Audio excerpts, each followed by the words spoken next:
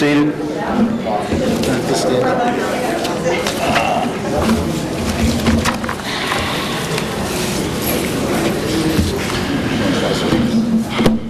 There being a quorum present, I call this meeting to order. Would everyone rise for the flag salute, please? That flag. Attention, salute. I pledge allegiance to the flag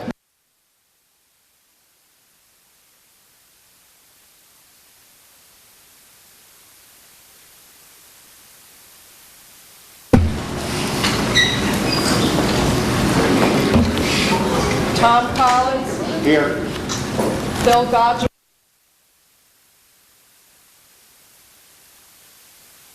Jim Valentina. Here. Commissioner Carley. Here. Margaret Cooper.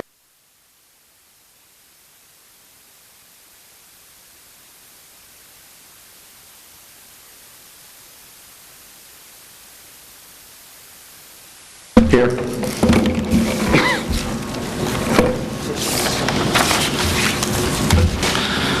This meeting is being held in accordance with due public notice thereof and pursuant to the New Jersey State Sunshine Law. Notice of this meeting was advertised in the press, and a copy of same has been posted on the bulletin board in the municipal building. All applicants are hereby advised that should you receive board approval tonight, you must come forward and sign a form which informs you regarding the timing of receiving building permits and mercantile licenses.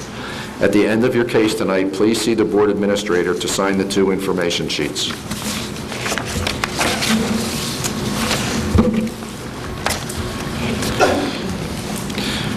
I'd like to hear a motion to approve the minutes of the June 27th, 2013 meeting. I'll make a motion that we approve the minutes. I'll second. All in favor? Aye. Opposed? Motion passes. I'd like to hear a motion for the approval of resolutions and decisions, number 27, 2013, Robert Plotka, number 28, 2013, Bernard Crick, number 29, 2013, Fred and Barbara White, and number 30, 2013, Michael Chapman. I'll make a motion. I'll second. Brenda. All in favor? Aye. Opposed? Motion passes.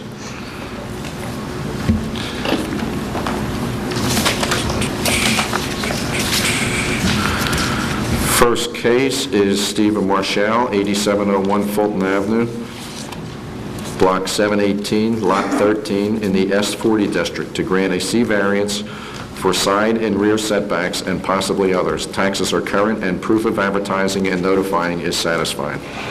Mr. Rubin? Roger Rubin. I do. The subject property is vacant land upon which an old home was recently demolished, 50 feet wide by 59.5 feet deep, irregular, totaling 3,330 feet uplands of the bulkhead. A new 2.5-story single-family house, per the submitted plans of Peter Weiss and Arthur Ponzio, is proposed, with 5 bedrooms and 4 off-street parking spaces and rear decks at first, second, and third floor levels. The proposed house somewhat matches the footprint of its demolished predecessor, as indicated by a dotted line on the architecturals, but the height and overall mass of the previous building is not shown.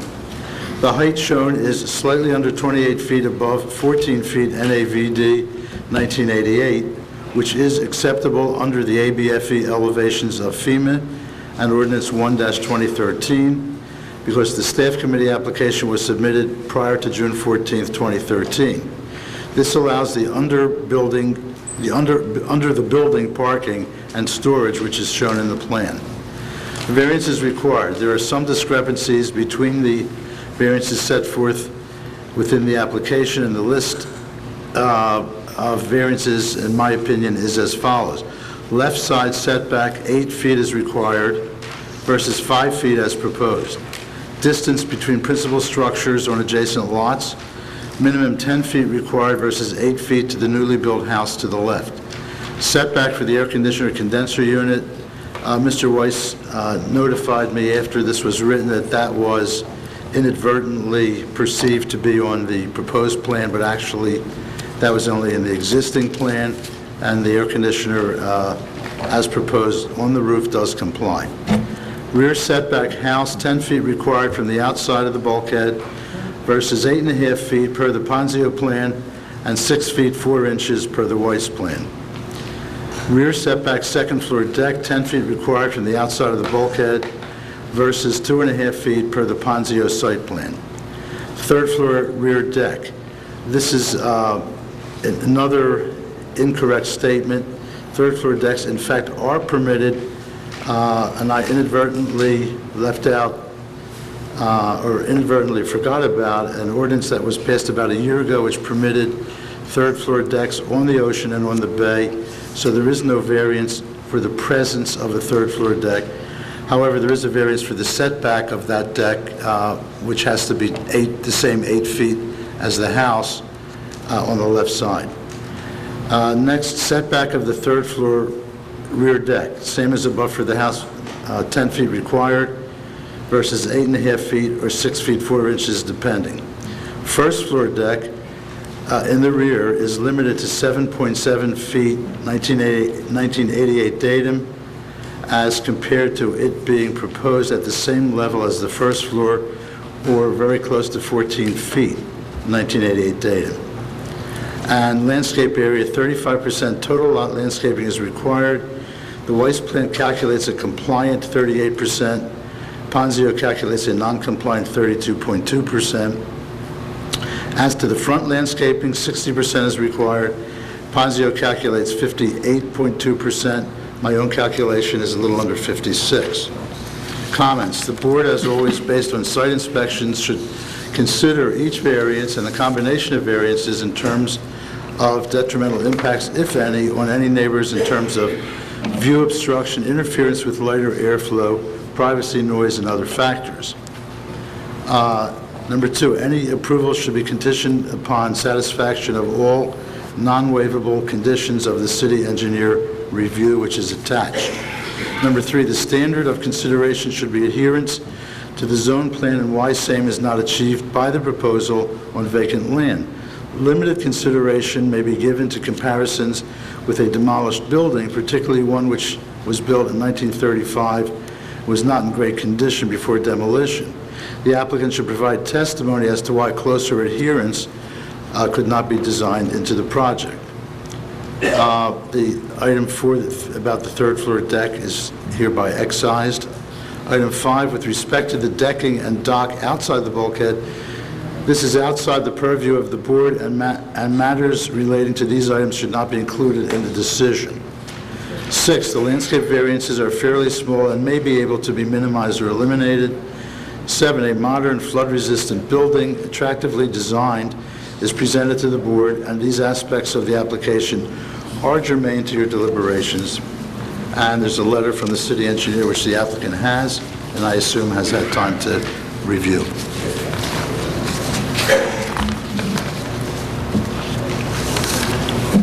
Good evening. Brian Callahan of the law firm Callahan Thompson, on behalf of the applicant Stephen Marshall. Given the long agenda tonight, there's no use really giving an opening statement. Mr. Rubin has really put a pretty fairly comprehensive plan together. We have Mr. Barnhart here tonight. When we go over the variance plan, we have Mr. Weiss, who prepared the architectural plan, and we have Mr. Marshall, the owner. So, Jackie, why don't we swear Mr. Weiss and Mr. Barnhart in? If the board has any questions as we go through the presentation, we'll be able to answer those questions. State your name for the record. Peter Weiss. State your name. And John Barnhart. Your direct name. Your ready to start. And let's go. I did. We can dispense with the vote here. Very good. We're going to start with Mr. Barnhart. John, It should be why don't you walk the board a little bit through the site, get familiarized with it, and then we'll go through the variance and the we're asking for this evening. Brian, do you want to check the microphone, see if it's working? And maybe give it to John to hold on to. It should be. It's on, I think.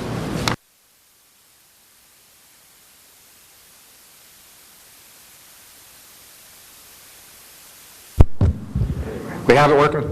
I'll give it to John. Okay. The first exhibit that I'll be speaking from, I've labeled Exhibit A1, and it's an aerial photo, a little bit dated, but it gives you a picture of what what has existed there for a number of years until, I guess, about 2 years ago. This is an aerial photo. You can see here, this is Fulton Avenue and Pembroke Avenue, the lagoon, and the thoroughfare. And you can see the yellow line around the property in question. This is a parcel of land that existed for a number of years, going way back as about a 30-foot wide lot.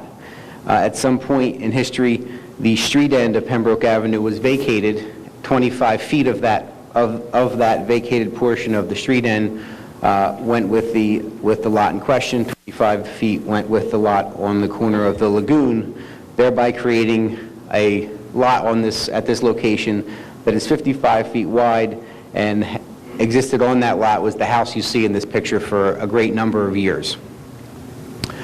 Just as an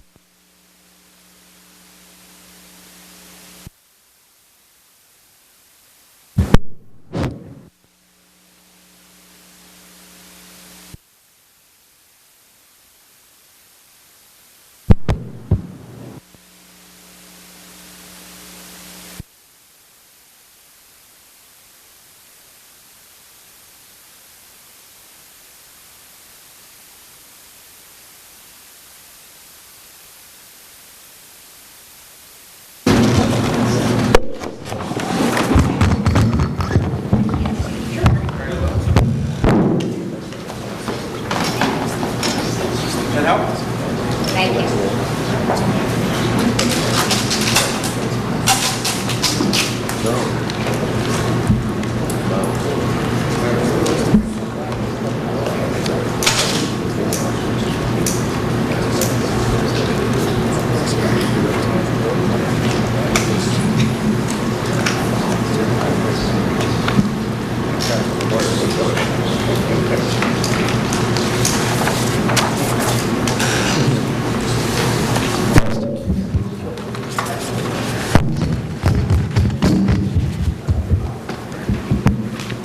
Hello? Okay. All right, we're back in business. You may recall a few years ago we were here for an application for the lot immediately adjacent to us. These were two parcels. I've personally been to these properties a great number of times. These were two parcels of land right here at the corner of Fulton and Pembroke that were in very deplorable shape for a great number of years. The Mallenbaum family finally demolished their home, rebuilt the entire thing, very beautiful, and now we're fortunate enough to be able to go forward with the second one and redevelop this little area here to two very beautiful homes, one being the application this evening. I just wanted to remind everybody of that.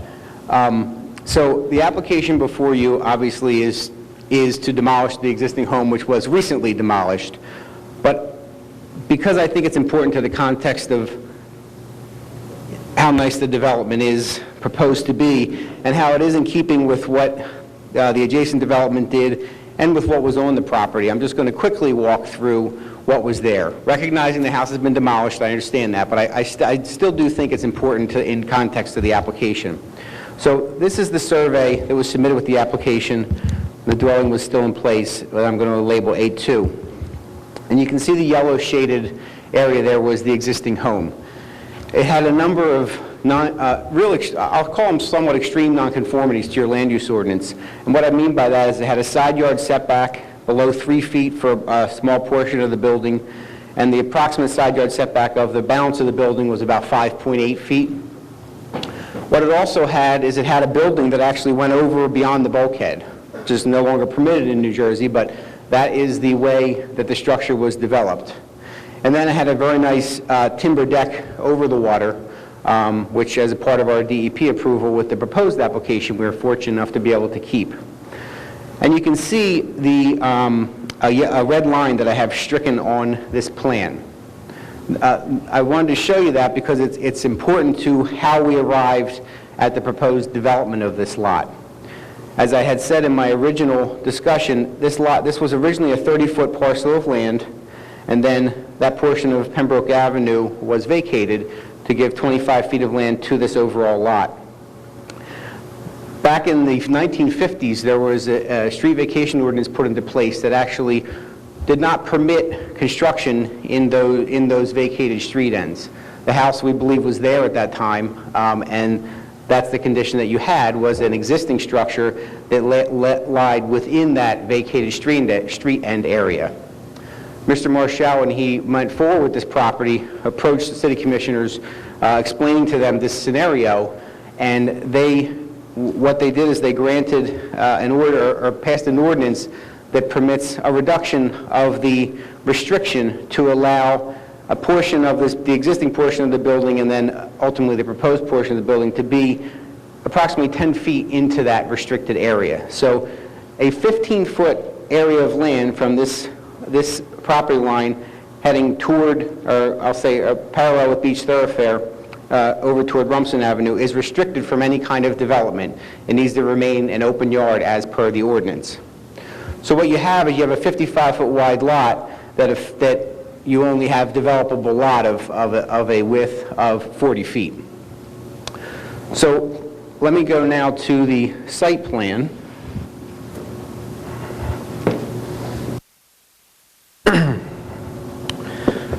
So what is proposed, sorry, it's hard to let everybody see, but what is proposed is to develop a 2.5-story home on the property. You can see the configuration is generally in the same position as the prior home was, and I'll just walk you around the property and then we'll get into the variances. The property is proposed to sit with its overhangs and things 8 feet back from the front property line, 9 feet on the ground floor from that front property line, which is consistent with the neighboring development and is also a conforming condition with regard to your ordinance. As you go around the property, you see, as I just talked about, the restricted development area.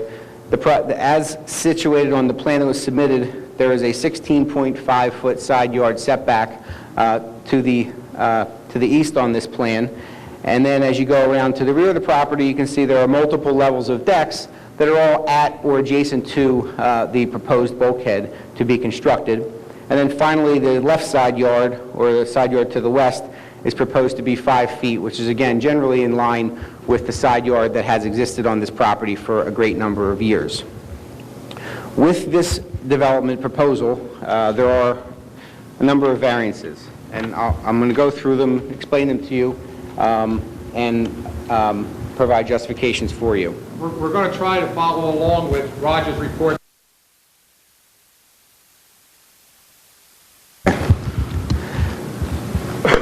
The first variance that I want to discuss is with regard to side yard, because in my opinion, the side yard setback variance in this application is probably the most critical, or the variance that may have the most discussion associated with it. We proposed a 5-foot side yard. As I said, it's as a result of the existing conditions of the site that were there prior to demolition. It's consistent with the neighboring property. The neighboring property setbacks are actually 3 feet on either side. And what it does is, if you look at the side yards in their aggregate, you're required, as you know, to have an 8-foot minimum, but you're also required to have 37% of lot width in total for your side yard setback. While we're proposing to be 3 feet below the requirement on that left side, we are actually proposing 16.5 feet on that right side as a result of the development restriction. So we actually have an aggregate side yard setback of 21.5 feet, where a total of 20.3 is what the aggregate side yard would be required. So when you talk about side yards blocking air or light or open space, this site in the aggregate is actually leaving a slight excess of air, light, and open space when you look at the two side yards as a project. Albeit it is a deviation on this side. We recognize that. We believe the project as a whole still meets the intent of the side yard setback. And one thing in our preparation and discussion with our client, we recognized that we do have an opportunity actually to make that even a little better than we submitted on this plan, if the board wishes. And what I mean by that is the ordinance that was written by the commissioners requires a restriction of 15 feet on this side. We proposed it at 16.5 feet because that is the line of the existing building, or now demolished building. But I believe as a planner, and I think you probably will or hopefully would agree with me, that the better plan, after having reread the ordinance and looked at it again, we're able to slide the building over 18 inches. So we would still comply with the development restriction on the right side. we'd be able to take the 5-foot side yard up to 6.5 feet. We would still have that approximately 1.2-foot excess of total aggregate side yard, and our only deviation with regard to side yard setback at that point would be 18 inches. I think, after looking at it again with Mr. Callahan and Mr. Marshall and rereading the development restriction in the ordinance, I think that's a better plan. I think it opens that side yard up. That 18 inches is important, especially when given that the property next to us is 3 feet from the property line, and it brings the distance, the next variance that I was going to discuss, the distance between buildings more into conformity as well. So our proposal this evening, because we think it's the right thing to do, is to amend the application to propose a 6.5-foot side yard on the left side, which would then make a right side yard of 15 feet even. The next variance is, as I mentioned, distance between structures. As you know, there is a requirement to be 10 feet between any two principal buildings on lots. With the 6.5-foot side yard, our neighbor has a 3.1-foot side yard. So we're going to be at a total of 9 point... Did I say something wrong? Oh, we're going to be at a total of 9.6 feet in total distance between buildings. So that modification actually reduces that side yard distance between buildings down to less than a half a foot, which I think is a dramatic improvement. And again, as I said, in context of what was there, the side yard setback in some cases was as low as 2.9 feet. So this is moving this to 6.5 and having almost 10 feet between these buildings is a huge improvement to what was there. It's an improvement on the application that we had submitted to you, and we think that it meets the intent and purpose of your zoning ordinance. Going now to the rear yard setbacks. And there are a number of rear yard setbacks, but they're all really kind of, I'll say, the same thing. There's a setback to the building required, and there are also setbacks to the decks required. They're all a function of where the bulkhead is located. And Mr. Rubin's report pointed out that there were some differences in his calculations versus our calculations versus Mr. Weiss's calculations, and the reason for that is because of the bulkhead position. We were fortunate enough to receive an approval from the DEP for this application, which includes the bulkhead and includes the deck, and it allowed us to reposition the bulkhead 2 feet outside of the existing bulkhead, which allows for basically an additional 2 feet of land. So what happens when we reran the calculations again today, based on, we've now finalized construction documents for that bulkhead, we know precisely where it's going, and now that the building was demolished over it, we're able to recheck those numbers, and we know precisely where that line is now going to be stricken.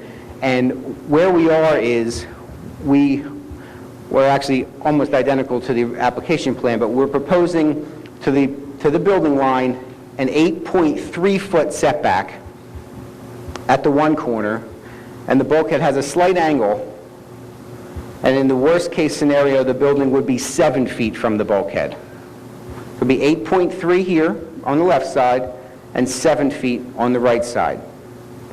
The decks that are proposed, there's a deck at the first finished floor, which is, as you know, above grade because there's parking and storage at grade. There's a deck at the next level above, and then there's a third level deck. The two decks that project beyond that building wall are at the first living floor and then the second living floor. The third living floor, the deck falls within the building footprint. So the deviation for the first and second decks, you see in the brown shaded area here, is proposed to be 2.3 feet from the bulkhead at this corner and 1.5 feet from the bulkhead at the right corner for both of those deck levels. At the top level, the rear deck will meet all of the same building setbacks. So the top level deck would be 8.3 feet from the bulkhead, and then the top level deck on the right side would be 7 feet from the bulkhead. I know I'm throwing a lot of numbers at you, but I just wanted to make sure for the record, so the record's clear with the exact position of the newly constructed bulkhead. What that creates is it creates a condition where no coverage variances are necessary. We are able to meet the total landscape coverage. We're actually almost 7% below the building coverage, and we are able to meet the front lot landscape coverage. Even though we're asking for setback variances, we're meeting all of the coverage requirements of the ordinance, which I think tells you a lot. It tells you that you're not building too much on this property, especially considering we're almost 7% below the building coverage allowed on this property. Just real quick, talk Yeah. a little bit about the size of these things. Sure. Yeah, the decks, we're calling them decks, but they're really porches. They are approximately 6 feet in depth. There's enough to have a chair or something on there. They're really for access from the rear of the home. The way that this structure sits and the way that this property is developed, the real outdoor living and enjoyment area is the very expansive deck over water that we were fortunate enough to be able to grandfather and retain and be allowed to reconstruct as a part of the DEP approval. So although they're decks, the activity on them is going to be minor because of the fact that they're not big enough for tables, they're not really big enough for lounge chairs, they're really just an area to sit or have egress and ingress from the property. And from a justification standpoint for all of these rear yard setbacks that we're talking about, it's very similar to our adjacent neighbor. You have a condition where you have properties that you have about 60 feet to the bulkhead, and these properties have been tight and even over the bulkhead for a great number of years. What we're proposing to do with Mr. Marshall's property is pull the building back away from the bulkhead from where it was, just build enough porch deck area for access from the rear of the dwelling, and still use the nice waterfront coverage that they've had the luxury to be able to gain an approval on.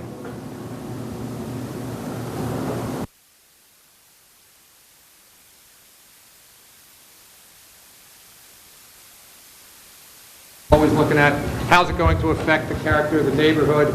Is there going to be any substantial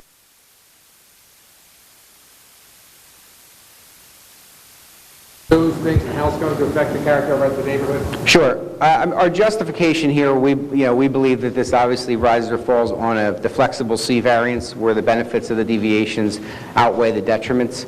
As I stated, first and foremost, if you want to look at purposes of zoning, obviously there was the removable of a very blighted situation. You had a building that was in very poor shape. It was not in good structural shape. The bulkhead was failing. It was basically a detriment to the neighbors, the entire neighborhood, from a flood standpoint, from a fire and safety standpoint. So the removal of that building by Mr. Marshall was a huge positive to this neighborhood. Redevelopment of it with a beautiful 2.5-story building, meeting the ordinance to the greatest extent that it is able to, again, is a huge positive to the neighborhood. The variances that we're asking for, the side yard setback and the rear yard setback, as I said, the side yard, with our amendment this evening, I think it's an even better application. But the side yard, because of the development restrictions, we're still meeting the intent of the ordinance with regard to air, light, and open space. That aggregate side yard open space, we are over a foot in excess if you add the two together. So I think that really shows you that although we are deviating, we are still meeting the intent of the land use ordinance.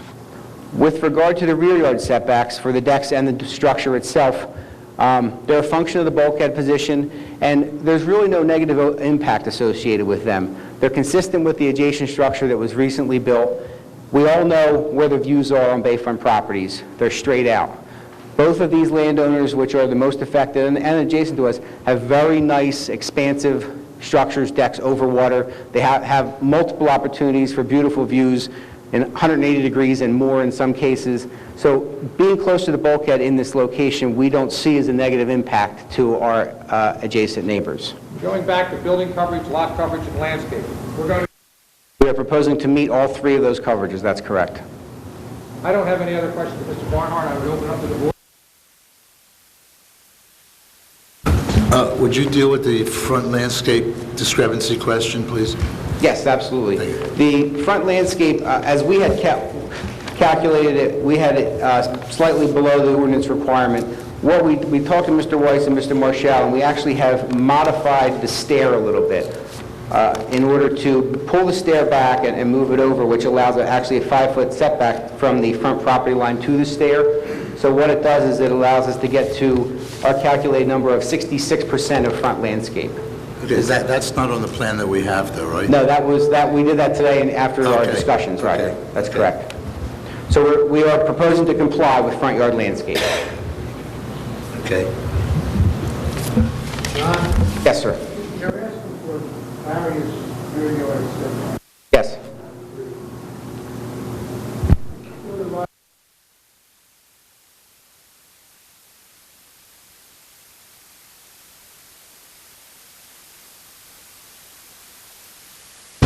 Where's the testimony to why closer adherence to the zoning ordinance could not be designed into the project? Why do you need these little extra projections into the rear yard setback? Couldn't it have been designed to conform? In the rear yard, well, Peter may be able to answer you with regard to how the interior lays out. I think that would probably help in our discussion. Well, one other thing too. I'm looking at these decks. You got a big deck going out at the ground level Correct. of this 2.5-story house, which is really 3.5 stories. You got a deck on each of the upper level deck. It wraps around to the side, which is, I think, really going to have a negative impact on the adjacent neighbor in that direction. And you yourself just said the view is straight out. So why in the world do you need that extra piece of deck? Right here, fine. Correct. You want to talk about that, Peter? Yep.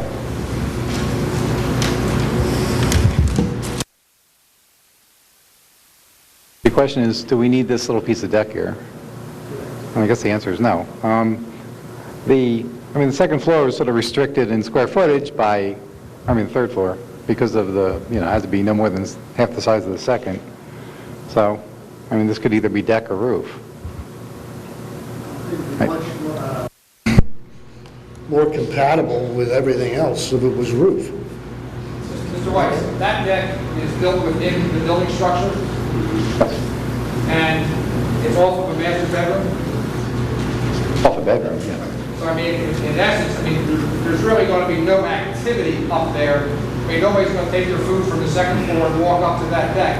So it's really more of a private deck for the home. Well, you already have deck to the front from out of the same room. Well, you have 6 feet. You can't even put a chaise lounge out there. Heck, you can't. Oh, come on. That's nonsense.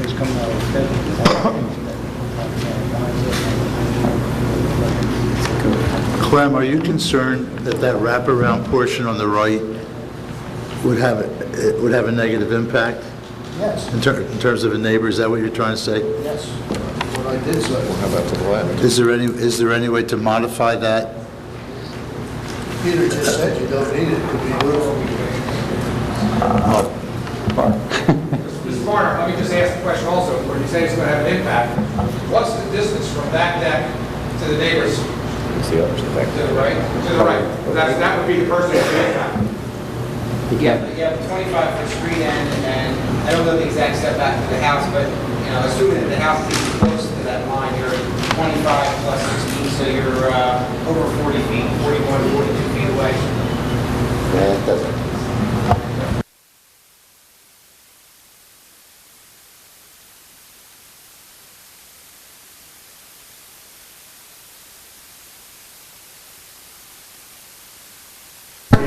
That's a $500,000 lot.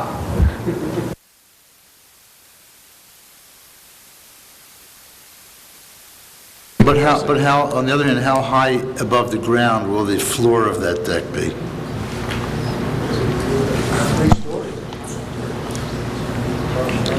From the grade up?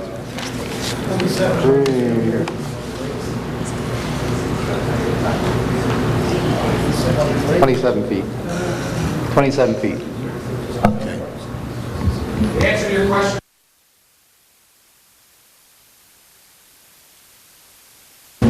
Brian, could you tell me how much of that wraparound deck is part of the variance? That's not. The side yard would not, but where you come from the rear yard to the front portion, you'd be hitting it. So you would be having 3 feet.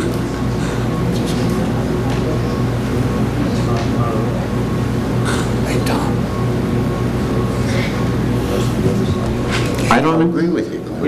So I guess 3 foot is the answer. 3 foot. In other words, the setback line would be roughly here. That follows the main building wall line. So the dimension between that main building wall line and the bulkhead is 8.3 on the left side and 7 feet on the right side. So leaving the deck is really a very de minimis, it's a very minor piece of it. The 2 to 3 foot deviation of that top level deck Right. is the variance, that's correct. So that's nothing. Okay. Why don't we wait till we hear from the public before you start cutting decks back? Right.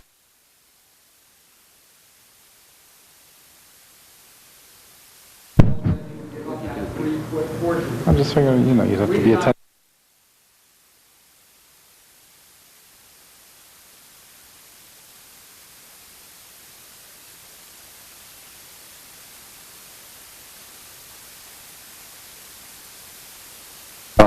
Guess we have to ascertain. Can we return to my first question then as to why the ordinance could not be adhered to as far as the various rear yard setbacks are concerned?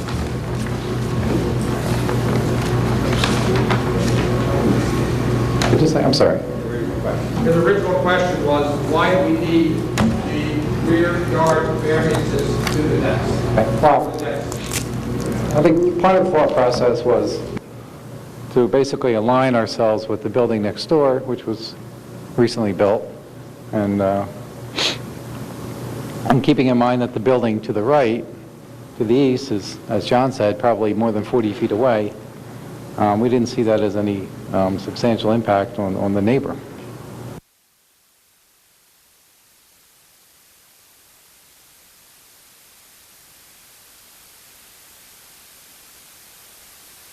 Yes. Can you tell us how far it's pulled back?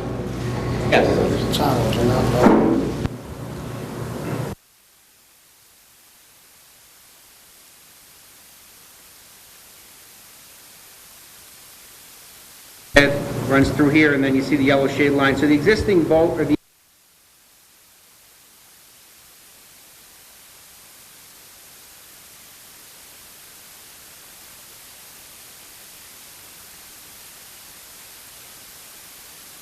approximately 10 feet from where it was prior to them.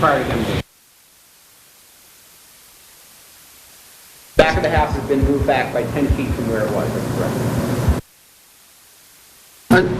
Question? Are the rear decks in line with the neighbor's rear decks? Yes, they are. This is survey of that property. Our firm did that.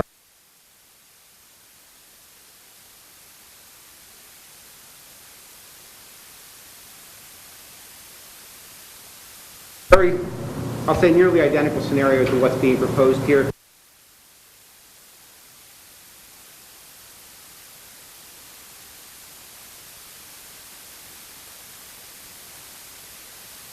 So I think the answer to your initial question is, could it be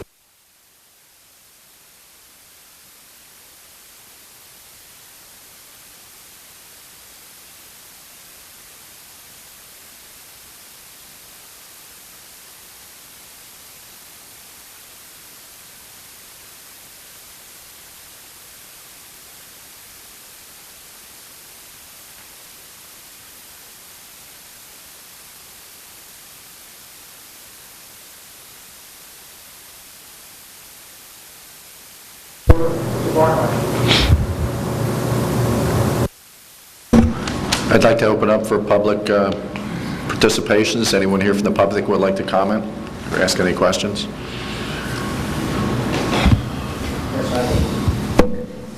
Please state. Philip D. Berardino. And spell your last name?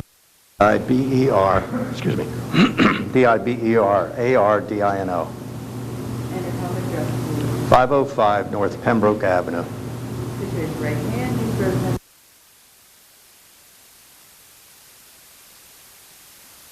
Morning, gentlemen, ladies. Interesting situation here. Mr. Marshall and I had an understanding about how this project was to proceed, and the engineer decided to change it tonight. So let me give you a little background of this project and the property.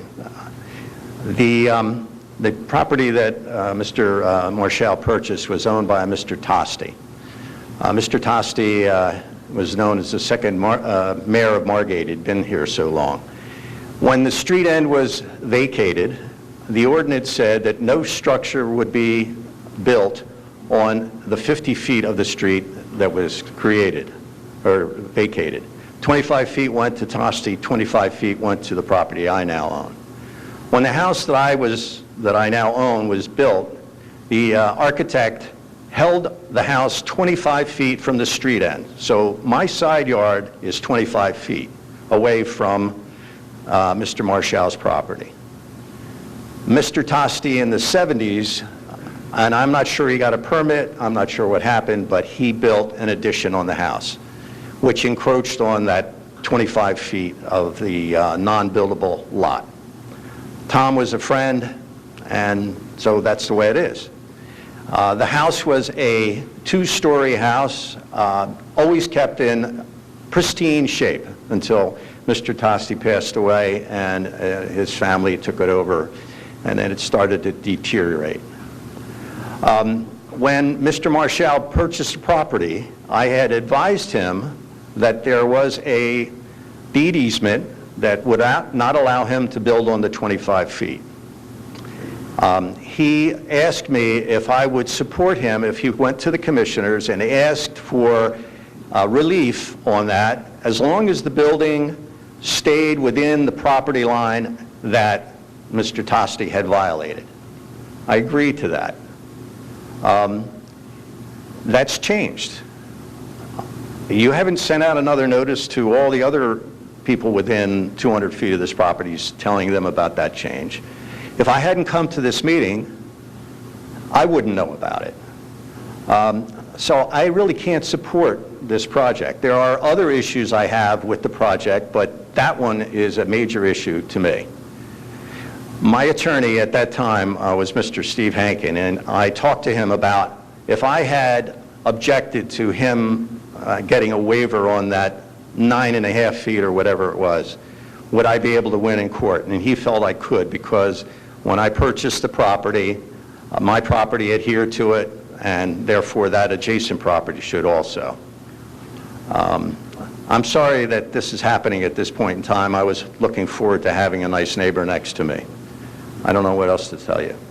Phil, what you're objecting to is the proposed shift of the house by 1.5 feet toward you? Correct. That's what you're talking about. Also, an interesting situation here. The adjacent property owner, I don't believe they're in this room. There they are. Are the Mallenbaums here? Okay. The same architect and same engineer that designed their house are representing this gentleman. And I'm sure a phone call was made to say, hey, move the house. And this is what the deal was. So, yes, I object to the house being moved closer. Because at that point, you know, if I had known that was going to happen, I would have objected to the change in the ordinance. Have any questions? You said you had other problems with it. Do you want to tell us or not?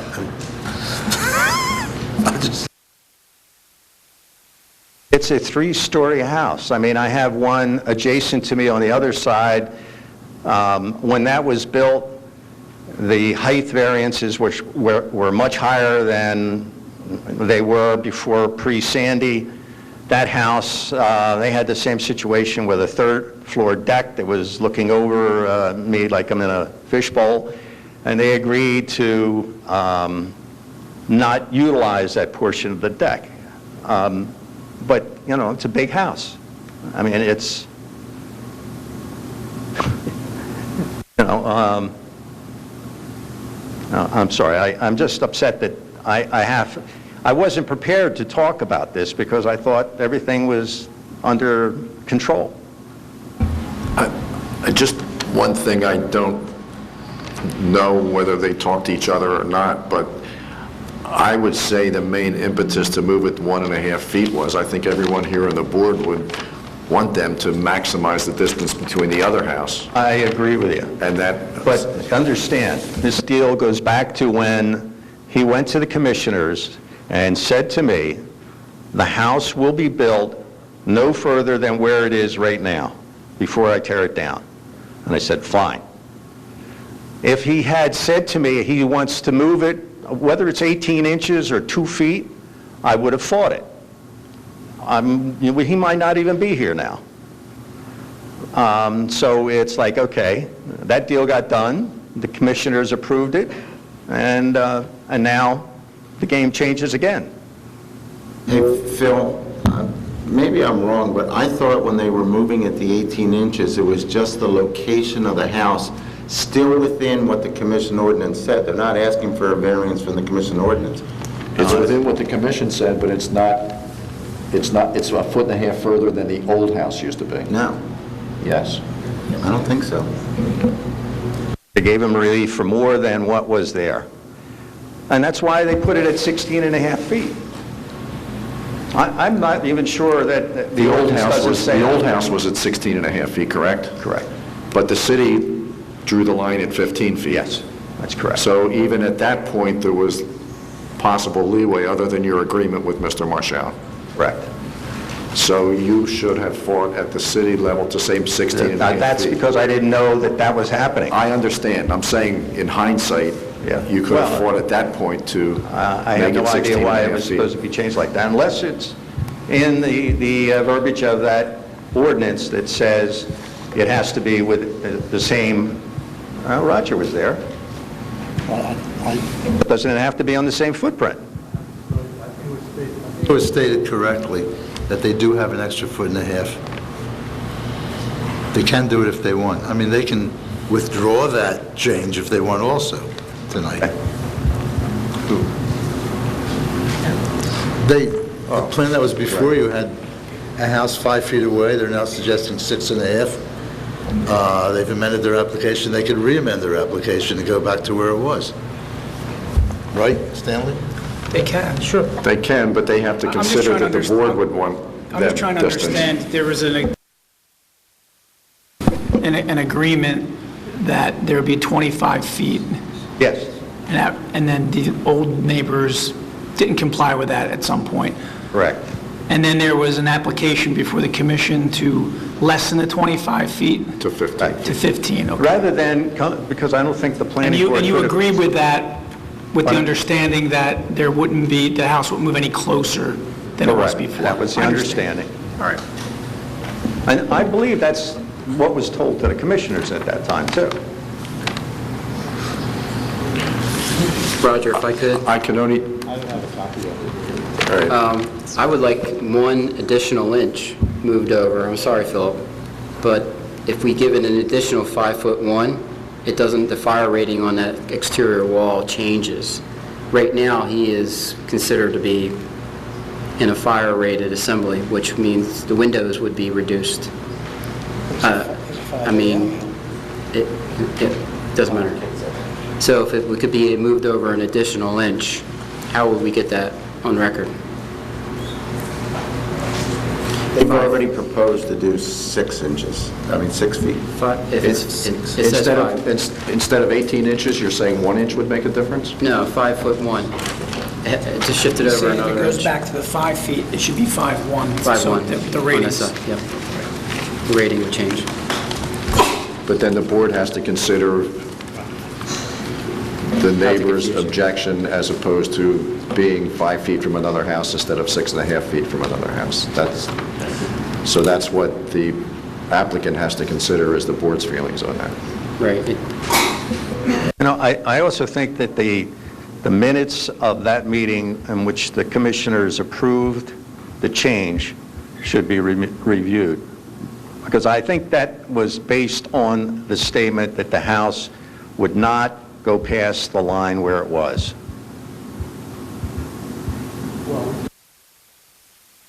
All right, we do have a copy of it, and I think we should take a 2-minute break and let Mr. Bergman look at it. My quick perusal doesn't indicate what you said, but I would suggest we take a 2-minute break. Let him look at it. Take a slight break.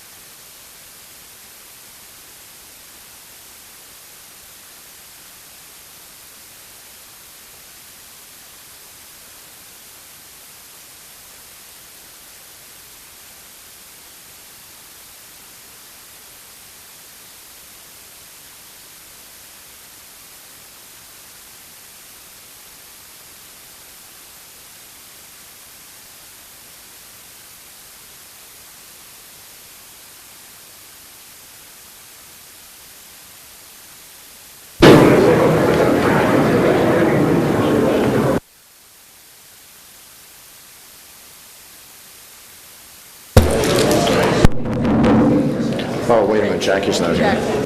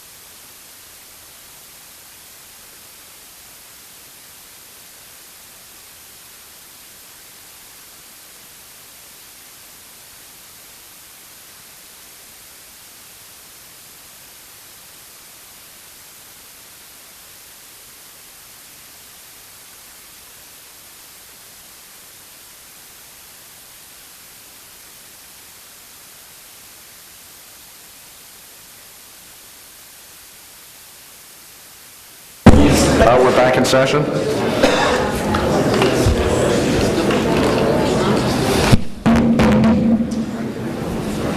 We're back in session. I'll turn it over to Mr. Bergman. Thank you.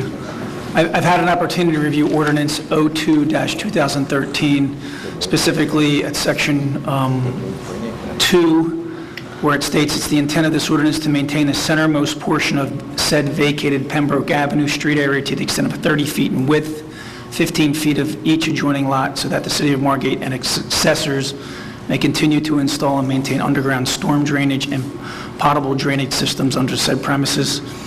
And it talks about ingress and egress. So to me, this ordinance is evidentiary at this point in time. I haven't heard anything from Mr. DiBardino. Were you at the meeting, sir? Can you come back up?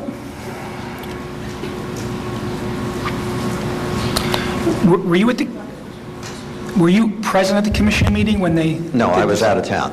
Okay, all right. You understand that the ordinance reads the way that it does? I doubt, based on what you're telling me, yes. Right. And it permitted a decrease from the 50 feet to 30 feet, 15 each side. It modified it from 25 feet each side. All right. Okay, So and why- there was no condition in it that they should... Why would they submit a plan at 16 and a half feet, which happens to be the exact location of the previous house? If they didn't know that, That's if he something didn't I know can't- that when he submitted this application. I understand your point. That's something I can't answer. All right, and I also believe- I'm asked to, if I may finish, all I'm asked is to interpret what the ordinance says, and it says 15 feet. And I know that doesn't bode well with you, and I can understand why, if you had this agreement, but we're bound by the ordinance tonight. I understand. Okay. And I also believe that the commissioners, when they approved that, based it on a statement that was made by Mr. Marshall that the house would not go beyond the existing property line. Okay. Or not property line, but the existing location. Well, you're able to get a transcript of the I will proceeding? get the transcript. Now, would that have bearing on your decision? I don't make the decision. This is how it's written tonight, and that's all in front of us. But could it? You'd have to present that in the transcript. Well, And it may or it may not, to be honest with you. I will be happy to get that transcript. Okay. And if it was a condition for some reason, or they relied upon that, it still have to meet the legal requirement of being a condition of approval for this ordinance. Okay. Thank you.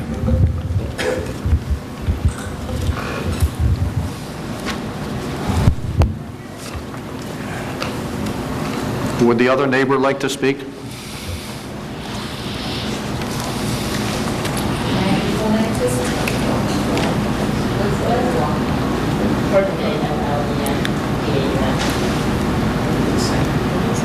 And your home address, please. 8703 Fulton. I'm sorry, Jackie, what was her last name? M-A-L-E-N. P-A-U-M. Okay. Would you hold the microphone while you speak, please? Sure. No. Yes. I just want to state for the record that Mr. Marshall and I had no previous conversation regarding the structure of the home that he's planning to build on the location next door to my home. So although we did use the same architect and engineer, we have not really had a discussion. So don't feel as though that you've been out of the loop. I should feel like I've been out of the loop, actually. But going back to the actual plan that I see, this is the first time I'm seeing it, my reactions, response, and kind of in relative to what I have already put up, existing home, which has been completed, I was looking to do a less extensive, I have a smaller lot. We have a 30-foot lot. It was a minimal lot. We were a hardship case in our situation where we had to go to property lines. We had to seek a variance to do that, and we maintained what we could for our property and came up with what I think ultimately, through the help of all the experts, a very reasonable house for the site. I think it's conducive to its location. We didn't max out. And we built there a two-story home with 9-foot ceilings in each floor. And and maximize the square footage, I think, immensely, so that I think it's very usable on the site. We did need our setback, we did need our entire lot that we had existing. So I guess when I'm looking at the plan today for the first time, especially in the elevation,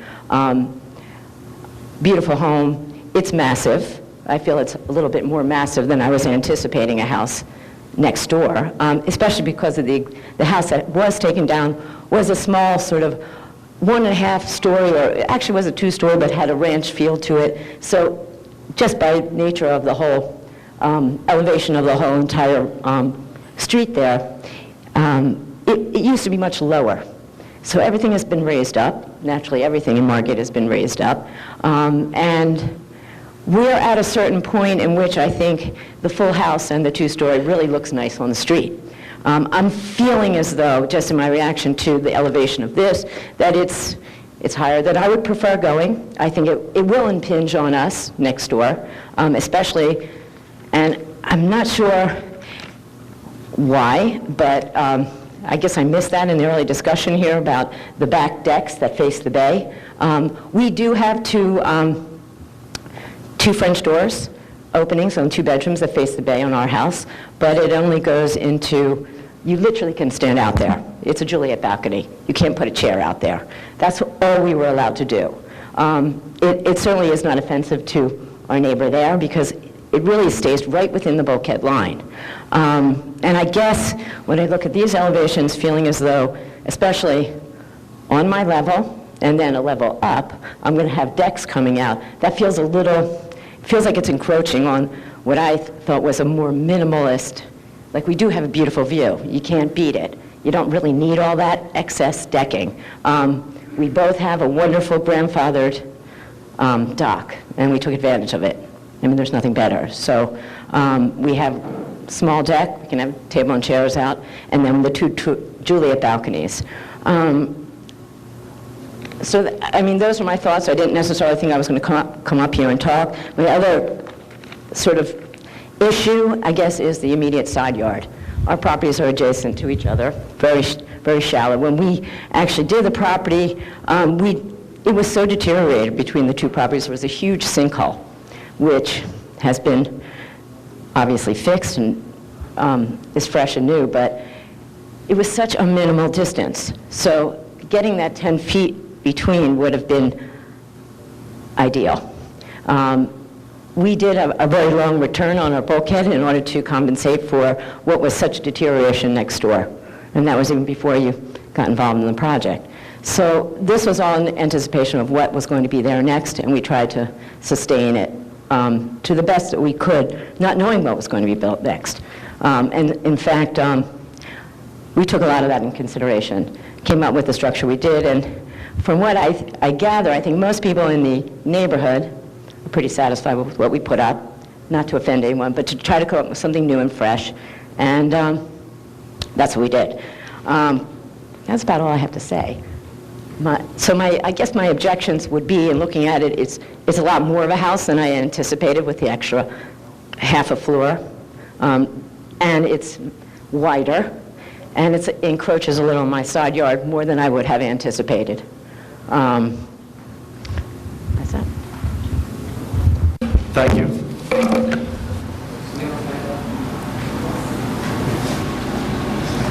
Anyone else from the public wish to speak?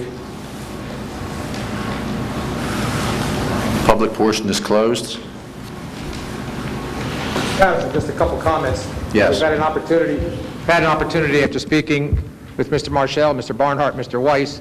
Maybe we can come up with a solution that satisfies both neighbors.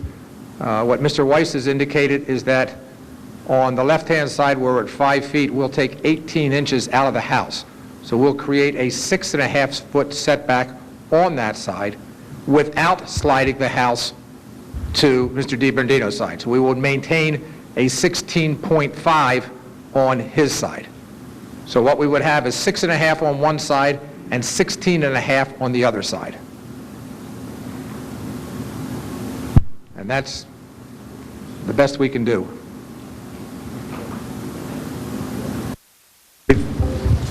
Can I We would amend the application so that when you go through the initial variance relief where we were having 5 feet on the left-hand side, we would take that to 6.5 feet. Where we were proposing 16.5 feet on the other side, we would hold that 16.5 feet. We would not slide the house 1.5 feet. So we would hold the 16.5. And one other issue, and I don't speak for the board here, this is just my question in regard to the neighbor on the left. Is there any way to make the third floor deck not need a side variance? Not a rear variance, a side variance. And it's not, I'm not asking you to do it, I'm just saying, would that be shifted? On that question, I would turn it over to Mr. Weiss.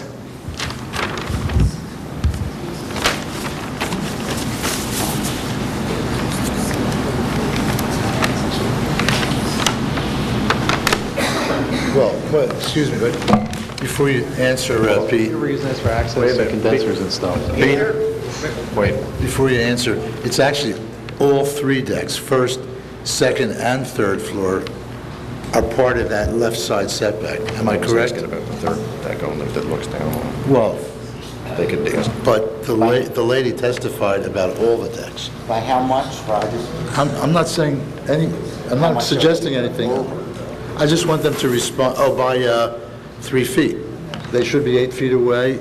Well, no, they should be by 1.5 feet. They should be, with this amendment, they would be 6.5 feet away. They should be 8 feet away. So we're talking 18 inches. Setting them in an additional 18 inches, which would make them totally compliant, the 3 I decks. mean, at this point, the variance for the distance between buildings is like 0.4 feet. I mean, it's basically 5 inches.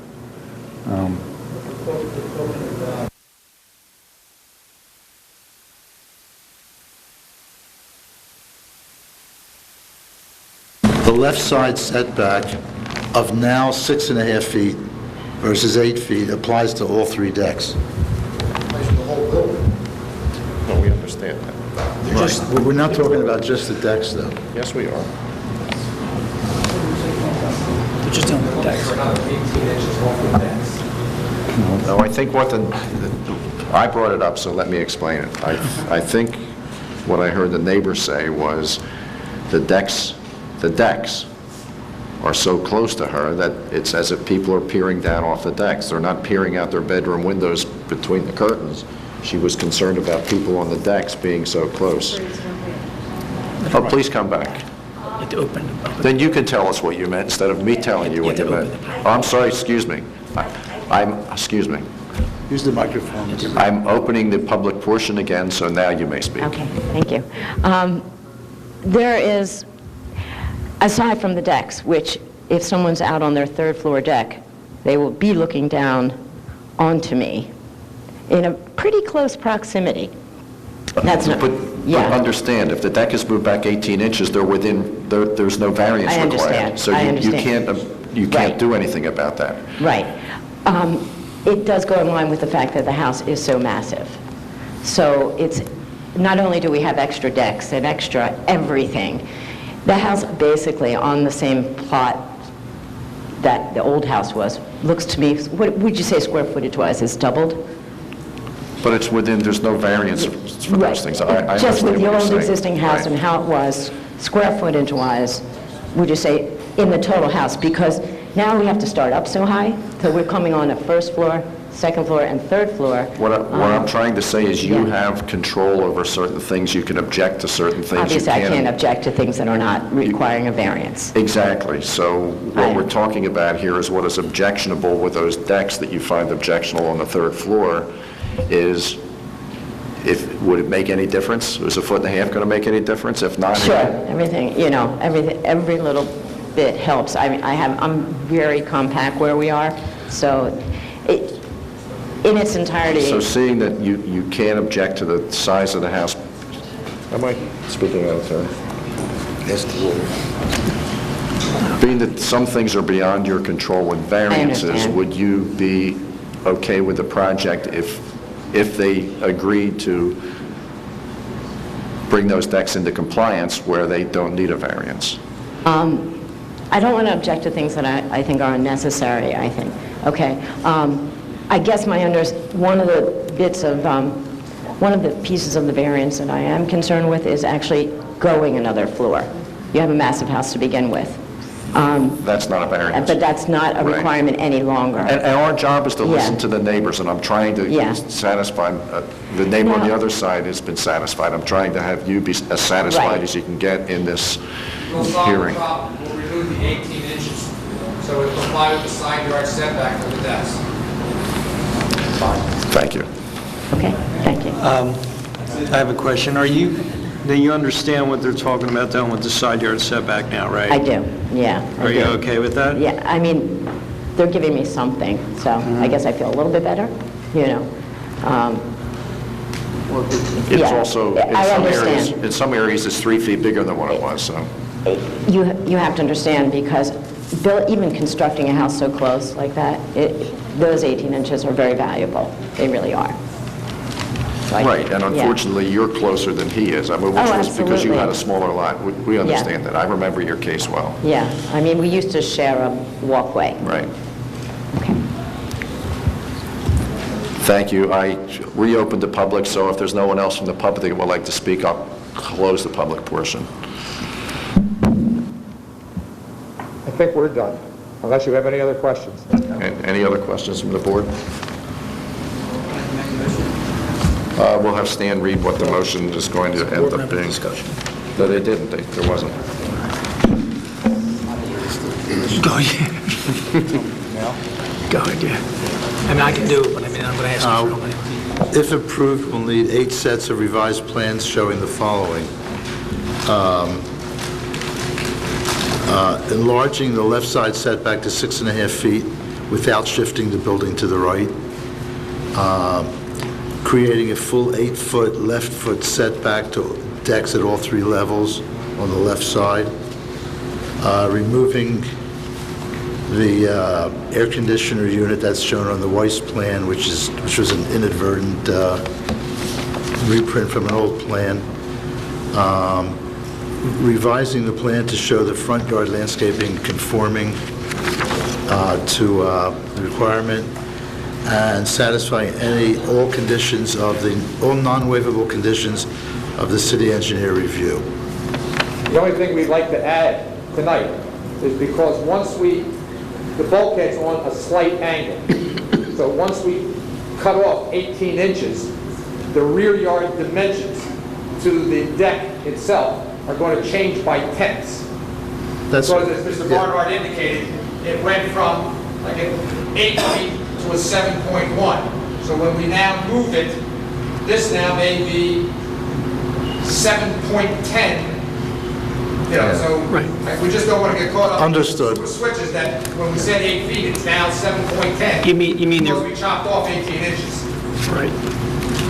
I understand. The second floor deck, you're at 2.3, and because you're going to move that in, it may not be 2.3. It may not be 2.3 We understand. because we chopped it by 18 inches off of that angle. Mr. Barnhart can't give you that dimension tonight. I asked Mr. Callahan to bring it up. He doesn't have his calculator?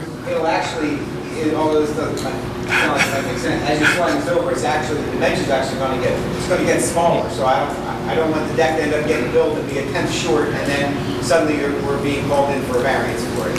So what we'll do as a condition of approval is, we'll show you those side yards, and we'll show you that precise dimension on the final plan for signature. The final plan will have the distance from the rear yard with the 8-foot setback. It be more than, an inch or two, but I just Right. want to make sure it's clear. Understood.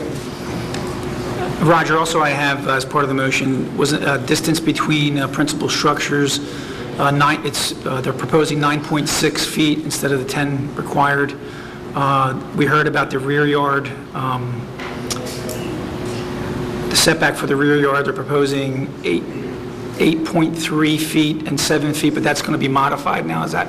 No, that's going to stay the same, because that's a structure. That was explained, the 8.3 was explained. Right, that should stay. And we just talked about the rear yard, second floor deck, third floor deck setback, and the landscape, you're now complying, correct? Landscape will now be compliant. Okay. There'll be a motion in the affirmative for C variances for those items.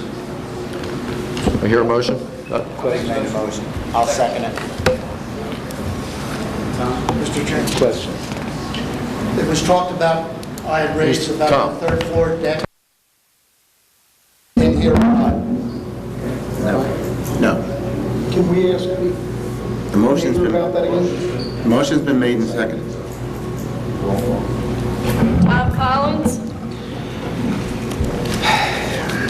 Long case over 18 inches. Not trying to be funny. When I first looked at the Rogers report, I had a lot of reservations on this. Mr. Barnhart did an excellent job explaining it, and I actually think this is going to be a nice addition to the neighborhood. I think the positive will be the improvements to the area. It's going to be a really nice property.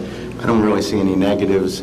Mr. Marshall was kind enough to work out all the problems with all the neighbors. If everybody did that, we'd have a nice, quick evening. So I vote in favor. I agree with Tom. When I first saw it, the bulk of it was, like everything else that comes through, they want a little more than what's needed. But heights are going to be a new concern because we have no control over the FEMA heights. But with the concessions being made, I think it'll fit fine, and so I vote yes.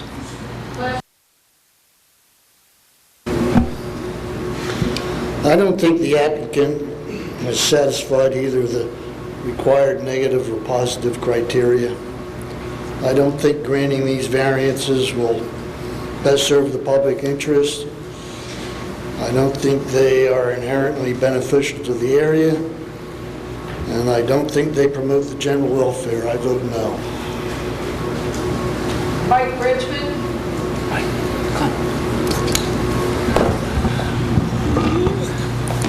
It seems that some compromises have been made. I was really concerned about that left side setback, but since the neighbor's okay with it, and I'm okay with it, I'm going to vote yes.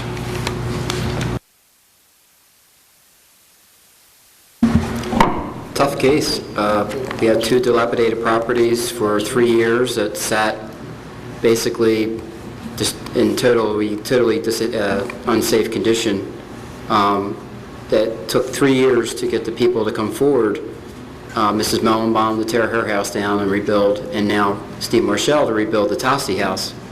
It was 3 hard years to get these people to do this, and I'm sorry that people don't see any positive reinforcement on this. I see a lot of positive. It's really improved this neighborhood, and I vote yes.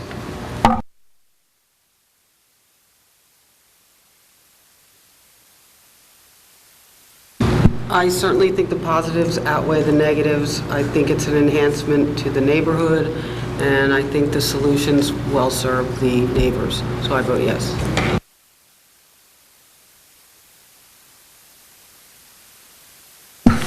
I think we've got to step back and look at the mass that we're putting on these properties now. Yes, it's the same square footage, but now you've doubled the size of it, and you've really encroached on the neighbors. I'm going to call it privacy, for lack of a better. I think we've got to step back and look at the third floor decks again, what they're doing on neighbors. I vote no.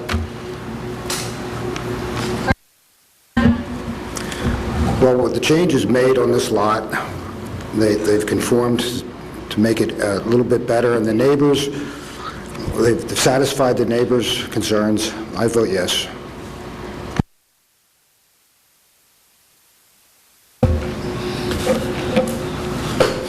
Again, when I first looked at it, it seems to me a massive amount of variances. I like to look at lots, even though there was a house there before, I like to look at lots as a clean slate, and they could actually build a house there.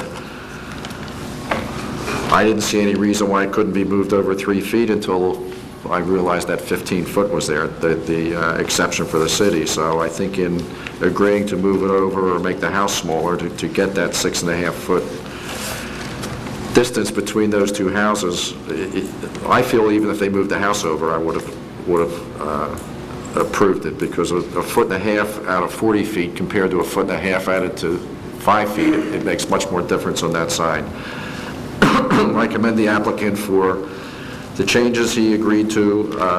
to satisfy the neighbors where the neighbors could be satisfied, again, for things that are only things that need to have a variance.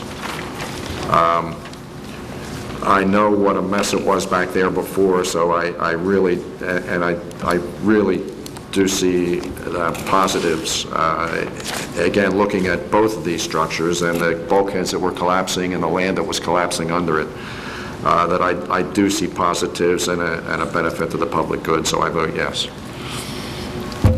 It passes 7-2. Thank you very much.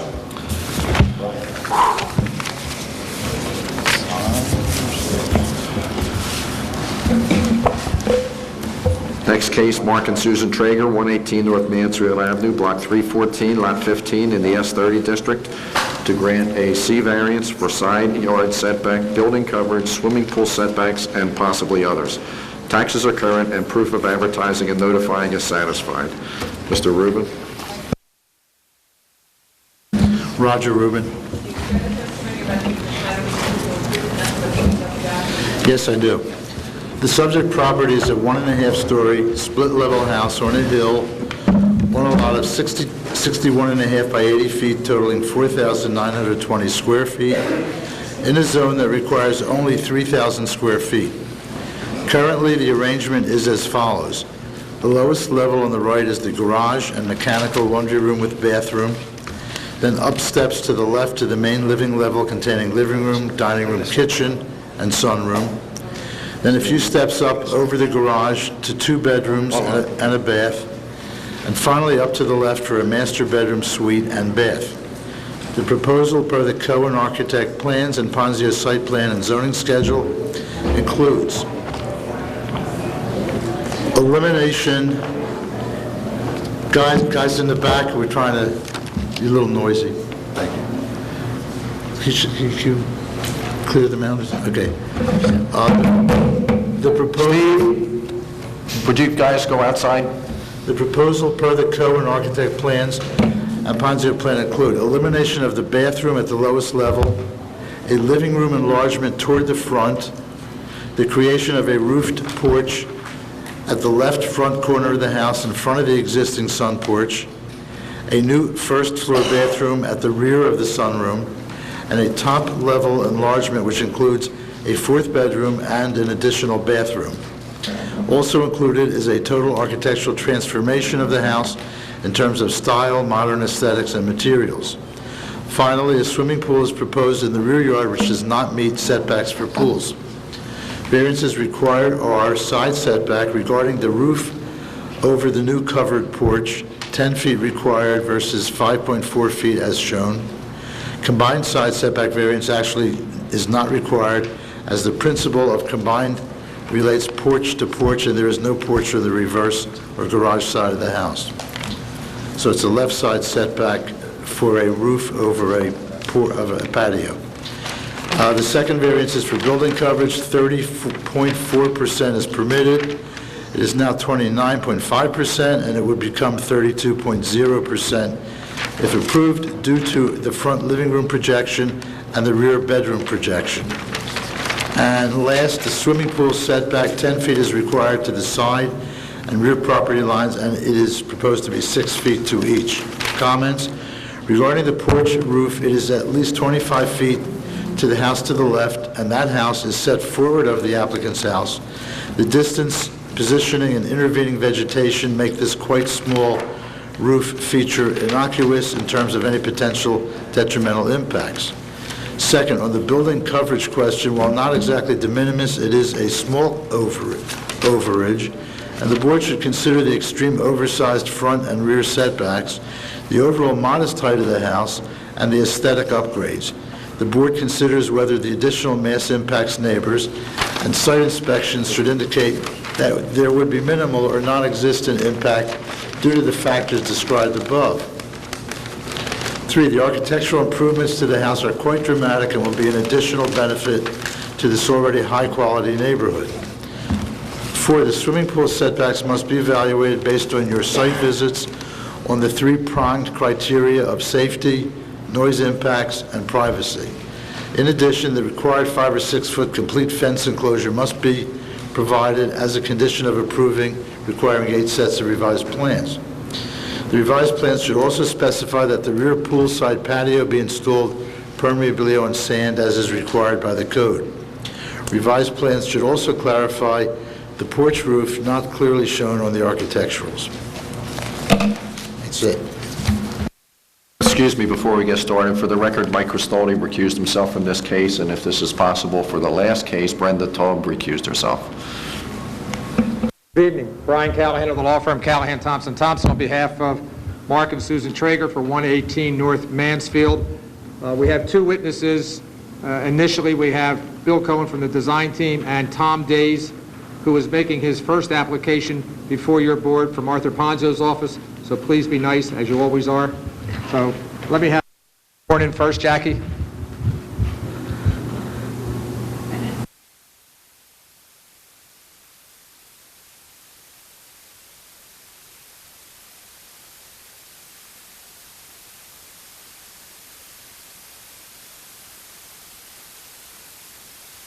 I'm going to call Mr. Cohen first, so let him walk you through the design element, material element, and what they're doing with the house as an upgrade and aesthetic improvement. Thank you very much.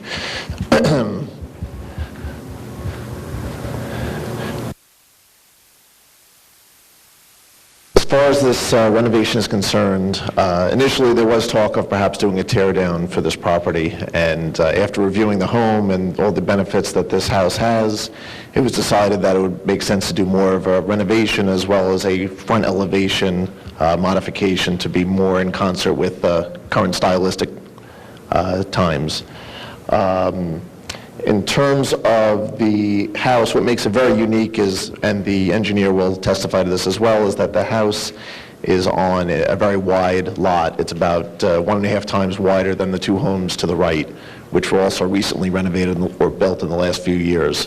The Traegers have owned this home for a number of years. They're now interested in potentially in the future living here on a full-time basis. So the need or the thought process was it would be a good time to renovate this home. What also makes this home unique is that it is a split-level home on the wide lot, as I mentioned, and it is set back significantly from the street. When we did the street averages of the elevations and porches for the rest of the street, and just on visual inspection, you can tell that the house is set back quite a ways. What we're interested in doing is, in terms of, from a floor plan perspective, primarily we just added an additional bedroom on the upper floor, so we took the, made one bedroom that was the master and just turned it into a standard bedroom and projected the house forward on the left side in order to accommodate a larger master suite. So the house is only now, it's a 3-bedroom home that's being converted to a 4-bedroom home. In terms of the right-hand side of the structure, very little, if anything, has been changed. The garage structure stays the same, and the 2 bedrooms and 1 bath above it also remain consistent. The only thing that we're doing in terms of exterior treatment is, once again, stylistically bringing it into the current trends, more of a Nantucket-style home. The outside treatments will be primarily cedar impression type vinyl siding, along with AZAC composite style trim, and new windows and other upgrades in that respect. On the left-hand side, we are projecting the house forward approximately 6 feet or so. And as Roger read in his statement, that we're adding about 1.5% coverage by doing that, above the current coverage standard. Talk a little bit. Covered porch. On the left-hand side, there is a current sunroom, which is not going to change much, except in the back we're adding a small powder room, a half bathroom. Based upon the roof lines that we created on the left-hand side, it allows for a coverage on the left side of approximately a 10-foot deep patio. So it'll be totally open air, but there will be a roof overhang in order for them to enjoy the outdoors. Material-wise, give us a little element of... Sure. The current house right now is sided, and there is some brick work along the garage on the right-hand side. Our intent is to carry some of that brickwork across the bottom as a water table, and then above that, use vinyl cedar impression type siding and composite trim, and an asphalt roof. I don't have any other questions of Mr. Cohen. I'd open it up to the board.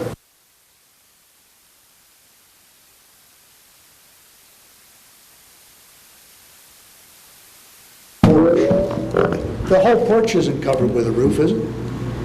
This piece here? Yeah. Yeah, the roof line is going to slope forward and encapsulate that porch about 10 feet.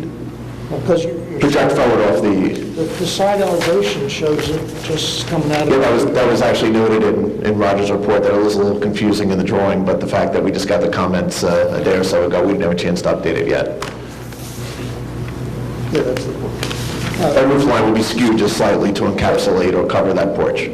That's what triggers a side yard setback, Roger, the roof over that porch?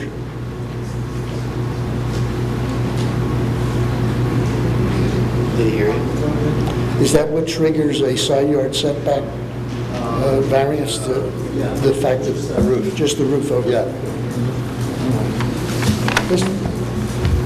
This looks like traditional Margate. This is, I think, one of the nicer things we've seen in quite a while. It's not full of a whole lot of architectural garbage.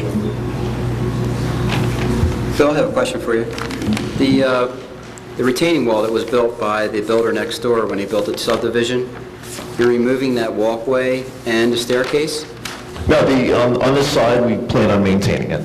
If anything, we may need to, we've had some discussions about a year ago, when we first talked about the house, that perhaps some flood vents may be needed on that side, and that'll evolve throughout the schematic phase of design development. It says here, concrete walkway to be removed. It's on Ponzia's site plan. That's why I was wondering.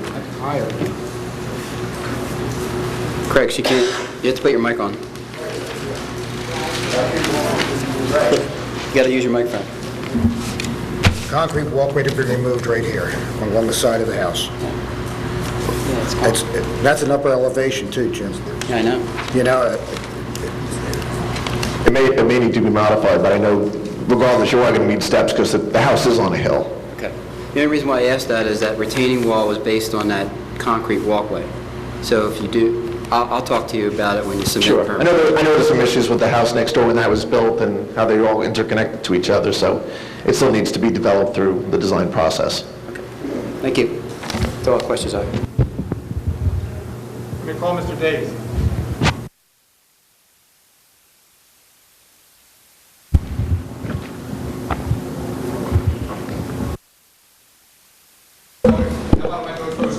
Exactly, just a little bit since it's his first time. Then after that, we won't need it. All right, my name is Thomas Days. I'm a professional engineer and a licensed professional planner in the state of New Jersey. This is my first time testifying in front of this board, but I have testified in a few other municipalities in Atlantic County. And how long have you been employed by Arthur W. Ponzio Company? 6.5 years. Qualify as an expert with respect to engineering and planning?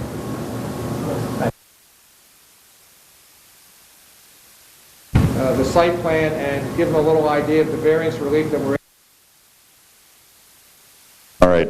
As Mr. Cohen discussed, the first, well, let's locate us here. We're on Mansfield Avenue between Monmouth and Winchester. It's 118 North Mansfield. If you've driven past the lot or if you've seen the lot, it's a very elevated lot compared to the neighborhood, and there's a lot of landscaping in the front, and it's kind of a unique property. And as Mr. Cohen discussed, the side yard setback that we're asking for is due to the roof over the porch. There's an existing 5.4-foot side yard setback. We're not coming any closer to the side yard. And another point about that is it's not at the full building height. It's just a roof just over the porch. As part of the expansion of the house, we are also increasing the building coverage. As Mr. Rubin said, it's not de minimis, but it's also not a major increase in coverage. Would be at 32% as opposed to 30%, which is required by the ordinance. And then the third variance is for the pool setbacks, where we're proposing 6 feet from the rear and side property lines and 10 foot's required. Again, if you visited the site, there is a brick wall along this property line, and the pool is kind of tucked back in the corner of the property. There's a garage on the adjacent lot, so it's a very dense corner, and the pool is kind of tucked into that corner. And the concept behind tucking the pool in, the garage really acts as an automatic blocker. We're not going to be having neighbors look over us. We're not going to be having noise projected. Correct. With this garage wall, if we were to move the pool a little bit, it would probably create even more of a noise issue because we're not as buried into that corner. Setback-wise off the front, once again, we're a fairly unique lot. Both projections, either the side yard projection or the new front projection. That's correct. The front yard setback, we're proposing to be 22.8 feet. When that would be to the deck, the building itself is at 24.3 feet, which, as you can see from our plan here and on the site plans we submitted, that is behind the neighbors in both cases. From a legal perspective, do you see any type of a substantial detriment?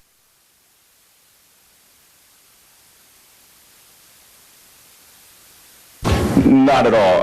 As we just discussed, we're further back. We're not blocking anyone's views. We're not, because we're not expanding either of the setbacks, we're not blocking off any of the corridor or view corridors between them or any air and open space with our adjacent neighbors. I don't have any other questions, Mr. Days. I mean, once again, over.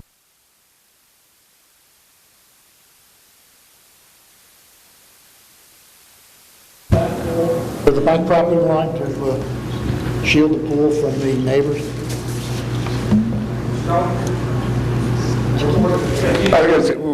What we're proposing is, I believe, there's currently a vinyl fence there that's a little short. We're proposing a 6-foot vinyl fence up to the wall, and at the wall, if it's determined that we need to increase the height to meet the ordinance, there would be some sort of a treatment, which maybe Mr. Cohen would better be able to address, how he would treat extending the wall up if that's required. So on the side of that, I'm sorry. In the rear yard. As far as on the rear elevation, we'll put a full height fence there. Off the top of my head, is it 5 or 6 foot is the minimum that's required, and we would certainly soften it up with whatever landscaping would be required. We want to create as strong a buffer as we can between the two properties. The board's always concerned with the safety issue, and I think you've fully answered the question on the side setback for the pool, but it seems the question is the rear setback for safety is 6-foot fence, but we like a 6-foot fence with a 10-foot setback, and you only have a 6-foot setback. What's on the other side of that fence? I walked back there and I don't remember looking. I walked back there probably 6 or 7 times, but never looked beyond, to be honest with you. Once again, it's a slow property, so there's plenty of landscaping now that you really can't see through it. There's a shed on the rear of the property, on the rear right corner of that property. Of the property on The Nassau? property behind them. Okay. There's a shed, and the wall goes down 4 feet on that side. Ground level's 4 feet lower than this pool level. Well, that's a good thing. Yes. Yeah, okay. They would need a ladder to get up on that wall and then to get over another 6-foot fence. You should have looked at that. So if you have a 6-foot fence, there's also a 4-foot drop on the other side, so basically there's a 10-foot. On the rear, there's a 4-foot. On the side, there's about a 6-foot drop. Well, the side, we know there's a garage there, but on the rear, then, there's really a 10-foot barrier, so that's a drop, correct? Yes, okay.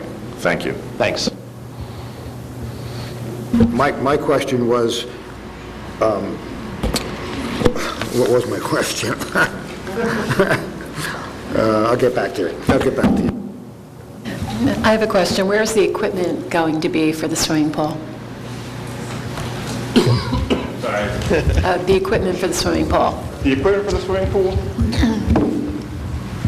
Go back to the site plan here. The equipment is proposed to be outside of all the setbacks, and it would be in an enclosure up against the house, a 3-by-8 foot equipment enclosure shown on the plan. My question was, were you going to dig down into this level of ground? This level of ground is not going to change? The level in the backyard? Yeah, It stays the same, so it's 4 feet higher than the one behind them. You're going to dig down into that to put the pool in?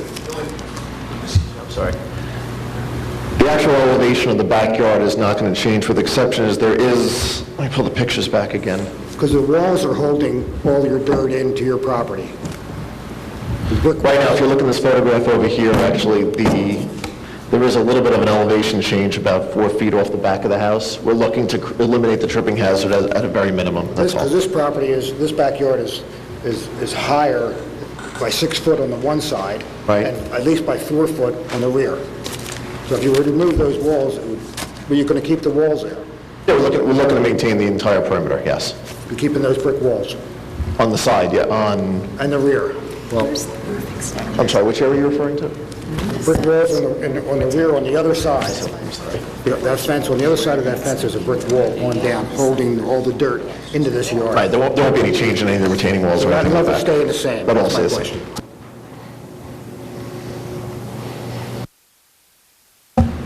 Anything else, Brian? We have nothing else. That's important. Mr. and Mrs. Traeger are here. Will they have any questions from the public? Well, at this point, I'd like to open this to the public. If anyone from the public would like to speak, please come forward and be sworn in.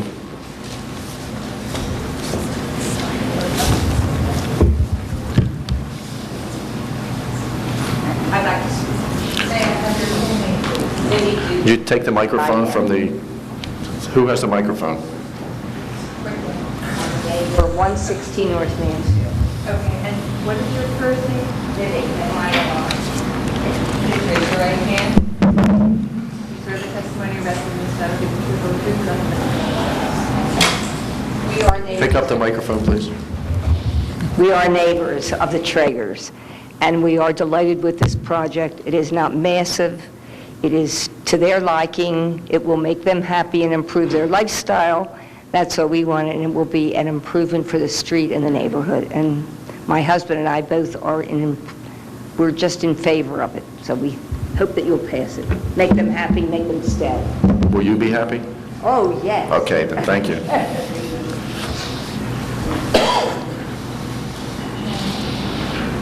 I have your full name, please? Take the microphone, please. And spell your first name, please? Speak into the microphone, please. And your home address. Speak into the microphone, please. 116 North Mansfield Avenue. Raise your right hand. You swear the testimony you're about to give is the whole truth, nothing but the truth. I just heard my wife speak. I don't want to say anymore. She said it all. I agree with her. I endorse it. We're looking forward to have these people get the house that they want. Aren't you glad you said it into the microphone now, so it's all Yes. right? Yeah. No, absolutely. Thank you. May I have your full name, please? Ronald Edelman. And spell your last name. Edelman, A-D-E-L-M-A-N. I'm also a neighbor at 124 North Mansfield. Please raise your right hand. You swear the testimony you're about to give is the whole truth, nothing but the truth. Yes, I do. Yeah, I'm also a neighbor. I'm thrilled with the appearance of the elevation. I think it's going to be a credit and enhancement to the neighborhood. And from what I can see, the encroachments of the setbacks are minimal, at least in my lay perspective. And I'm thrilled to see the project go forward. I hope you guys will agree. Thank you. Thank you. Anyone else, please? Seeing no one, I close the public portion. Do you have anything to say, Mr. Thompson? Mr. Callahan? No, close enough. Got the two Thompsons in the office. No, we just think this is a great application, and I think Mr. Wozlewski alluded to it also, that it's nice to see this type of a style home coming back to Margate, that we're able to take a split level and really bring it up to date and increase it without having a negative impact on the neighborhood. The variances are, well, I wouldn't say de minimis, but are carefully drawn and have a minor impact, and the positives are certainly going to outweigh it. We think this is an excellent project to move forward with. Do you know how hard it is to get Mr. Westlewski's approval on this, how nice the buildings look? Thank God I brought my nitroglycerin. Yes, you did. Is there any further discussion in the board? I'll make a motion, we approve. I'll second. The conditions would be my items 4, 5, and 6 in my review. It'd be for, the motion would be for C variance relief for side setback, building coverage, and swimming pool setback. as indicated on Mr. Rubin's report. Tom Collins? I vote in favor of their application. This is an unusual case where we're taking a beautiful home with a beautiful landscaping and making it even better. The variances are very de minimis. I've always been in favor of reducing our 10-foot setback on pools to 5 foot anyway. This is not really going to have any effect on the property, and I wish you a lot of luck. It's going to be beautiful. I think the house is very well done. It's not an overbearing house for the neighborhood, so I vote in favor of it. I think it's a nice design, and I think the variances aren't going to affect any of the neighbors, and I'm going to vote for it. I wish we had more projects like this come before us. This is something that really is worthwhile for the city of Margate. I vote yes. This is a beautiful project, and welcome to the neighborhood, Mr. Abelman. He left. Oh, there he is. He's one of the new houses on the corner that just recently got built. And for him to step forward and say it's a nice project, I think this will really be an asset to the community, so I say yes. The property is befitting to the neighborhood. The neighbors are happy with design and see no problems, and neither do I. And we're happy to hear that Traggers are considering becoming full-time Margatians. I approve. Margaret Hoover Dalton? I vote in favor. It is a great enhancement with minor impact on the neighborhood. Craig Palmisano? I like to see the older homes renovated instead of torn down a lot of times, and this one makes perfect sense. I approve it. Nice project. Rich Patterson? Well, in the 1950s, this was when it used to snow here. This was the best sledding hill in town. In the side yard, the Otts lived there at that point, and it was the best sledding hill in town. So based on what all the prior board members said, it's a great improvement for the neighborhood. It's not overbearing. My concern is always the setbacks on swimming pools, but I think there's a rationale to grant those variances. I approve. It passes 9-0. Mr. Calvin, will you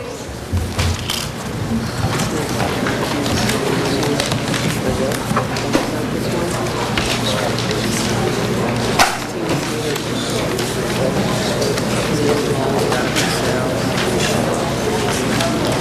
Rich, is it possible to switch 10 with 9, or do we have to go back? I usually go in the order, but ask for Rich. Only because I have to be in the cruise because of the day. So. Next case is 16 South Cedar Grove Avenue, LLC, 16 South Cedar Grove Avenue, Block 124, Lot 228, in the S60 district to grant a C variance for garage location, pool location, size of accessory structure, and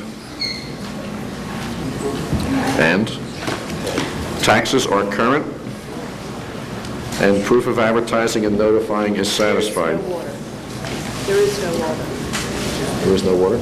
Water, right, it was torn down and then shut off, that's why I have water. Oh.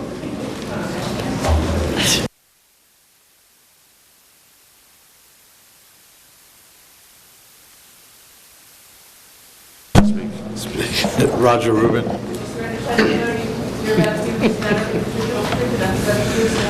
Yes. The subject property is a vacant parcel of land 63 feet by 125 feet, 7,875 square feet, upon which the applicants wish to erect a two-story, single-family house with 5 bedrooms and a swimming pool in the rear yard. Also proposes a freestanding garage, attached to which is proposed an outdoor kitchen under a roof projected from the garage. This side of Cedar Grove Avenue has an alley in the rear for access by all property owners, most of whom have 15-foot cross easements in their deeds. This particular lot does not have the easement written in the deed, but the applicant has stated that as a condition of approval, they will create said deed restriction to match the others, and this is appreciated. Variance is required in comments. Number one, according to the zoning ordinance, a freestanding garage must be in the rear corner of the lot and cannot be closer to the street than 26 feet from the rear property line. Because of the alley situation, the garage projects to 35 feet from the rear property line. There is no way that compliance can be achieved without destroying the rear access to the other homes. Site visitations will indicate whether this creates any detrimental impacts. This same variance was requested for the Davco home built 2 years ago at 10 South Cedar Grove and was granted. Number two, at this point we should discuss that there is a drainage situation in this rear alley whereby water drains from the ocean side of the driveway downward toward Ventnor Avenue and would probably be obstructed by the garage and the overall house development.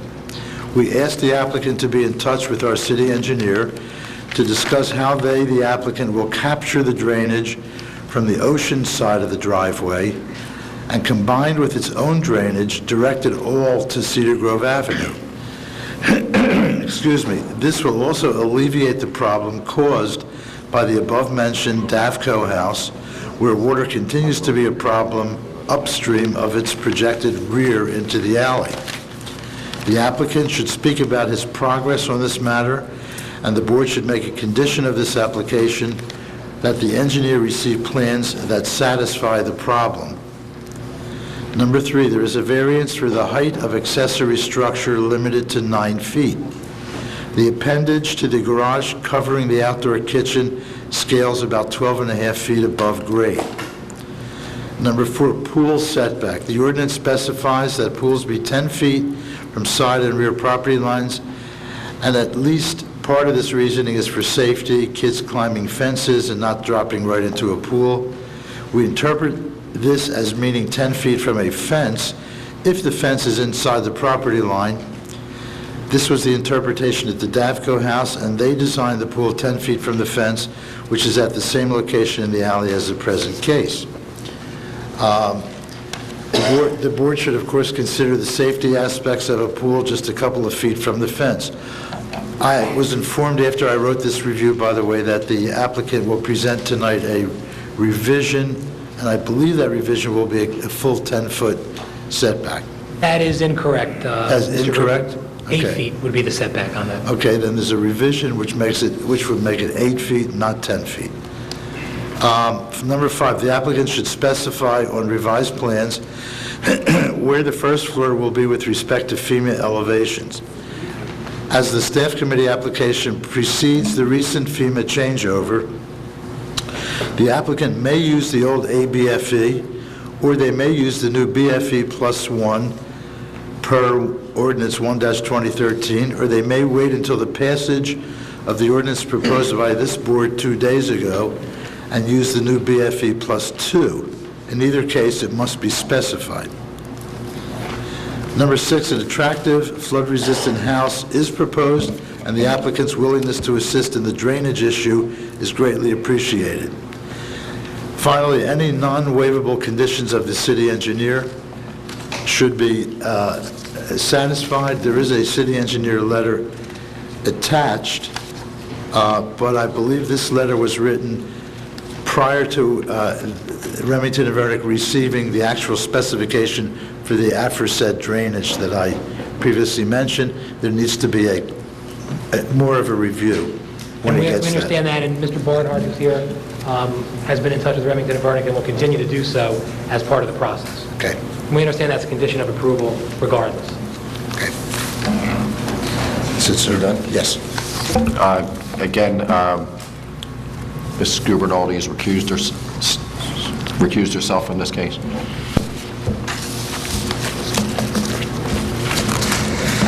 Eric Goldstein, on behalf of the applicant. Tonight I have with me John Marshall, the architect who designed the project, John Barnhart, engineer and planner who did the drainage planning on this. And before I get started, I just want to acknowledge that we did have some issues with a number of the neighbors prior to tonight's hearing. The neighbors have been gracious enough to come out we made some accommodations considerably to the alleyway. Mr. Rubin and I think Mr. Rubin and Mr. Kaplan, who is one of the neighbors, had discussed this issue. We're all in agreement, at least I think we are, as to what we're going to do to accommodate the neighbors. So Mr. Kaplan did want to enter his appearance. I'm not sure if you want to have him enter it now or wait till our application. It's up to the board. No, that will be public participation after you make your case. Well, then do I get to cross-examine witnesses? Yes, you can cross-examine witnesses At that time. at the time that they testify. So, if you don't mind, we'll have our witnesses sworn, and then we can go through. Okay. So, John, you're already sworn, aren't you?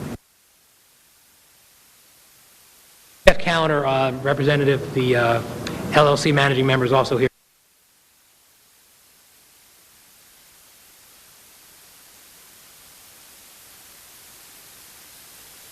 You need to be on the microphone for the record. For the record, Jeffrey, Jeffrey Callender, Kaliner.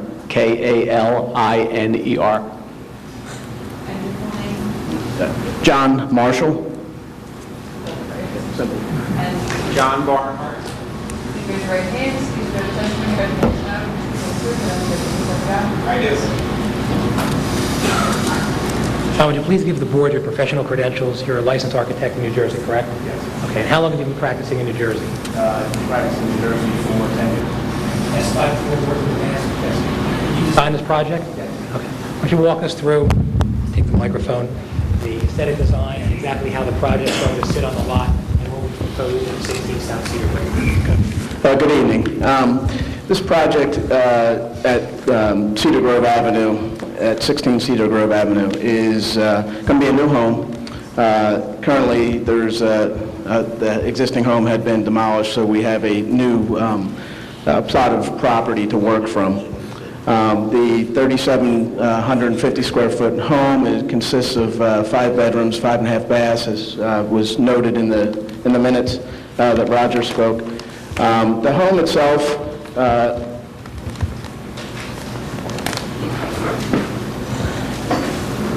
I'm calling it a contemporary Victorian style on the exterior of the home. It has a terrace on one side with an open porch on the front of the house with a covered area and an open area. And then at the rear of the home also has a covered porch and an open porch.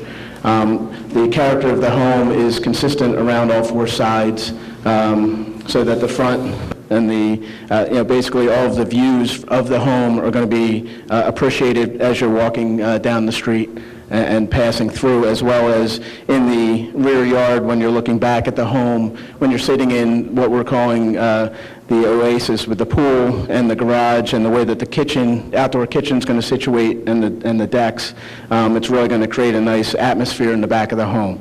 The home itself, again, consists of 5 bedrooms. On the first floor, it's going to have a master. Each bedroom is going to have its own bathroom. Excuse me.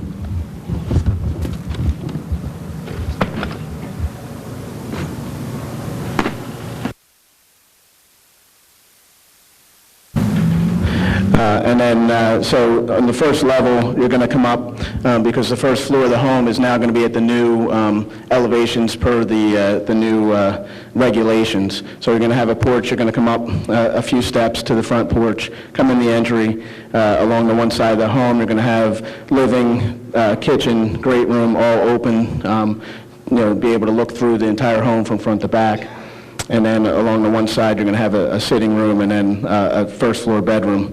And then on the second floor, it's going to consist of 4 additional bedrooms, each with their own bathroom off of a central grand hallway. And then we decided to keep the home at just two levels versus going up even further, and just to keep it within perspective of the streetscape, as well as keep it at not an oversized house. We could have certainly gone larger, gone up to about 5,000 square feet for this home. We wanted to keep this home at a comfortable level to allow us to have a nice rear backyard and have this oasis that we're discussing. tonight with the garage and the pool.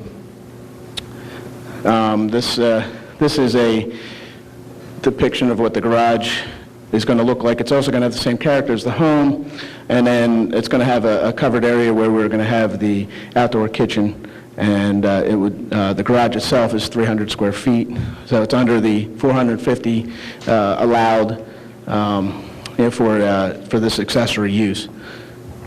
And again, we positioned it back on the property so that we have, allocate enough parking, off-street parking along the side of the home, as well as one parking space within the garage itself. Now, in the back portion of the property is this 15-foot cartway that we had maintained. If you recall from the application, from the description, that there's this existing cartway that's back there that some of the properties have already been approved to come down to this 15-foot mark, and we've worked with Roger to establish what that point was. In the backyard, we have the proposed pool, we have this deck, this terrace deck, and then some adequate hardscape, as well as a lot of greenery and landscape is proposed. We don't have that configured at this time, but upon your approval, those plans will be developed. I think that's everything. You indicated that.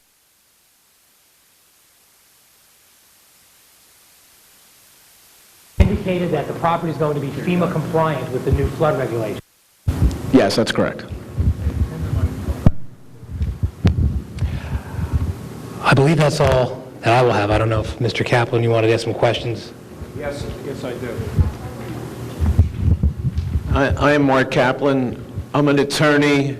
I practice in Pennsylvania. Mr. Kaplan, I misspoke earlier.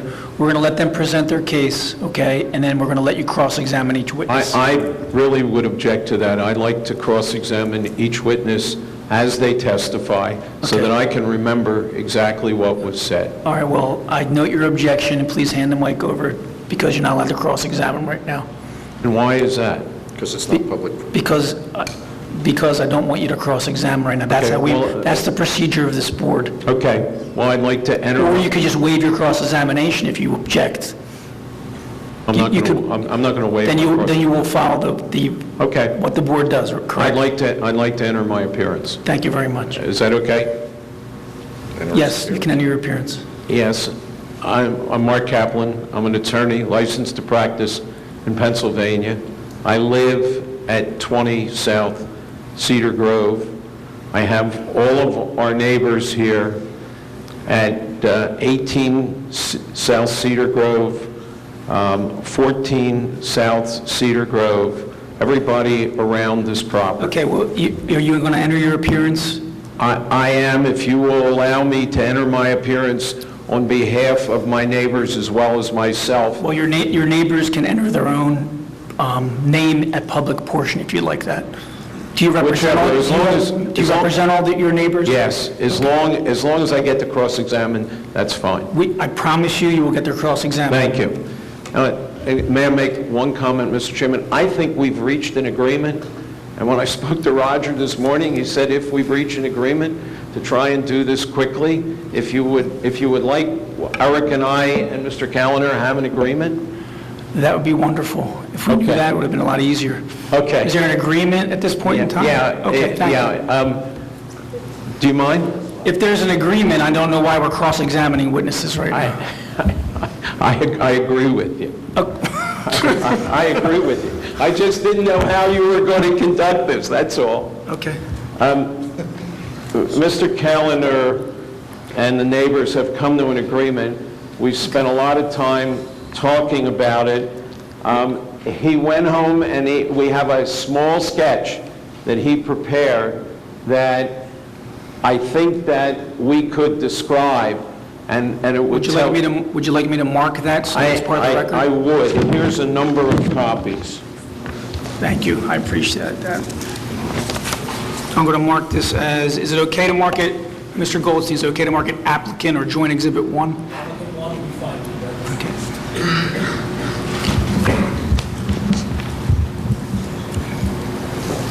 Roger, if we were using mimeograph, it wouldn't even be dry yet.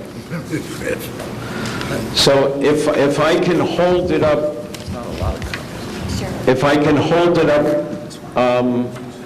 so that the 11-inch is along the top, as you look on the left side, Jeff has drawn in the 15-foot easement that exists from Ventnor Avenue all the way back, all the way almost to Atlantic Avenue.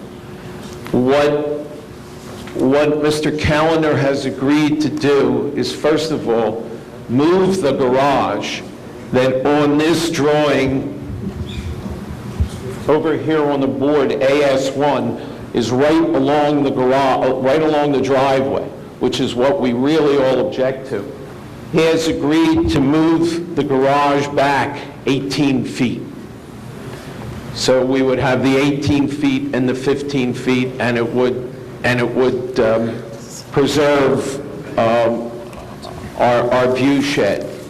He has also agreed that the fence will be essentially 4 feet off of the 15-foot driveway, so that the 15-foot driveway essentially becomes 19 feet. And then his pool would be set back 8 feet as opposed to 10 feet from the fence. And obviously, none of us object to that.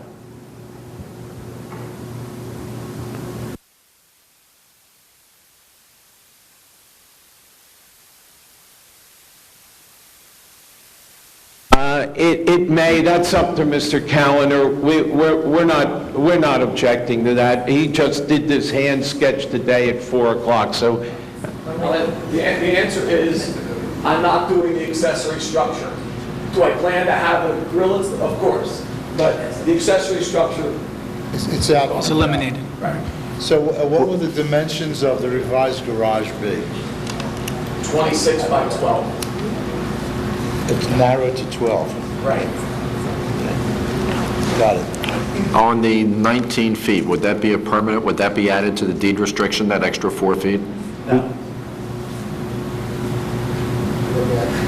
Well, I thought you said that you were, well, okay. No, not to the deed, well, the deed restriction is 15 for every house. Why would mine be 19? 15-foot deed restriction, but I'm going to give 19 feet for my fence.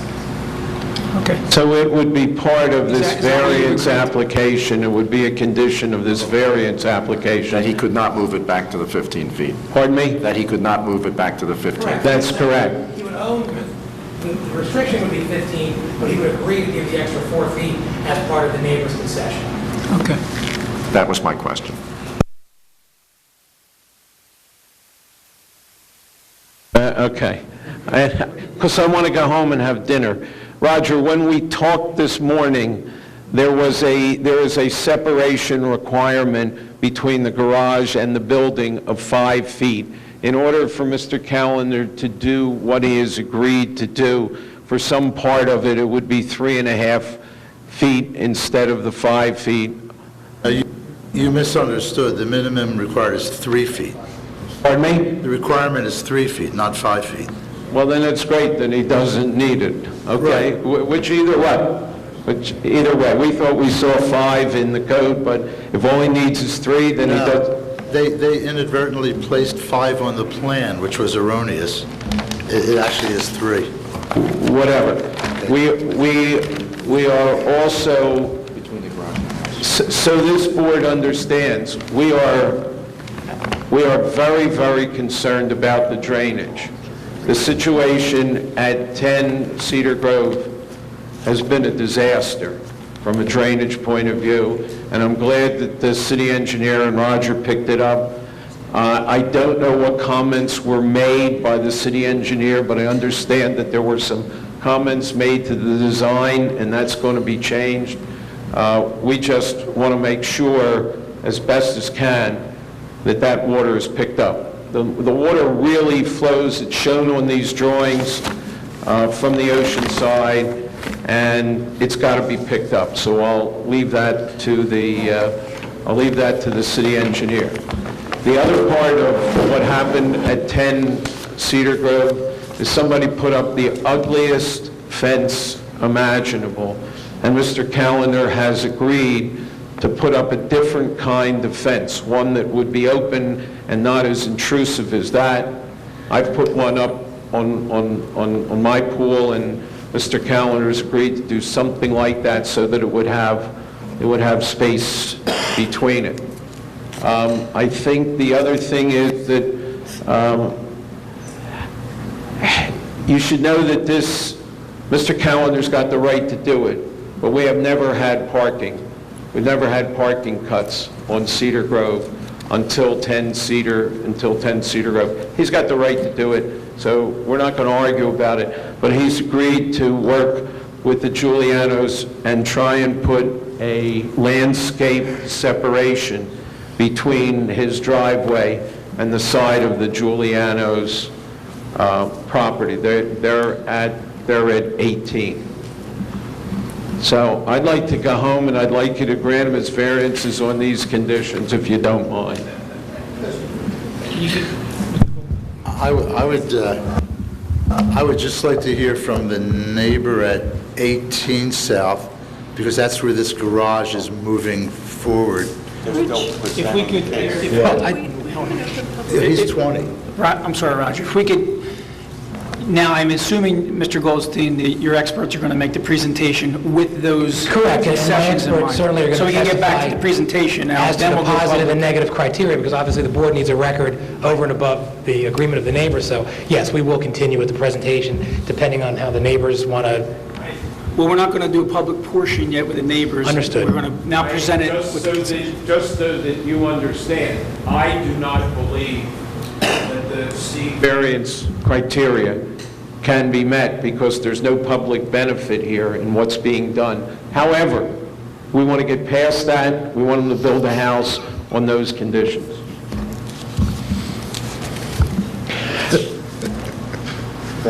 Okay. I would like Mr. Callender to testify just that he's in agreement with what Mr. Kaplan just said, and then we'll move on to Mr. Barnhart to go through the positive and negative criteria, which we do believe are met in both respects. So, Jeff, just explain. No, It's for the recordings, that's why. so just talking to this. Explain that the substance of Mr. Kaplan's statements regarding the design are... Yeah, the substance of the design are absolutely correct. And when I say I work with the Giulianos next door, absolutely, that's what I want to do. Whether or not I could put up an arborvitae where now I can't get out of the driveway may not be reasonable, but if I could plant something that is a shrub that doesn't grow, as long as there's enough to get a seed in there or a bulb, I'll put it in. Because I certainly, I have a home down here myself, and I plan to spend a lot more time down here developing, and we have a few projects underway now, and I expect, to make friends, and hopefully that'll be bucking the trend. I don't know, but that's my plan anyway. But yes, by and large, he's correct. Unless the board has any questions, I'd like to put Mr. Barnhart on to go through the positive and negative criteria, because that really is the meat of our case. Barnhart, obviously, been sworn. You've testified a couple of times earlier this evening, so if you don't mind, just walk us through what you believe as a licensed planner are the benefits of this application, and as well as the fact that it doesn't have a significant detriment. Okay. Yep. All right, I'll try to clarify what just happened. I was hearing it as you were hearing it, so bear with me a little bit. The application before you has changed a little bit, as you heard, and what it comes down to, as we currently see it, is two variances. A variance for setback to a proposed pool, where your ordinance actually reads 10 feet from the property line, as you know, and you've heard it here in many cases, including the prior case. But you have a unique circumstance here with this rear alley. So you have a pool that's proposed to be placed at a location that is actually going to be 19 plus 8, 27 feet from a property line.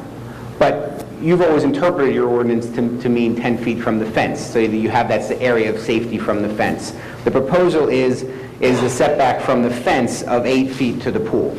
So while you have 27 feet from the rear property line to the pool, you will have a distance of 8 feet between the edge of between the fence and the pool itself. So the deviation would be a 24-inch setback variance between the fence and the pool.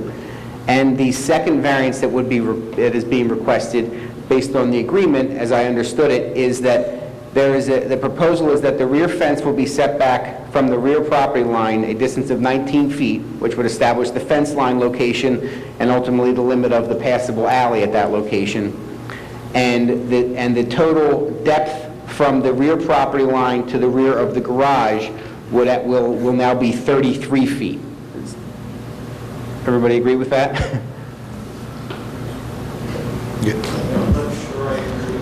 Yeah, 18. Okay, well, that's based on this sketch. Which one? Based on this sketch, you're proposing 19 feet from the property line to the fence. Correct.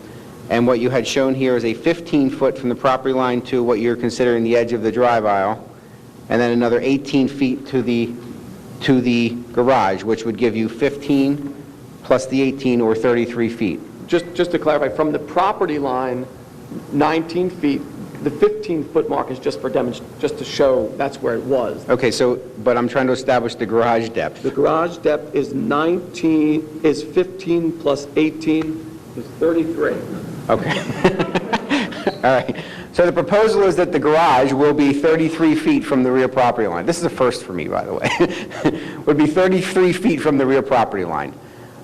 That is the second variance that's requested. The 33-foot dimension, by your ordinance, that garage is required to be essentially against the rear yard.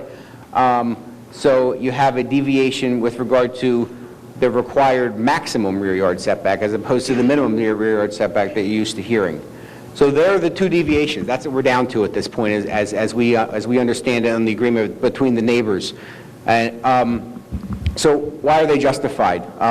Well, with regard to the setback to the garage, in my opinion, from a planning perspective, that's an easy one, because based on the development pattern of this neighborhood, you have this rear alley that's accessed by almost all of the homes in this area. I don't know about everyone, but nearly everyone. You have a circumstance here where you need to protect that passable area in that rear alley. In order to allow the detached garage, which is permitted here, if you were to build it in the proposed location which it would be required to be built in order to meet your ordinance, it would block that driveway. So this is a case where we're requesting a variance to create a betterment from what your ordinance would otherwise require.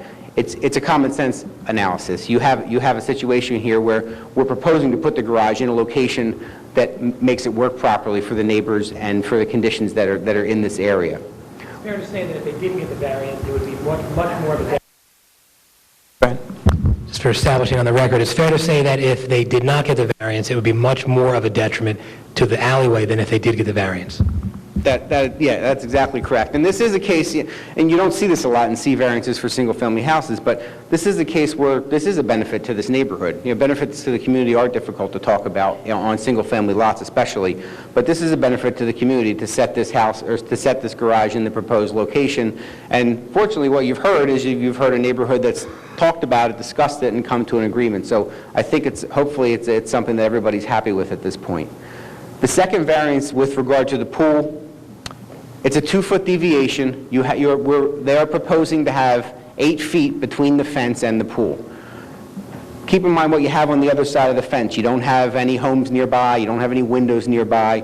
You have on the other side of the fence, from that 8-foot area, you're going to have 19 feet of land, which encompasses a driveway, and a large grass rear yard to the properties on the other side of the alley. So there's a large expanse of undeveloped, unobstructed area on the other side of the fence. So for that reason, we believe that 24-inch deviation doesn't create a safety issue. It doesn't create a blockage of air, light, and open space issue. It doesn't create a hazard for the neighbors or the surrounding development. So we believe that the positive criteria are met here with regard to the application. And with regard to the negative criteria, impairment of the zone plan or the zoning ordinance, which is the first prong, as you know, this is a situation where we believe this worked with the neighborhood. We believe that the granting of the variances actually is a more appropriate decision than strict compliance with the ordinance itself. And the second prong of the negative criteria, as you know, is detriment to the public good. And hopefully, based on what you've heard, that our client has satisfied the public, being his neighbors in this neighborhood, and that they're all in agreement that there is no detriment to the public good at this point. So for all those reasons, we believe the variances can be granted. Thank you, Mr. Barnhart. Unless the board has any questions, we have nothing else right now. I have two questions with the changes that the neighbors just made, that Mr. Kaplan just stated. I understand the variance, the first variance that we're asking for, the 10 versus the 8 for the pool setback. Number 2, the rear fence. Could you explain that to me again? And then my other question was, I guess for Roger, is Ed Wahlberg okay with the drainage? Did we work that out on the back alley? I should have questioned on that, I didn't. Okay, so it would be drainage and then the variance number 2, if you could just go over again quickly. Well, you mentioned the fence, Commissioner Colby. The fence itself is not a variance. My discussion with the fence is because of the placement of the fence not on the rear property line, that's what's creating the 8-foot separation is from the fence to the pool, so that's what's creating the variance. The fence itself is not a variance, as we understand it. Does that answer your question? Oh, the distance with the garage? The rear fence is 30 feet from property line? The rear fence will be 19 feet from the property line. Okay. Which is not a variance. Okay. The garage will be 33 feet from the rear property line. And the garage, by your ordinance, is not permitted to be any further than 26, Roger? Yeah, 26. Is not permitted to be any further than 26 feet from the rear property line. The intent of that ordinance... I don't think that's being said. Excuse me. Go ahead. I don't think you're saying it right. Okay. The garage, when you read... Mr. Kaplan, you just can't get up in the middle of testimony and interrupt the testimony. Can we agree on that? We're going to let you, we'll let you, at the appropriate time when he's done, ask that question. Is that fair? Is that fair? Sure. Thank you. How about this? I'm going to read from your ordinance with regard to that section. What it says is that the garages shall be located no further forward than 26 feet from the rear lot line. Okay? So what we propose is a garage that's 33 feet from the rear lot line, and then a garage which is 26 feet deep.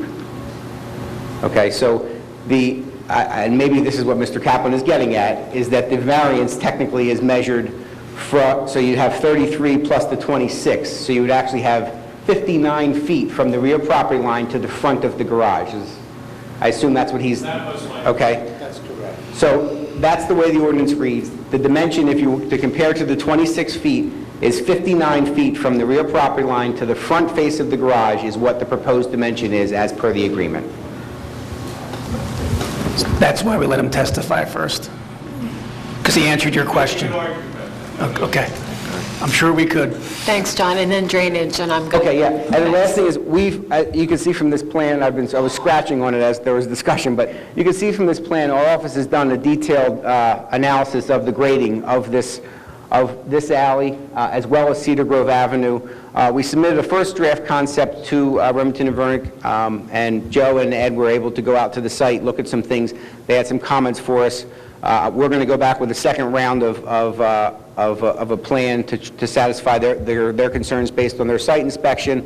I'm confident we're going to get to a point of resolution. This is just an engineering solution. This isn't a deviation of any kind. We'll come to a solution.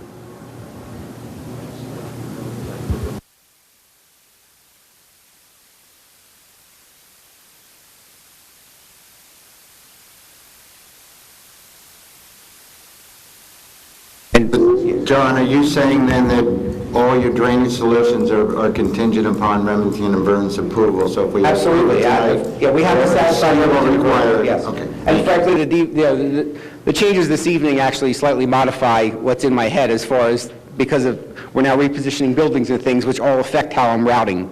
So, but I'm not concerned. We discussed this matter as a condition of whatever the board approves tonight.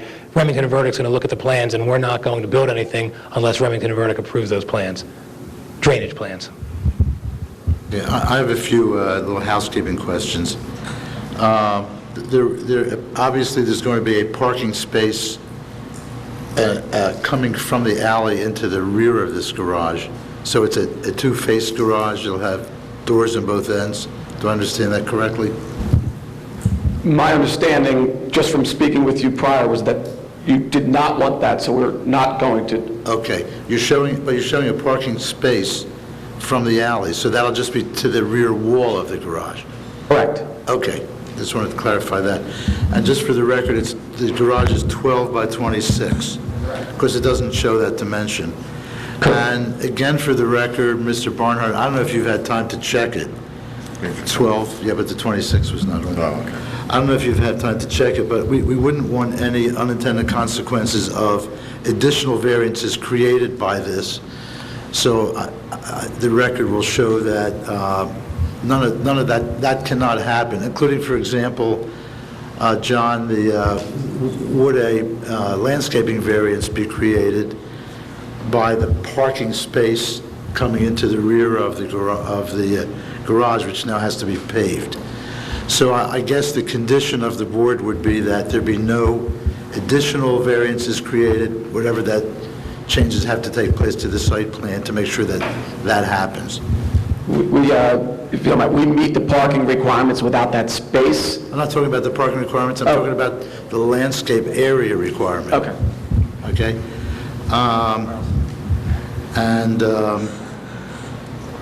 And just to clarify, this sketch does not show that accessory structure, so we're assuming that the revised plan you're going to submit will not have it, or will not have a non-conforming accessory structure. That is correct. Anything on the plan will be conforming. Okay. And just to clarify, you said something about the style of the fence, and I didn't quite get a note on that. What was it? As you're aware, the fence at 10 South is a typical vinyl fence which blocks some of the view, and neighbors are very unhappy about that. We're not going to do a fence like that. But what are you going to do? I guess we're not 100% sure. Do you have an idea? The plan, I agree. I don't like the appearance of that fence either. It'll be an open slat fence to the amount openness as much as required for code. Open slat fence, okay. Yeah. Okay. Wait a minute, is this for the pool? This is the fence surrounding the pool. It has to have a minimum of 1 3/4 spacing. That's the maximum amount of spacing per slat. No. Can't be 4. I thought it was 3 7/8. No, that's a railing. This is for a protection around the pool. It's 1 3/4. How much? 1 3/4. Okay. Okay. Roger, I think there ought to be something there too that's designed prohibits climbing. That's actually written into the ordinance. That's part of the pool fence. That's written into the ordinance, yeah. Okay. I understand everything, and I really would like to hear from the next door neighbor, the one affected neighbor. Would you wait till public portion, please? Oh, okay. Well, we seem to have lost all... Okay. The applicant has nothing further. Oh, aren't they done yet? Are you done? Yes. We are. Anything else from the board? Is the next door neighbor present? We now open it for public portion. I'm not the next door neighbor. Your full name, please. My name is Gwen Foreman, Spell your last name. Forman, And home address. 21 South Benson Avenue.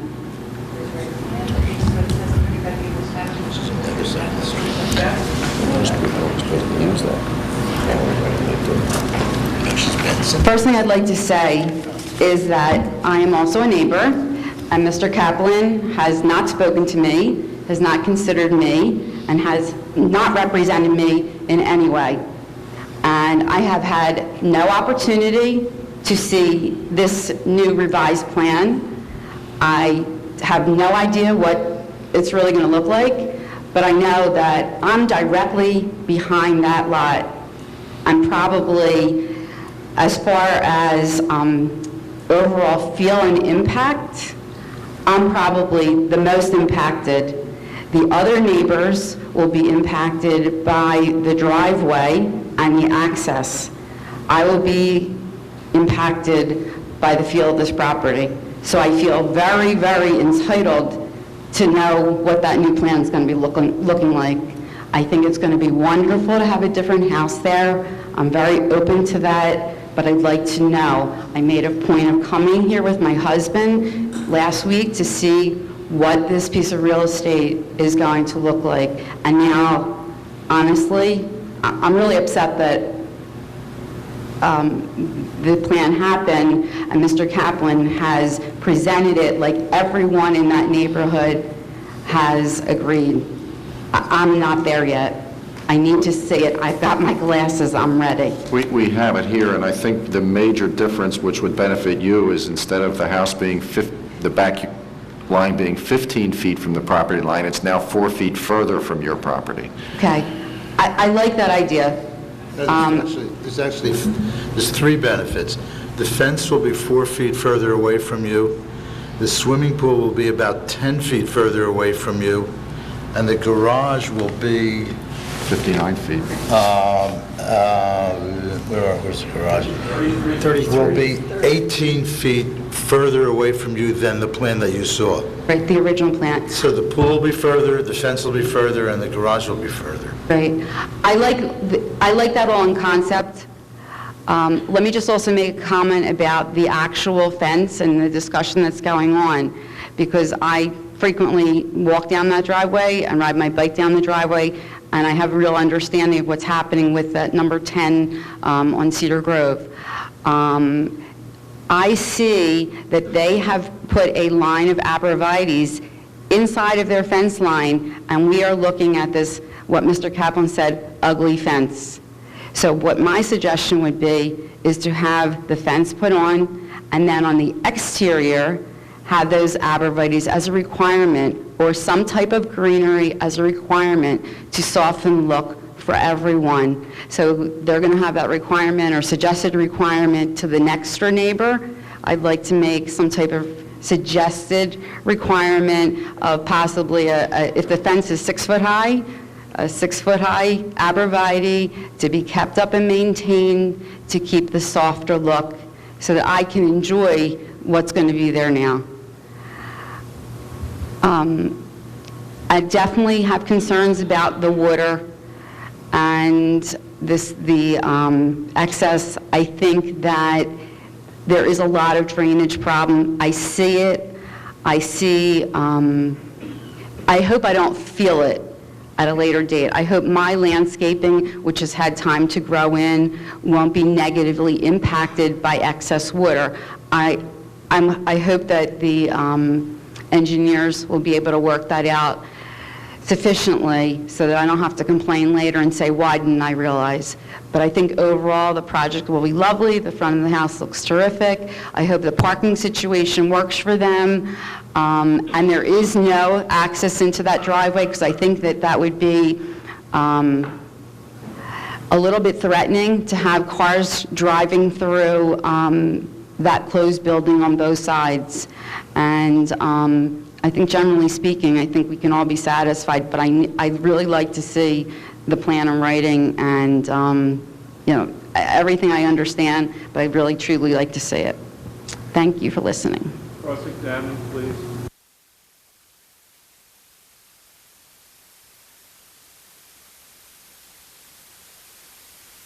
Yes, you may.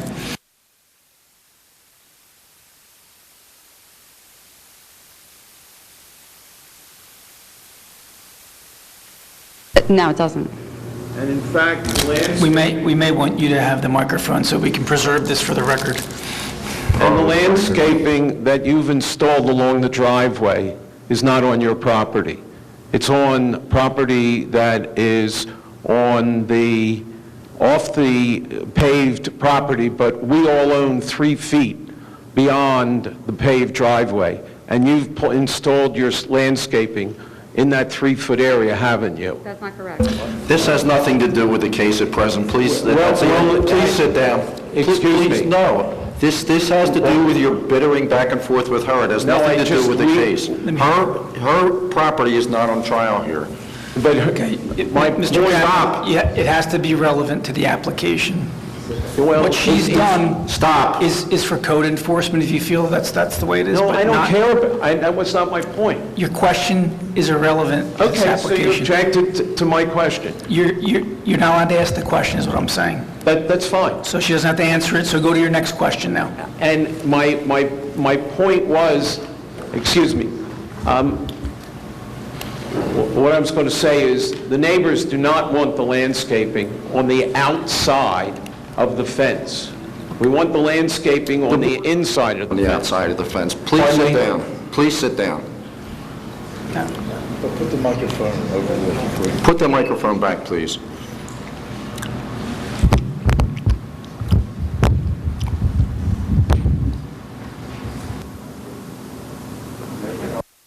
Anything else from you? No, thank you very much. All right.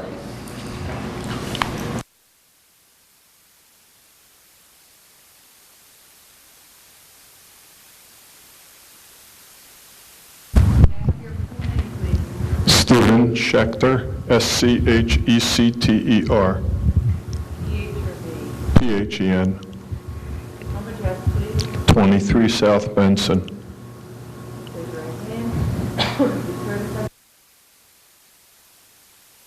Yes. I'm also a neighbor who is not represented by a lawyer. I'm the grassy lot behind that house, and I have two concerns. One is that wherever they put the pool equipment, that they put some shrubbery or some sound mitigation around it. That's required by the ordinance. Okay, I didn't know that, but we came to the shore so we could keep our windows open and get away from 24-hour air conditioning, but if you had a grinding pool thing out there. And the second thing, my real concern is more for the engineer, especially around that pool. We have one of the only large grass areas for water absorption, and I'd hate to see the water channeled into our backyard to turn it into a swamp. There is a 3-foot area of grass beyond the driveway.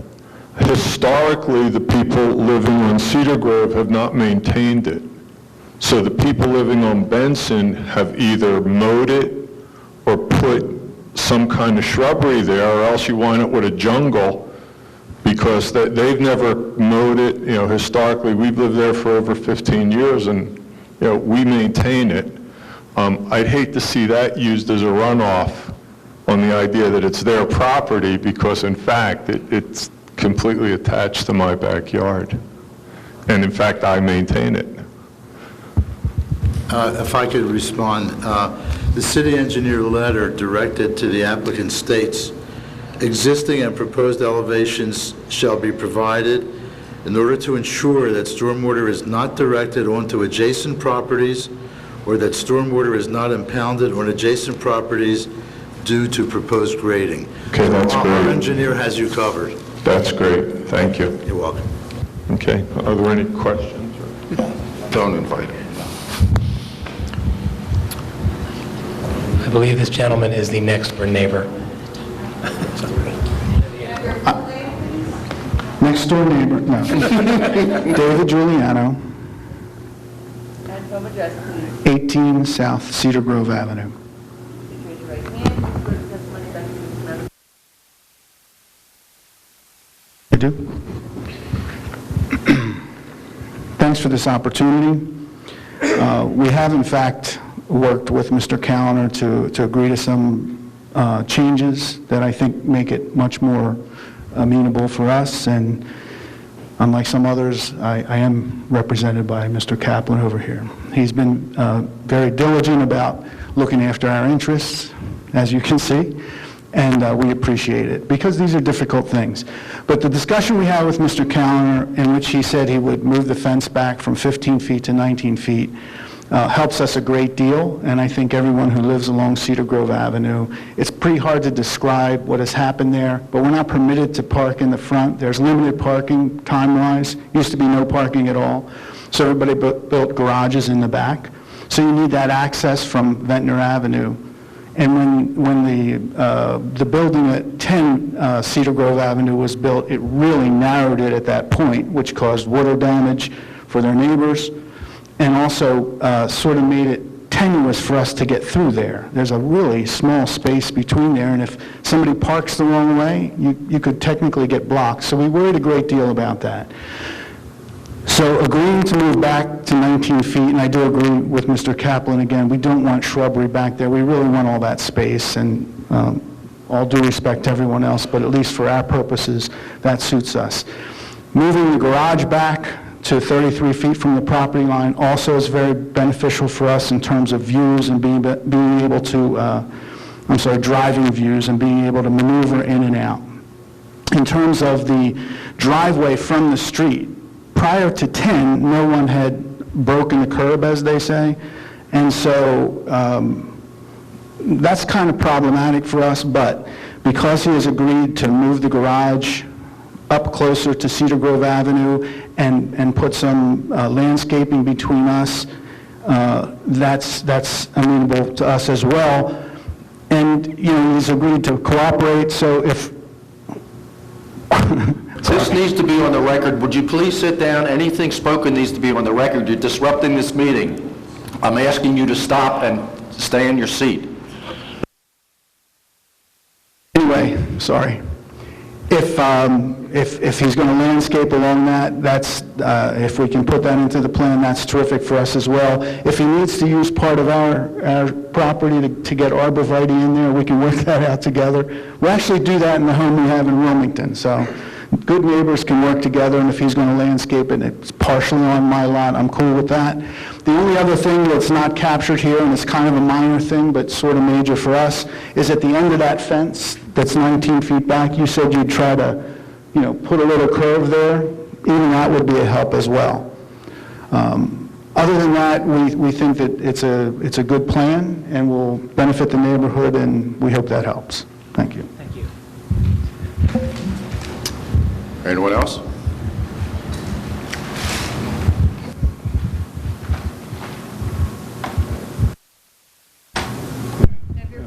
Frank Sagan, S-A-G-E-N, 14 South Cedar Grove. I'm the other neighbor on the other side. Yes. I just want to, again, just to reiterate, and I know it's been brought up a bunch of times, since they built the house at 10 South, every time we get a rain, our garage is flooded. We've lost several vehicles in the hurricane. Been there we lived there full time for 21 years, never had a problem until they built the house at 10 South. So I know there's a lot of discussion with the engineer, but I would really like to make sure that that drainage issue is addressed this time around. I know we didn't have any input last time when they built the house at 10. We were told that we didn't have a right to argue the point. They put a drain under the pool at 10 South, and it's totally inadequate to correct the problem. So if it's possible, I would request that the engineer come out during a heavy rain and see actually how much flooding we do receive there. And in the event, I know Jeff has agreed to address the issue that moving forward, once he completes his project, that if it's inadequate drainage and the problem does reoccur, that we can have it addressed again at that time. So the other issues, I am also represented by Mr. Kaplan tonight. He has done a lot of homework and a lot of work on our behalf, and I do appreciate, I know there's a little animosity going on here, but that's okay. The rest of the issues between Mr. Kaplan and Jeff have been addressed, and we appreciate the developer in changing the design somewhat, and that certainly will help alleviate some of the problems that were not addressed prior. Thank you.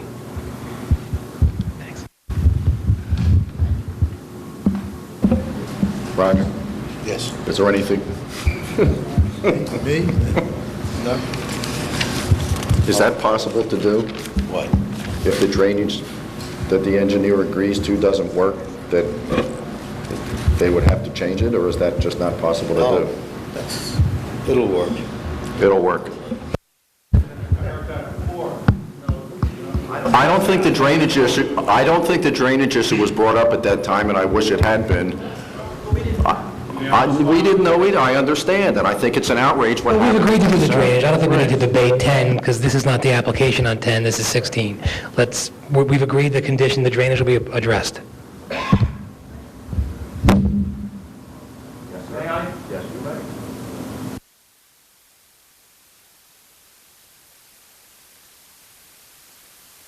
And Mr. Rubin, with regard to the type of fence, the ordinance says that the fence shall be not, the spindles will be not less than 4 inches.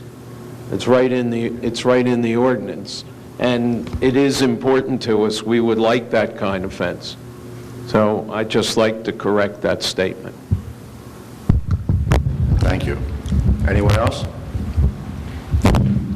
Public portion is closed.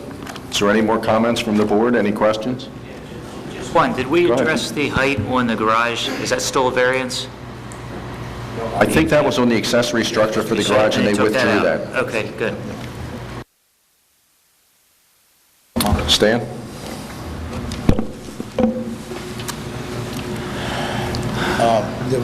I'm sorry, I do have one more question for John Barnhart. Is the moving of the garage forward creating an additional variance that we should note for the record as to distance between garage and principal structure and adjoining lot? Is it within, is there a full 5 feet from? Between the garage and the... And 18 South Cedar Grove. Measure that, Roger. Okay.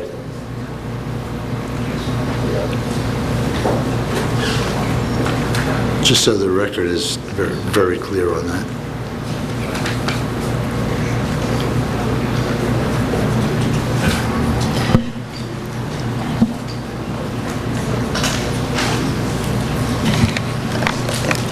The motion, and can we make that contingent upon the drainage issue being addressed by Remington and Vernon Yeah. fully?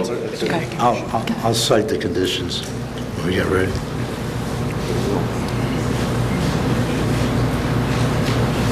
I'm hesitant to give you a number. We did not survey that house. I'm hesitant to give you a number. Okay. What is your proposed setback from the garage wall?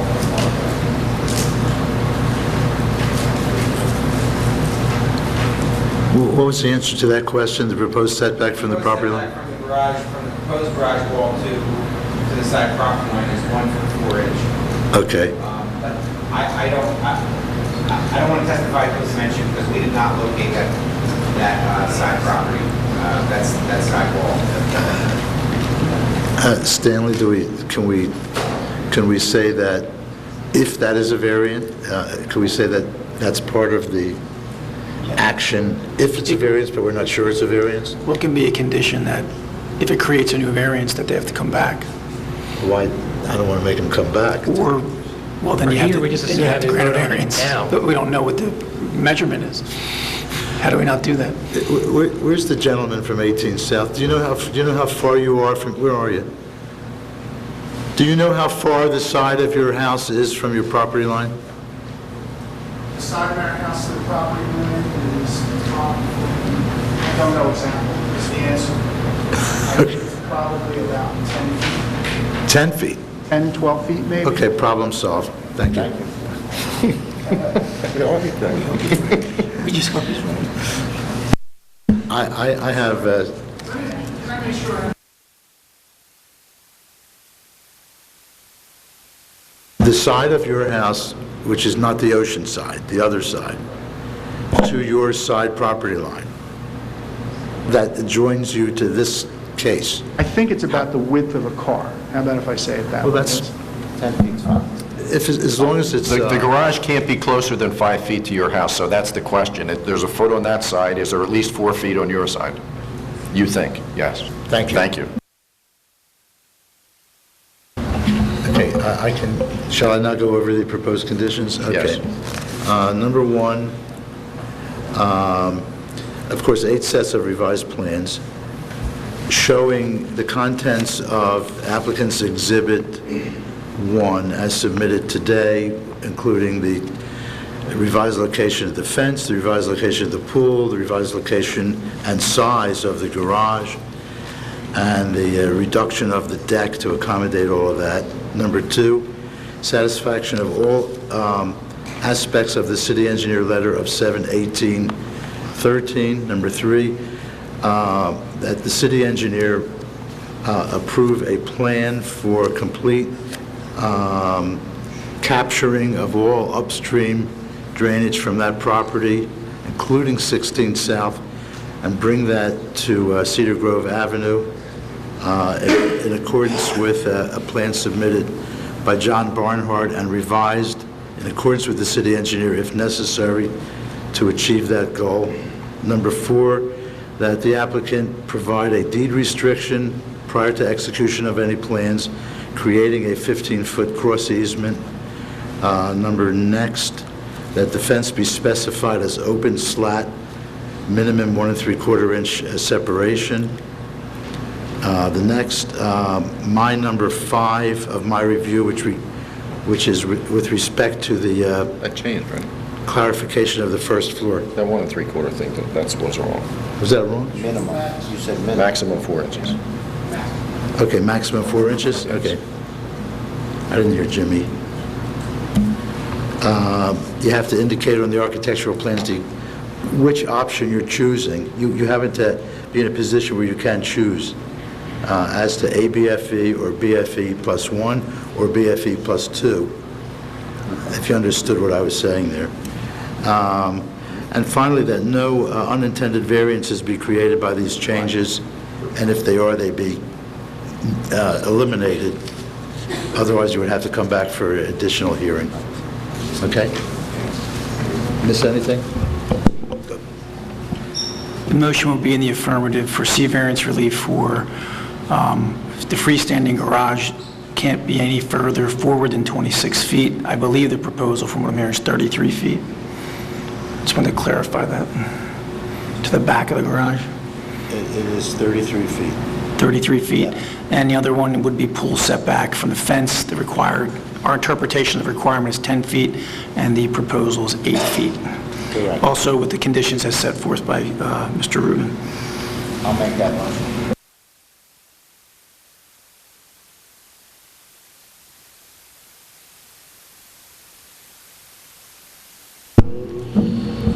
When I initially made my site inspection of this property and saw the effect that number 10 had on that neighborhood, there was no way that I was ever going to be in favor of this application, to be honest with you. After watching the proceedings tonight and listening to the neighbors and the agreement with the neighbors, at this point I will vote in the affirmative. I agree with Tom. With the concessions being made, it makes it a little more palatable. I just wish it would have been done about a month ago, and we would have had it all done in one presentation. But anyway, I vote yes. I think the application meets the requirements of the positive and negative criteria. I vote yes. Michael Richmond? Yeah, after the compromises with the neighbors, I'm going to vote in the affirmative. I think Mr. Callender was well represented by Mr. Mr. Goldstein. It's a positive asset to the neighborhood, and I vote yes. I think the revised variances are de minimis in my opinion, and as long as the draining issue is addressed by the city engineer, I vote in favor of the project. I'm in agreement with the rest of the board. I vote yes. With the new plan, the accommodations made by the group, I approve it. I vote yes.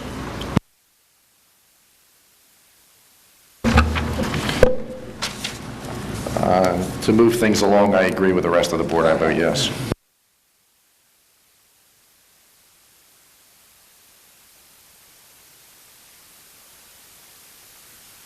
We're going to take a 5-minute break.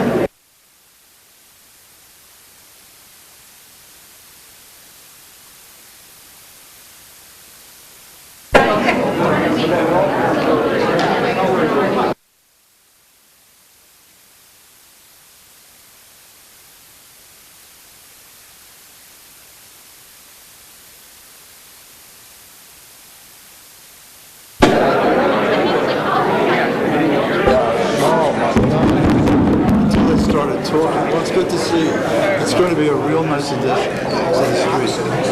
Okay, nice to see you. Please be seated.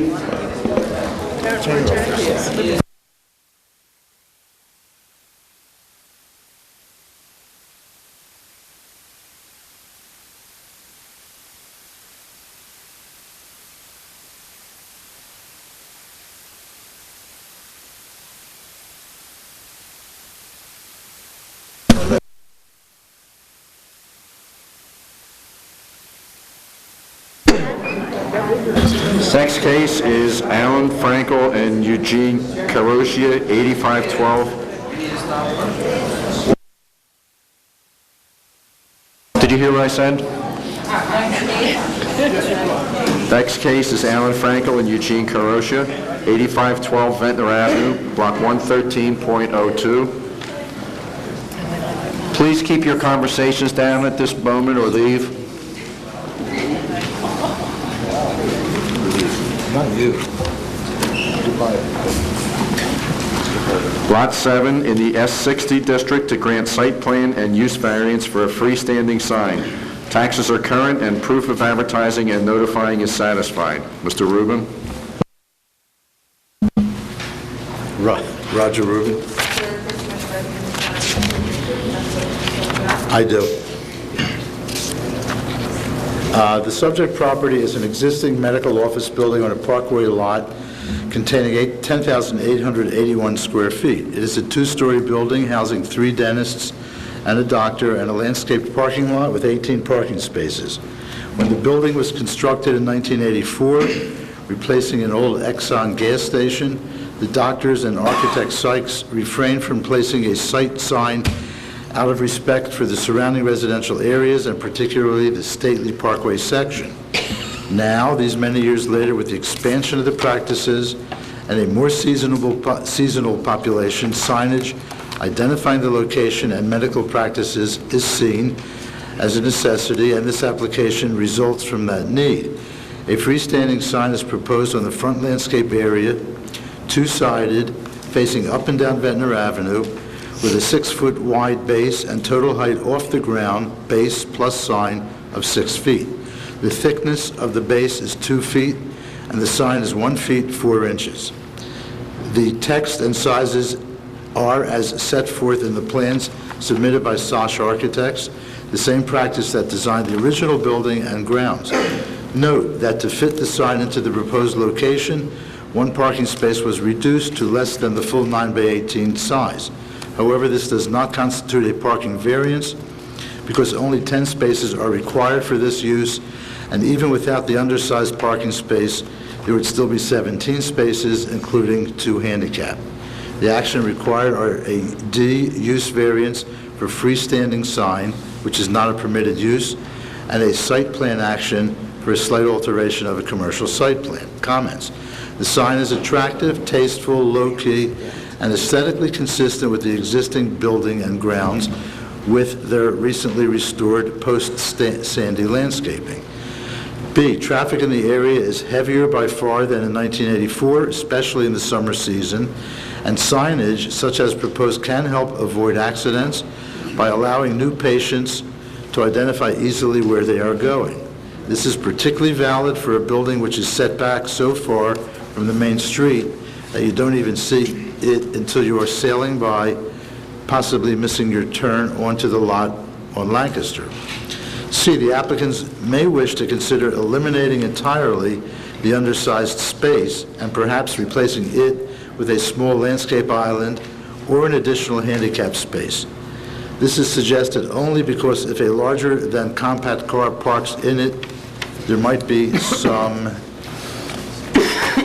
tightness in the backing out of it. But the doctors would have to consider if the loss of a space, which again would not create a variance, might be a hardship in itself. D, all legal tests of site plan and D variance action have been satisfied within the application. No other suggestions are proposed at this time. The applicant and their professionals should be complimented for a clear and attractive presentation and for a reasonable and aesthetic improvement to an already fine property in a sensitive Margate neighborhood. Because this is a D variance, which requires a zoning board vote, Brenda Tom. Brenda's Tom. already recused herself for other reasons. Hi. Tom Collins and Jim Galantino are not part of this decision. Thank you. Eric Goldstein on behalf of the applicant.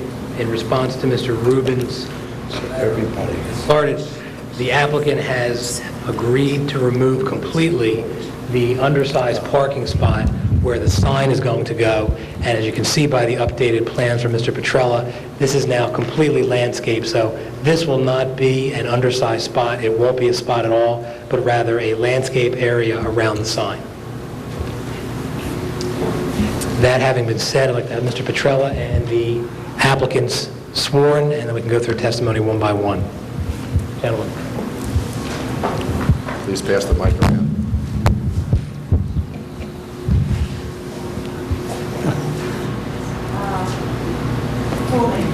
Mark Petrella, P-E-T-R-E-L-L-A. Joe Frankel, F-R-A-N-K-E-L. I'm David Frankel. Can you spell that, please?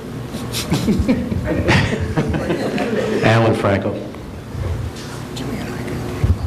Eugene Frankel. No. Eugene Caroscia. C-A-R-R-O-C-C-I-A.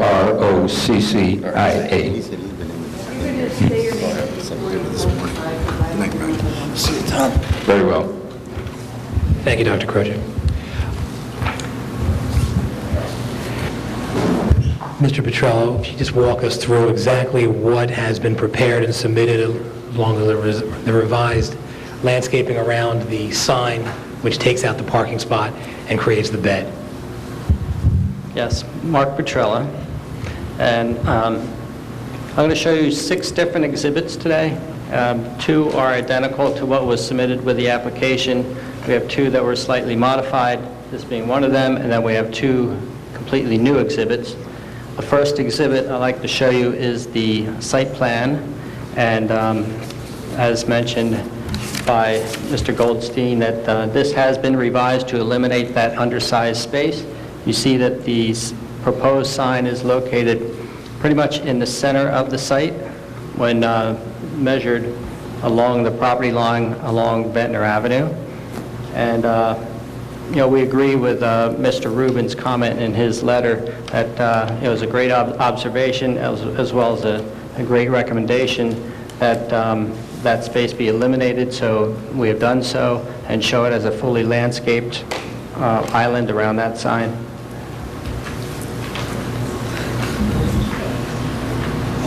Just a point of clarification, taking that spot out doesn't change any parking variance, doesn't make any parking variances necessary. For the site plan purposes, it simply eliminates one spot. The building is still parked with enough spots. That is correct. We still meet the code required minimum of 10 parking spaces, and now we have 17 total parking spaces.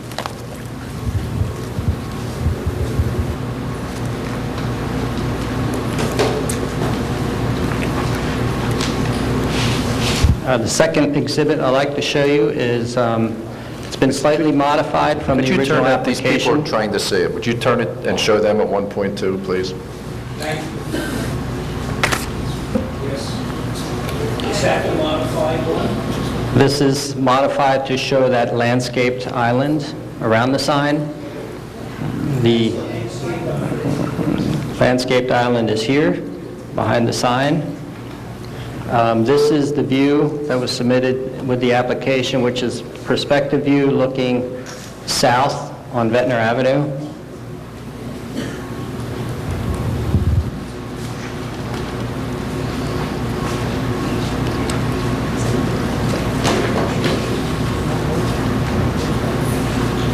The next exhibit I would like to show is an exhibit that was submitted in the application, not revised.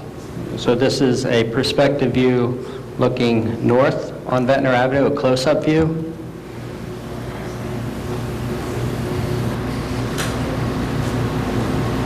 And the next exhibit is actually a rendering of what the sign may look like when lit at night. And I want to talk a little bit about the construction of the sign. You can see that we're actually using some materials that are on the building itself. We thought that would be most important in this sensitive neighborhood, to actually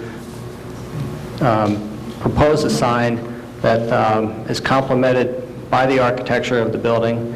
And the materials that we're proposing is a masonry base that is the same material on the building, and the green area of the sign is a metal panel that actually mimics the roof of the building. And the dark area where the, I guess the tenants of the building are identified is actually a backlit portion of the sign, which you can see in this rendering. And will provide an edge light glow around that form of the sign. And again, the colors of that portion of the sign would mimic the windows. The frame of that portion of the sign would mimic the window frames of the building.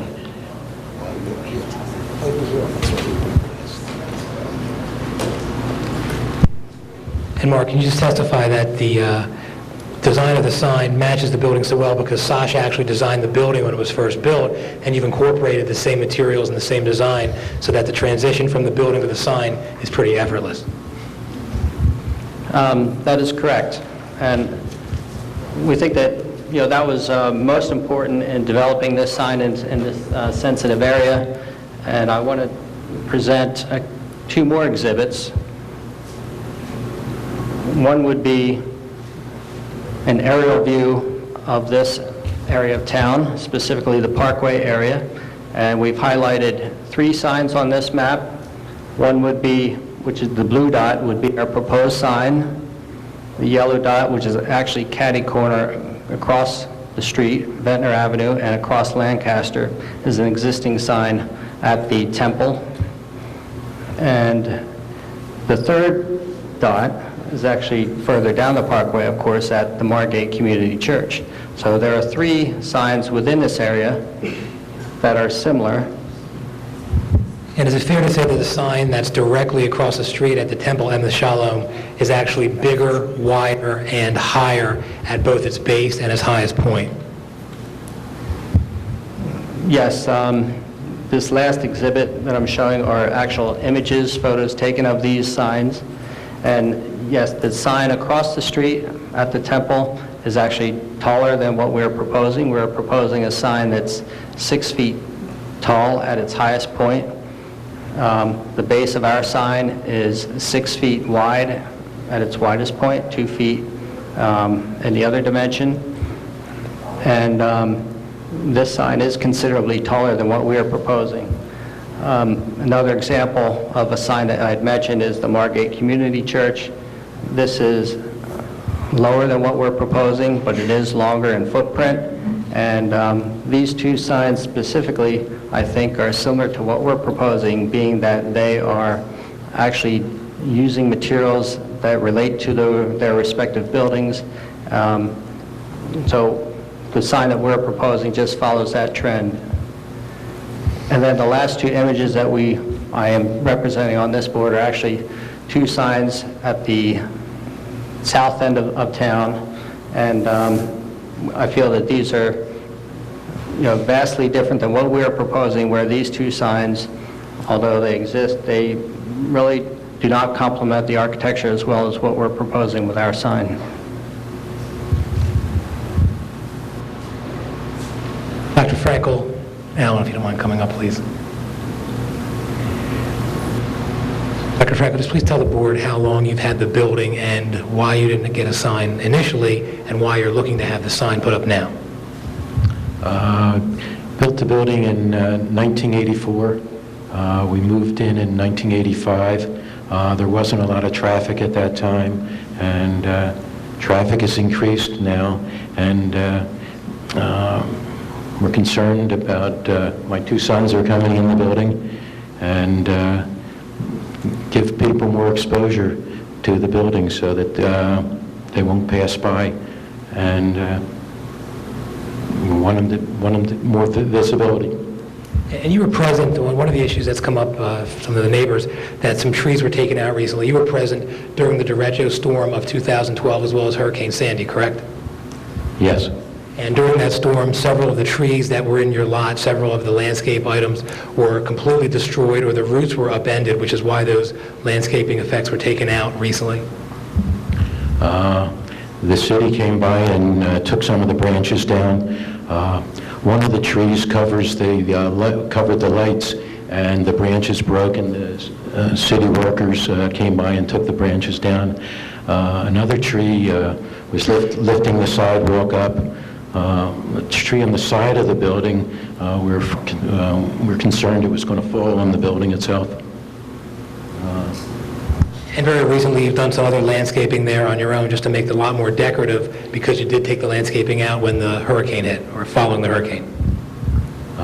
In addition, one of the bollards broke when the branches came down. We put new bollards in, we put new fence in around the building, and new landscaping. Unless the board has any questions, I'm going to call David Frankel to come up, please. Dr. Frankel, you recently relocated back to Margate from the West Coast, correct? Yes, I have. Okay, just explain your practice of sports medicine when you're coming back to Margate, where you come from. Well, first, being in this auditorium brings back memories because I graduated from this school about 30 years ago. Since I left the area, I've done my training in medical school in Philadelphia. I've lived in Chicago, Durham, North Carolina, and Los Angeles with my graduate medical education. I've practiced in Philadelphia, Seattle, and Tucson in sports medicine. Certainly, living across the country had options in terms of where to live, but it was important to me, I know it was important to my brother as well with his specialty training in periodontics, to move back to the area, not only to be close to our family, but to provide a world-class level of care medically and dentally to our community where we grew up. Recently, you said a patient of yours was driving by your building and couldn't find it because they couldn't see the sign. Is that correct? That's correct. Yes, I've actually had, I've been open for about a month now on the first floor of the building. And just in the last 2 days, I had 2 patients who drove by missing the building completely before they had to turn around to come back. And actually, I had a device rep who came in who lives in Summers Point and is very familiar with the area. And I told her exactly the address and the cross streets, and she drove by and ended up in Longport. So she was coming from the other direction. So people do drive by quite frequently. I've spoken to some of the office staff in the office as well, and they say frequently patients will call from Atlantic City or call from Longport, having driven through the other towns, missing the building completely. And from a safety concern, now that the Ventnor Avenue area is much more highly traveled, if someone misses your building and keeps going straight coming from Jerome, they can't turn around until they hit Nassau, correct? That's correct. With the War Memorial there, and then Mansfield being a one-way street going towards the bay, if someone's coming from Jerome Avenue, the first opportunity they have to turn back towards the building would be to make a left on Nassau, and then there's the bridle path that they would come back down towards the building through those various stop signs around the War Memorial and then into the parking lot. What if they're coming the other direction from Mansfield towards Jerome? If they miss the building and the turn onto Lancaster Avenue, Kenyon Avenue goes in the opposite direction. I believe they can turn onto Jerome Avenue and then go down to Atlantic Avenue and come back up Mansfield in order to get to the building. It's pretty fair to say from a traffic perspective, if someone misses the building, there's no easy way to get there if they can't see where the building's located or your address. I think that's accurate. And then, as was pointed out with the increased traffic, especially during the summer, but just in general, since the building was built 30 years ago, not only is it a problem for the patients should they miss the building, but then if there's traffic behind the patients, it's an accident hazard for someone who's trying to gape and look at the buildings and whatnot. And okay, thank you. Joel Frankel. Joel, just to echo a little bit of what your brother said, you recently also came back to the area from Penn to continue the practice with your father, and your practice is also growing quite a bit at the building, correct? Yes, I've been back full-time since 2010. practicing in periodontics and prosthodontics. Not many people know I'm there, except that Dr. Frankel is in the building. And both you and your brother could have gone anywhere to practice. You chose to come back home and to build your practice, Ivy League education, Penn Dentistry, his education, to come back to Margate and continue to grow the practice from what your father and Dr. Carocha had there, correct? Yes, that is correct. And in your opinion, if the sign is put up in front of the building, it'll make it a little bit easier for patients not to drive by and miss the building, but rather to pull in. It'll keep the commerce and the traffic certainly moving on the street. Yes, it'll be much easier for people to come into the building. And to see the building.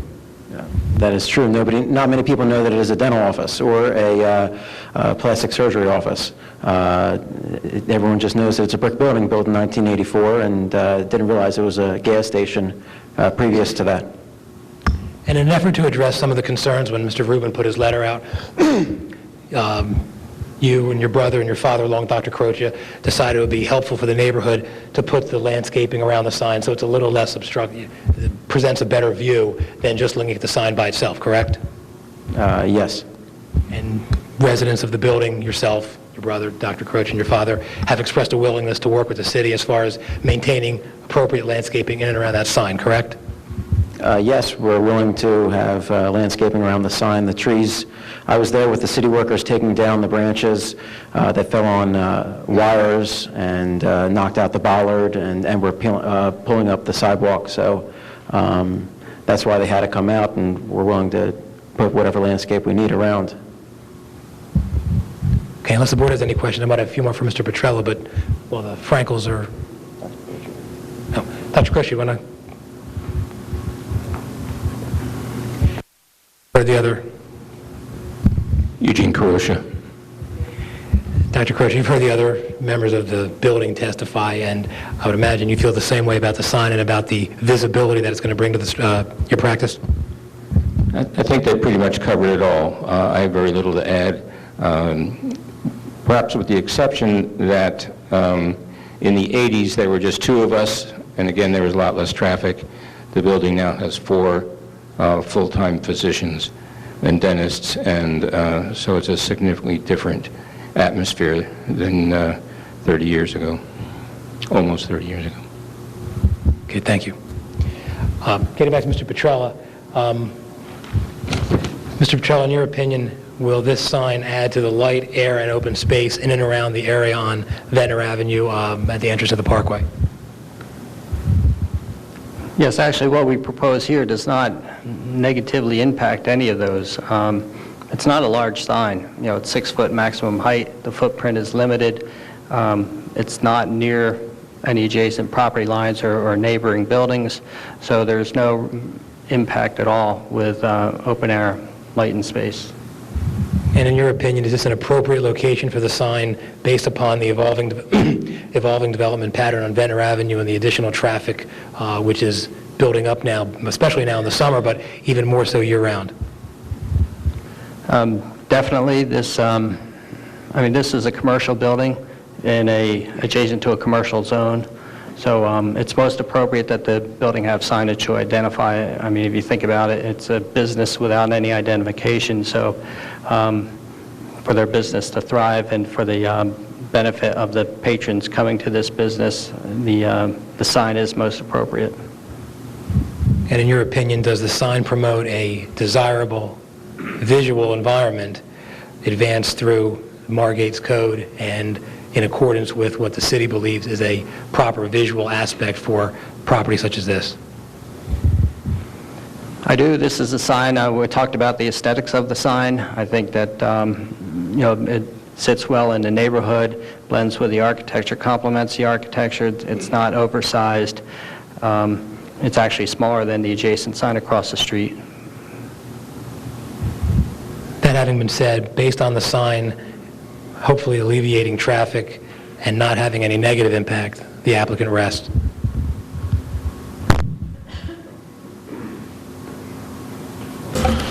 Board have any questions? I'd like to open it to the public, if anyone's from the public. Oh, one moment, Mike. I noticed that the sign's lit and looks like it's lit well. Is there a time that this is going to go off?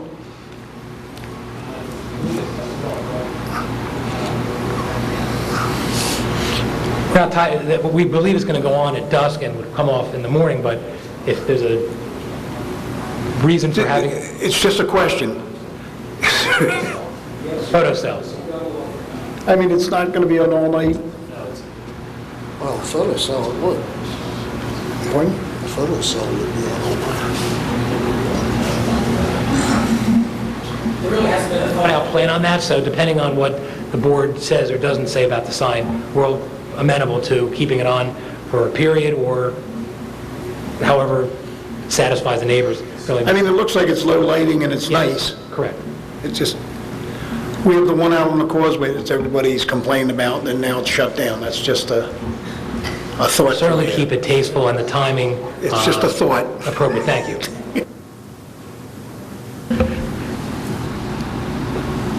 Any other questions, Mr. Cristaldi? Anyone from the public, please come forward and identify yourself and be sworn in, please. Please come forward.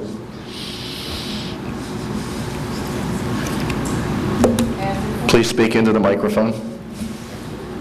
My name is Claire Cotney, C-O-T-N-E-Y.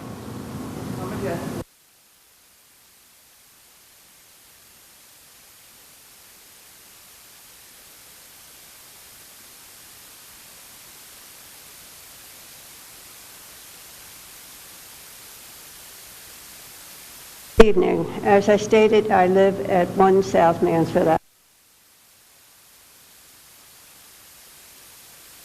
Okay. Any better?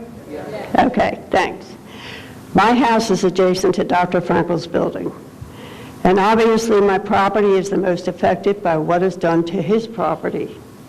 Without a doubt, I am opposed to this sign, but there is a much bigger scope to my objections. Until a few weeks ago, the building was bordered by many trees.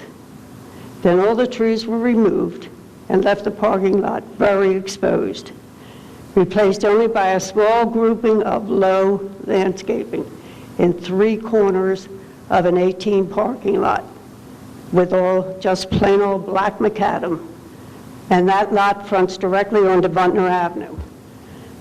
Excuse me, guys.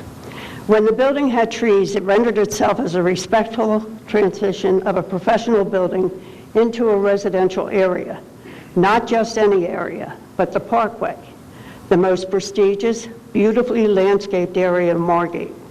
Now that the trees are down, it is so very commercial and barren looking. Add a large freestanding sign and it will have the most negative impact, since this building is the gateway to the Parkway. Further, there is no real need for a freestanding sign. This is a professional building, not a gas station. It is not impulse buying. You make appointments with dentists and doctors. First-time patients are normally given directions. Signage on the building would be more than adequate. How does the planning board want our town to be perceived when people come across the Margate Bridge onto Bentner Avenue and into the Parkway? Will it have a good flow, or will it look like thoughtless planning? I hope the board would really consider not approving this sign. And I also request that that the landscaping that was needed for the original approvals for the building be restored. And I thank you for your consideration in this matter. I'm sorry, that last statement I didn't quite get. Okay. I imagine, or I was told, that in 1984, when the building was approved, there were necessary things for landscaping. Okay. Now, whatever that landscaping was at the time has all been removed. And all we have are 3 tiny little groupings of low landscaping, which leaves the whole parking lot black, barren. Just All right, barren. I understand. Your point was they had requirements in 84. I'm sorry, sir? Your point was that they had requirements in 84 for landscaping. I would imagine. Oh. Right now, I had asked Roger Rubin if there is current, if you were to construct that building today, what would the landscaping requirements be? Well, that would be up to this board, since it's a non-conforming use and a D variance. it would be part of their action in approving what that is, and I couldn't surmise. I did not have time to research the landscaping requirement in 1984, whether it was voluntary, whether it was mandated by the board at the time of its approval. That could be researched. I didn't have time to research it. I do know now that new commercial properties don't require to have any landscaping, so that's all I could say. I mean, I could research it. I don't know what the applicants want to say about the landscaping as to do they have intentions beyond what they've already done or not. But I could research, I could find out what was required in 84, if anything was required in 84. But nothing would be required today. Well, that could be up to this board. But you're saying commercial properties are not required to have landscaping? Today, commercial properties are not required, correct.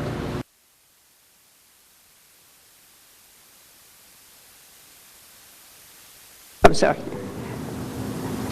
Up until a couple of weeks ago, there were a lot of trees bordering it. Now, I'm indicating from the gentleman that there was some disease, some problems with falling limbs. But if you looked around the city of Margate after Hurricane Sandy, there were hundreds of trees, like the arborvitae, and people replaced them. If they didn't, our town would look very barren. However, the parking lot on Ventnor Avenue looks extremely barren, very commercial, very unappealing. And also, I think the sign would be the straw that broke the camel's back. Thank you. Next.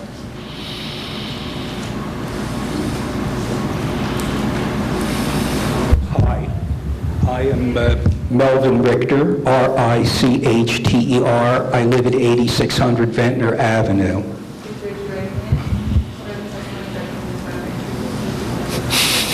I do. Thank you for letting me address you. But before I begin my statement, I want to go to the exhibit that they've used. Okay, I want to use the exhibit that has been used heretofore.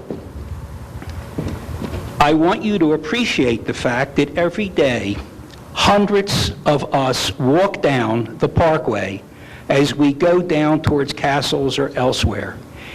This is the entrance to the Parkway, one of our most beautiful districts. And up until the post-Sandy era, this was heavily treed and shrubbed so that it had a decorous and beneficial feeling relative to the professional building. Currently, all of that material has been denuded except for a couple of little treatments.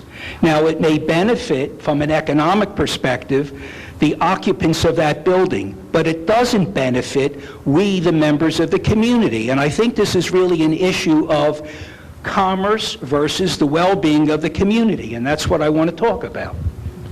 Because I have been here, as I said, for 24 years, and I totally support Mrs. Cotney's position relative to the proposed sign being placed perpendicular to Ventnor Avenue in the front of the building. The building sits on the entrance to one of the most beautiful residential areas in South Jersey.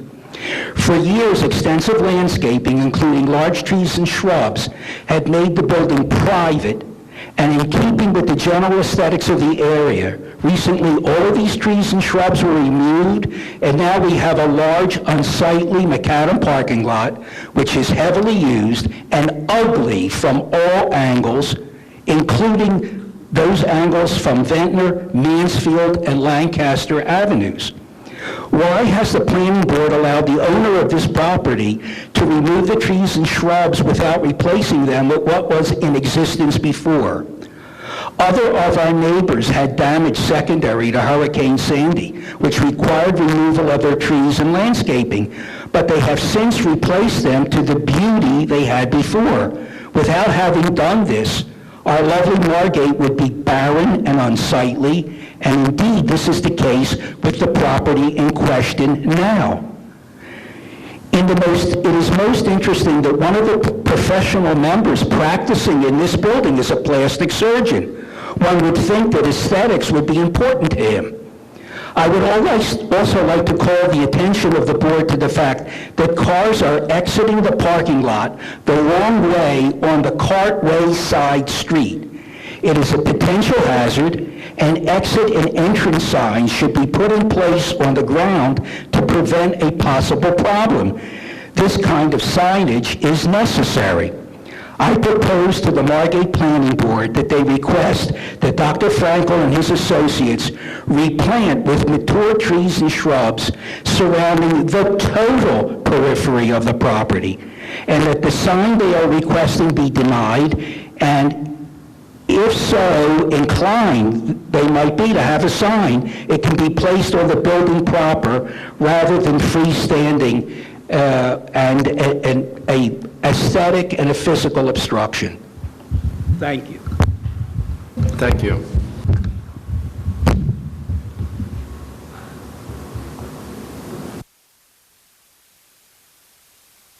Thank you for allowing me to say a few words. Peter Weiss, the non-architect, 3 South Mansfield Avenue.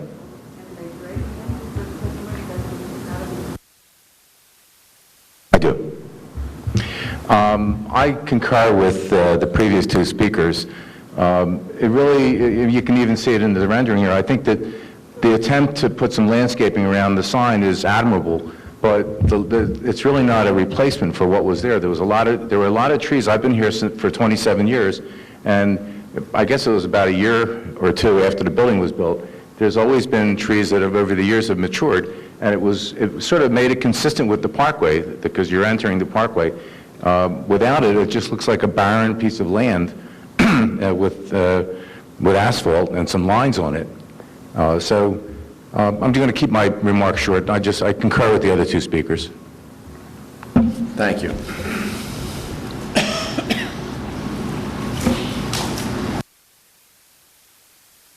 Carla Brestle. Brestle.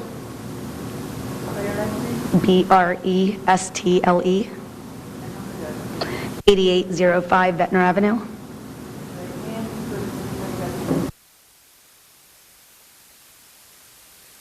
I'm just here to say I think the sign is fabulous, and I wanted to thank the doctors for providing our community with their services.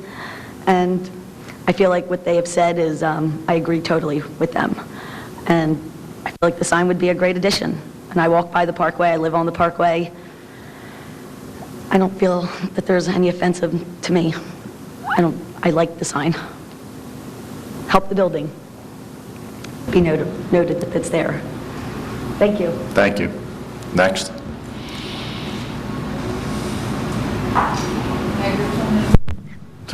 My name is Linda Richter, and I live at 8600 Ventnor Avenue.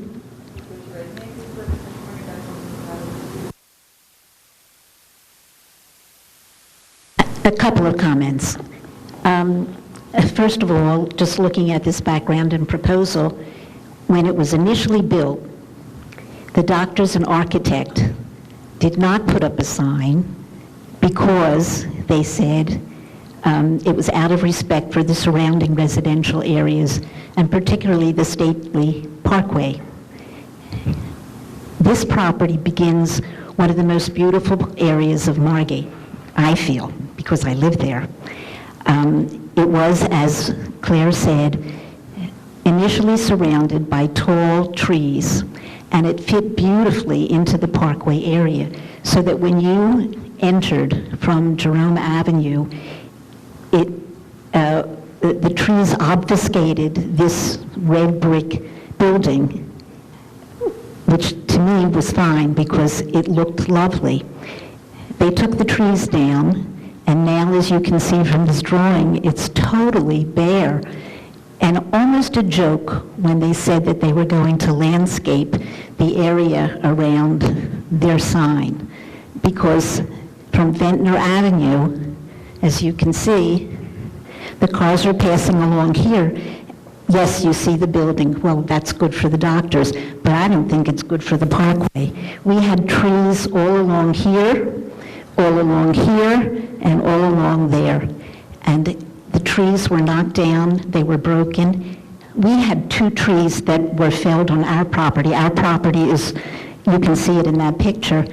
And we just replaced them with other trees, with other large trees, and that's what everybody else did.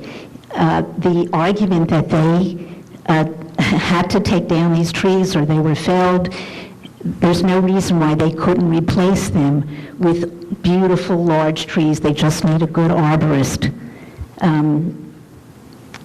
I think that that's what's required. And I just want to address, I hate to lengthen this, but I want to address some of the comments that were made by these physicians.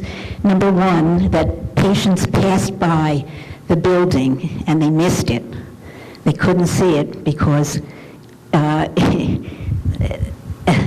they just couldn't see it. That's why they need the sign so they can visit their doctors. Well, it's almost a joke because, as we all know, our street, Ventnor, is alphabetical, number one. The numbers don't go crazy. They go in a very reasonable way. And there's nothing wrong with telling your patients before they come, this is what you have to do to get to the building. I don't think they need that kind of signage. How about just, oh, by the way, it's a little difficult to get into our parking lot. Here's what you have to do. Drive down this street and make a right, make a left, whatever it is that they have to do. Secondly, I have to read my own notes here. They said that they recently restored the post-Sandy landscaping. And as has been mentioned by the people before, they really didn't. The landscaping that's there is very small. It's a couple of plants, a couple of bushes. Yes, you can see the building. I feel that when they say that this signage is necessary, that what they're really talking about is that it's necessary from their own commercial points of view, that it's self-serving, it's not, I don't see any reason for it actually to be necessary. Anyway, I'm hoping that you will realize that it is very unpleasant looking. It's not the sign. The sign would be perfect in a commercial area, but in this residential area, in this particular place, I think you need trees and not that sign. Thank you. Anyone else? Now, let me say something. Please bring up, if you're going to talk about the trees and landscaping, we've heard it. If you have something new to bring, it's almost 11 o'clock. So if you have something new to bring, and then I would like the doctors to address, if they so wish, their reason for not having trees or if they're going to have trees. With that in mind, please have yourself sworn in. Thank you. Rachel Bogatin. Bogatin, 8 South Brunswick Avenue.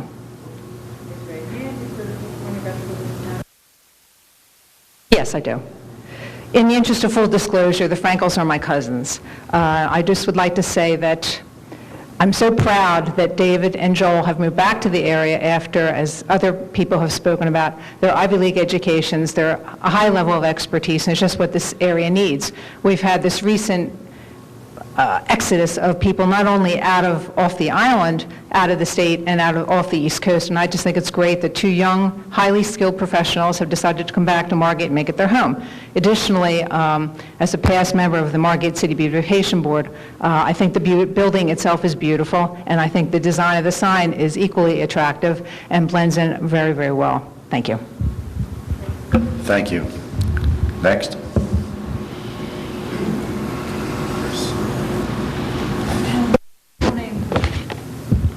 Martin Heiligman, Heiligman,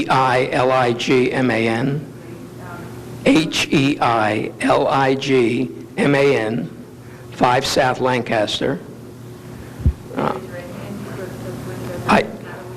I do. I'm here with my wife, same address, and my sister-in-law, same address. We're all against the sign, and we support all the negative comments that we've heard so far. I'm also with a neighbor, Lisa Martin, 7 South Lancaster, who's also against the sign. I just want to comment, address the fact that the sign is not serve a purpose, it's not beneficial to the neighborhood. It's only beneficial to the owners of the property. They gave as a reason for the sign, avoid accidents. There's been no evidence or any indication that there were any accidents at Ventnor and Lancaster because people couldn't find their office. Another point is they failed to address the fact that they don't really have proper signage or legible signage on their property presently. If you look at the sign that's currently on their building, if anybody gets confused, it's because they can't read that address. I don't know if you're familiar with it or you've ever seen, if you've seen a picture of it, the numbers that they have now are very difficult to read. So that if any of their patients are confused, that confusion could be satisfied if they would put proper signage on their building, and they could post their names on their building if they choose, something that wouldn't require a variance. And they also mentioned traffic, heavy traffic. Well, the only time that there's heavy traffic in this area that I'm aware of is between Memorial Day and Labor Day and holidays. And on those weekends and on the holidays in the summer, the office is closed. So anytime there's reasonably traffic, nobody's there. Thank you very much. Thank you.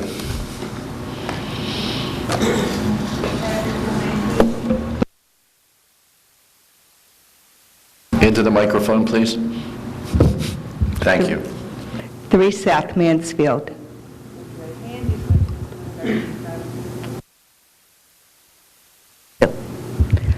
I'm going to make this very short. I am opposed to the sign for all the reasons that were mentioned. The one thing I want to mention is that I can't imagine that people ride by and they don't see the medical building.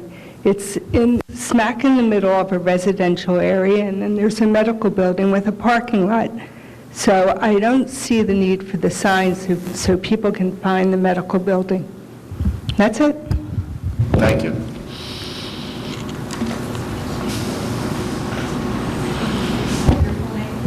Lee Nesham, 8204 Bayshore Drive West in Margate. Mesham.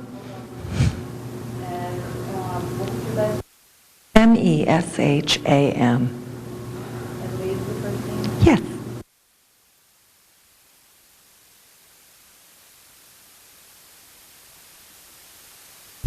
Okay. I'm a year-round resident of Margate, and post-Sandy, a lot of people have made decisions to leave the island. A lot of business owners have made decisions to leave the island. And if you talk to the officials of our town, I'm sure all of you are, you've heard that they're saying it's going to take 2 or 3 years to rebuild our community. And here we have a second generation that could go anywhere with their education, and they're choosing to come back to us and rebuild our community because this is their home where they were born and raised. So I'd like to say that I really commend the Frankel family for that. I have seen the pictures for the sign, and I've gotten to know the Frankels in the past year or so. I've lived here, and I never knew what that building was until I got to know the family. So you're telling me that there's no need for a sign. I had no idea what that was for the 10, 12 years I've lived here. So I think they do need a sign in order to make this building a success and to build their practice. And I think the sign is very tasteful and beautiful, and I'd like to say I really support this. Thank you. Thank you.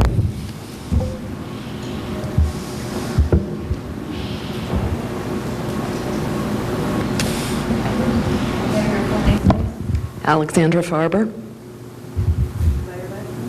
F-A-R-B-E-R, 8601 Ventnor Avenue.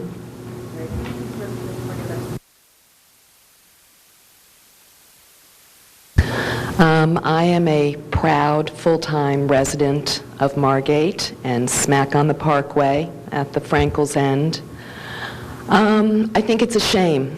I have been, when I met my husband 10 years ago, first started to come to the shore, and I remember seeing for the first time entering into Margate the sign that reads residential community. And I think that this is beginning to stray far from what we've always been. I live in a house that when my husband and I purchased it in 2005, Mark Gallagher was our neighbor across the street, and we asked him to come over and take a look at it, and, you know, could we add another bathroom here or there? He said, this is a tear down.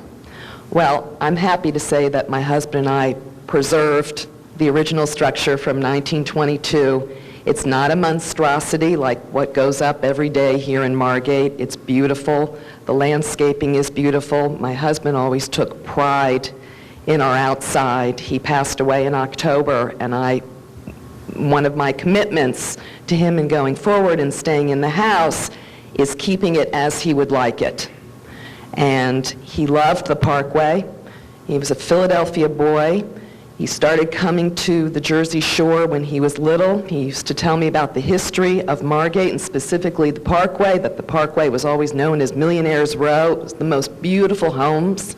And I just think it's a shame that, number one, we lost the trees because of the natural disaster. I know I lost 2 trees, and I made it a point to make the investment to put in trees equal to the size of the others that were there so it wouldn't look funny to those passing by. And I would be so grateful if you would say no to this sign, and if we could sort of come up with other options so that the Frankels can grow their practice, but, you know, not at the expense of the beauty and the history of the Parkway, and in a community that, you know, prides itself on being a residential community, which is what we have plastered at both ends. Thank you. Thank you. Sir?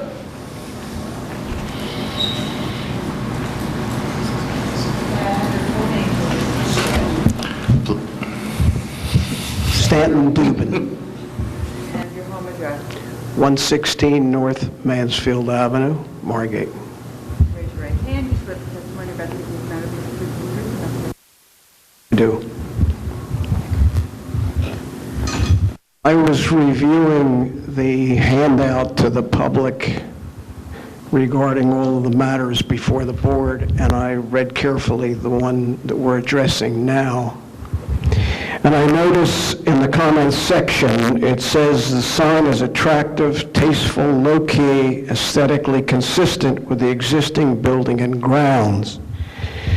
And I've seen a picture of the sign, and it may be all of what is said and is consistent with the existing building and grounds, but I think that would really be more consistent were it in a distinct commercial area.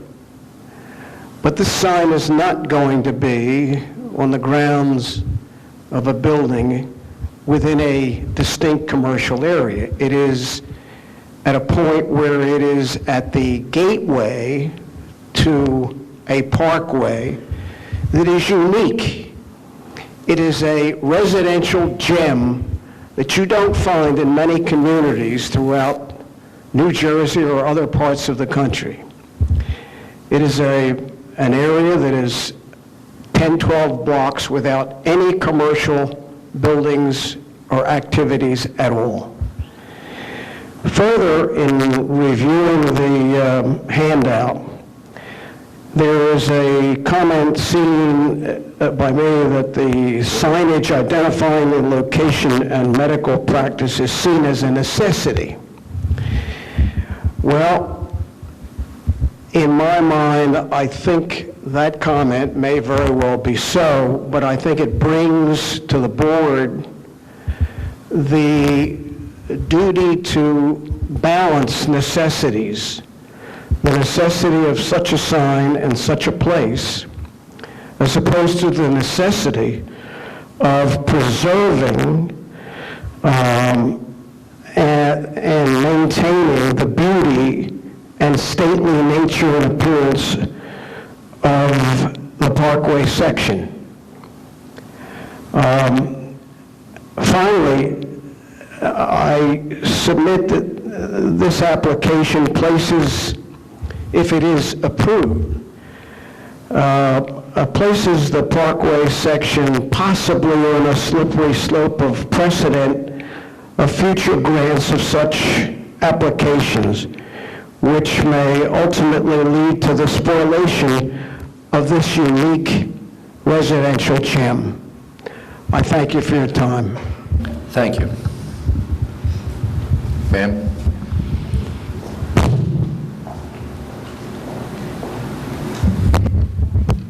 Barbara Pachter, 5 South Lancaster. I just have one thing to add.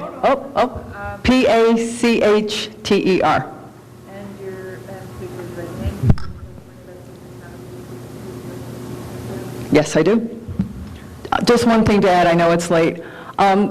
People are saying this is not a big sign. 6 feet by 6 feet is a large sign. I'm 5'8", and I have 2-inch heels, so I'm 5'10".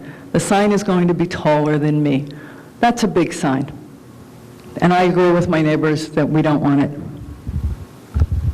Thank you. Is there anyone else?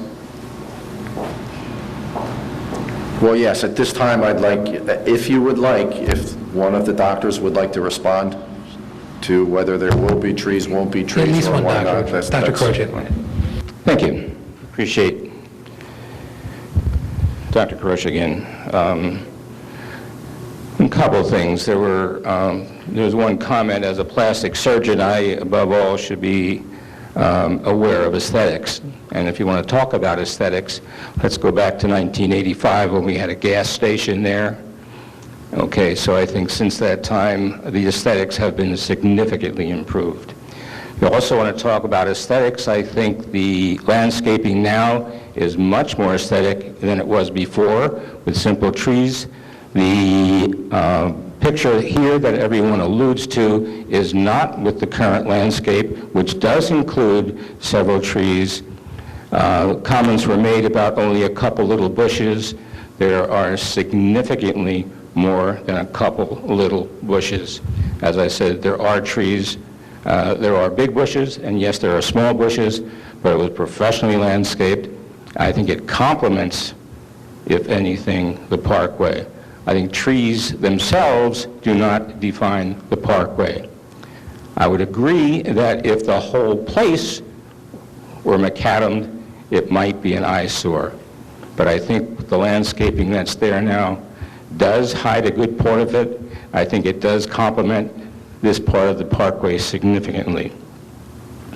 Patients in both our practices, actually all 4 practices, are told explicitly where we are. We even, in some instances, will send out explicit directions. Nonetheless, it is not uncommon, and it happens frequently, that patients get lost. You know, despite what you tell them, despite you tell them that the streets are alphabetical, despite you tell them it's the section where there's the larger homes, whereas the sort of bridle paths on both sides of the street, they get lost. And I think this would help significantly in alleviating that. As far as someone had mentioned that on busy weekends and holidays, there's no one there, that is entirely false. It is not unusual for 1, 2, or 3 of us to be physically there on Saturdays, a good portion of Saturdays, and even Sundays, albeit for emergencies. So it's not that the whole place is locked up on Friday night and then opened again on Monday. These are active practices. All 4 are very active practices, and we deal with a great number of patients. And patients have emergencies, and all of us are available for those emergencies throughout nights and weekends. Yes, Margate is a residential community, so if you want to keep it residential, does that mean that every business that's here now gets thrown out to keep it, quote, a residential community? That seems like a foolish statement. As far as future grants or future concerns for the parkway and setting a precedent, I think that's, the comment stands on its own. It's just utterly ridiculous in my mind. Thank you, Dr. Croce. Good. Unless the board has any questions, unless the board has... No, you already spoke. You already had your chance. Unless the board has any questions, just want to close with, there seems to be some sort of a witch hunt about trees that came down. We're not here discussing trees. We decided to add some trees because we thought it would be nice. This is a sign variance, and the fact that trees were destroyed in the hurricane, we couldn't control that. We're not going to plant trees that are 50 feet in the air. We're doing the best we can as the applicant to replace the trees at the correct level. They spent over $30,000 in landscaping over the past couple months to get what's there now. So we're here requesting site plan and sign variance. We feel like the proofs have gone in, and we're entitled to that vote. And unless the board has any questions, we're prepared to rest.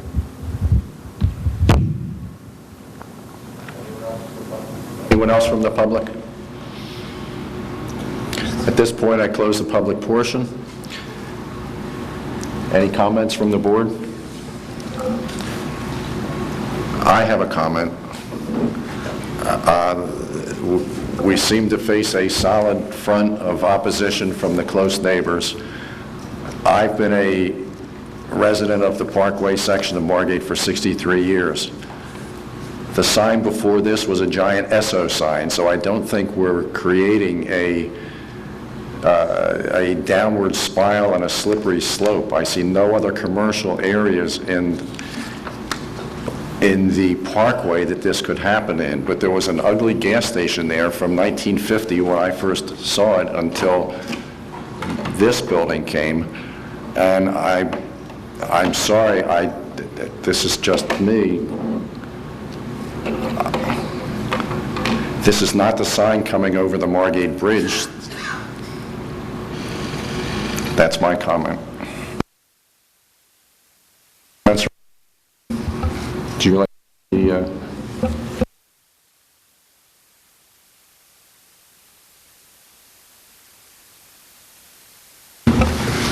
The motion is first for site plan, minor site plan approval. We've done those before. It seems to me that the plan set forth fits within the ordinance in Margate. The more controversial part of the motion is for the D variance for the freestanding sign. It's not a permitted use. I just want to read the board some of the requirements for D variances. D variances are granted for special reasons, and in this instance, it's the burden of the applicant to show that they would suffer undue hardship if compelled to use the property in conformity with the permitted uses in the zone, or where the use would serve the general welfare because the proposed site is particularly suitable for the proposed use. Now, the proposed site is a commercial site, and signs are generally part of a commercial site.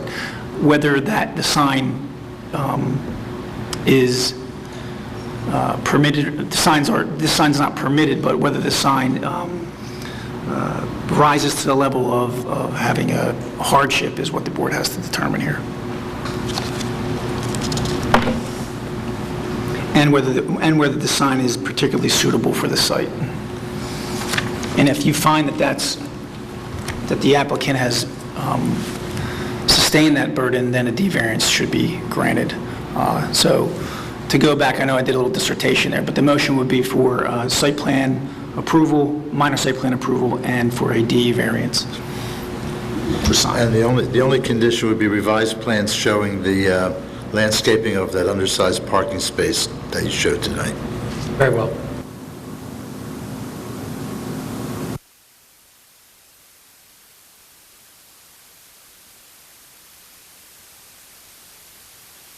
Someone needs to make a motion and second it based on my formulation of the motion with Mr. Rubin's conditions.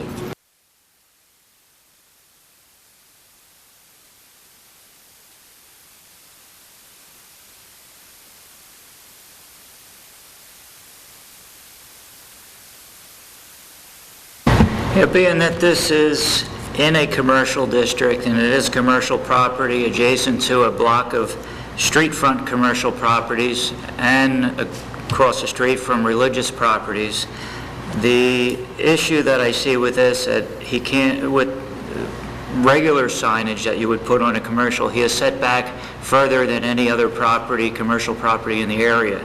I think the sign was tastefully done the best they could. It gets his signage front with the other commercial pieces in that block. So I vote in favor of the application. I certainly appreciate the neighbors' concern about the landscaping, but this building has long needed to be identified, and I think it is certainly in the public interest to do so. It's a very handsome sign, which I think is appropriate to the building, and I vote yes. Mike Richmond?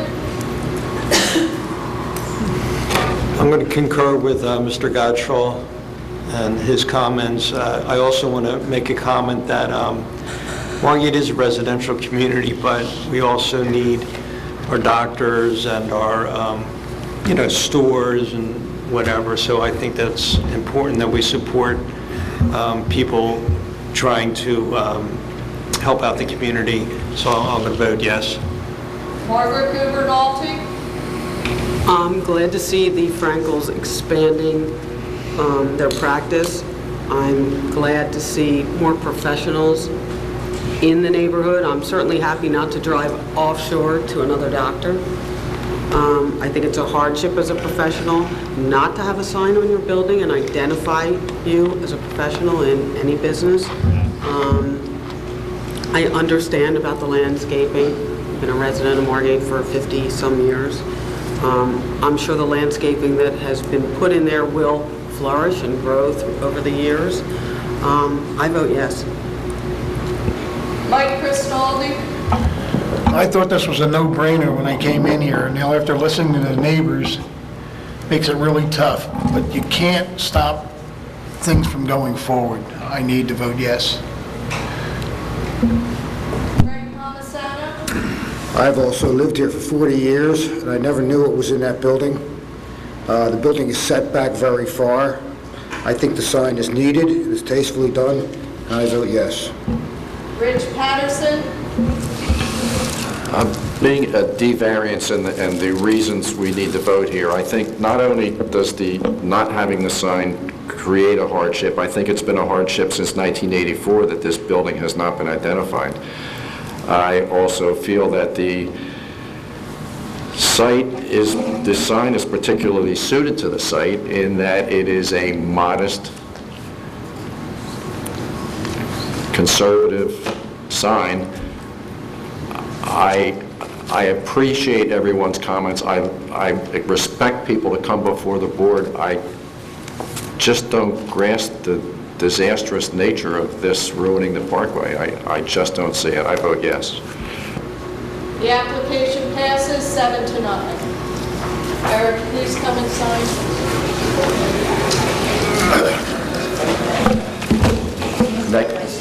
We don't know. No, we don't. When? Go to us today.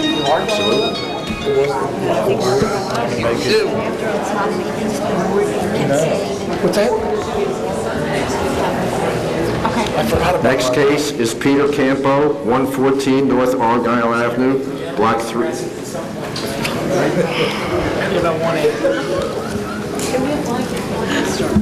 Roger Rubin. I didn't announce the case yet. Go ahead. I do. I'm sorry. Thank you. The subject property is a 1 1/2 story single-family house on a lot of 50 by 46.6 feet, 2,330 square feet of land. Presently, an addition is being made to the rear of the house by permit, and this addition is not the subject of this application. The house has in the front, on the first floor, a porch, approximately 7 feet deep by 16 feet wide, with an awning covering the entire porch. The awning is not presently installed, but the structure is there. The request of this application per the plan submitted is simply to replace the awning with a permanent shingled roof. The applicant wishes to accomplish this as part of the overall house renovations and full roof replacement. The roof would be about the same dimensions with a slight overhang. Variance required. The front setback requirement is 5 feet, and the proposed edge of the porch roof would line up with the front of the porch at about 1.2 feet back from the front property line.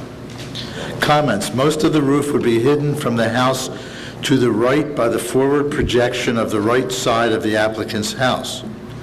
Second, the porch roof will be at a relatively low elevation of about 9 feet above grade at the front, matching the porch roof of the house to the right, and almost exactly the same profile as the awning which it replaces, and which has been at that location for several years. 3, the roof may be perceived as an aesthetic upgrade to the house, making it more livable for the occupant family.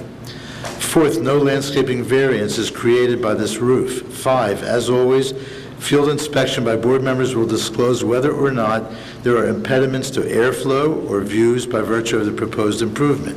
No conditions are suggested at this time. You, sir. Sir, would you like to be sworn in? Peter Campo?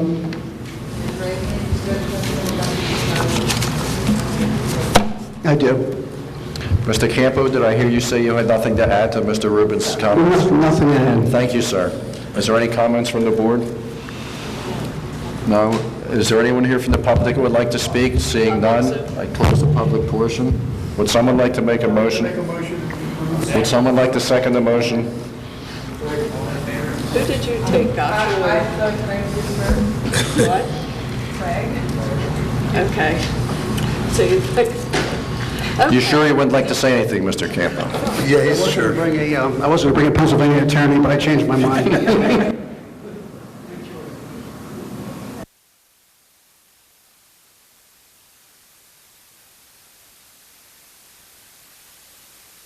Yes. Clem, you kept up with it this time. Mike Richmond. Yes. Jim Galantino. Commissioner Talby. Yes. Margaret Gubernati. Yes. Mike Cristaldi. Yes. Craig Polisano. Yes. David Carter. Yes. And 1, 2, 3, 4, 5, 6, 7, and Rich Patterson. Yes. This motion passes. Please sign your papers here. Good job. Is there a motion to adjourn? No, it hasn't been made. No, I have something to bring up, I do. And I have something here for you. Yes. No. I don't know, is yours on the record? Mine's not on the record. Okay. Wait just a second. Go. Get the hell out of here. What do you said you had something. Yes. I don't, when the two boards joined, the zoning board members were supposed to go to classes for planning, and the planning board members were supposed to go to classes for zoning. Yes. And we have new members, and I don't know it's been addressed. We don't need to discuss it now, but if Johanna would look up what we need to be done and arrange that we get our educational requirements in. I have that information. We have no money in the budget at this time to address this. We have a year's time in order for people to achieve their accreditations. Well, I just knew a year is coming up for the people now on the planning. I've never been to a planning class, so I just wanted to... I was under the understanding that it's planning zoning classes. They're one class that covers both. I think that's correct. It wasn't before. You've been to a class. If you've been to a So class... if you took it for zoning, it's for planning too. Yeah. Okay. Yeah, I think you're... She's correct, so why went to... Yeah, I think most of you are covered. It's just the newer members, and Johanna will get back to you. Got it. I want to bring up a slightly different subject.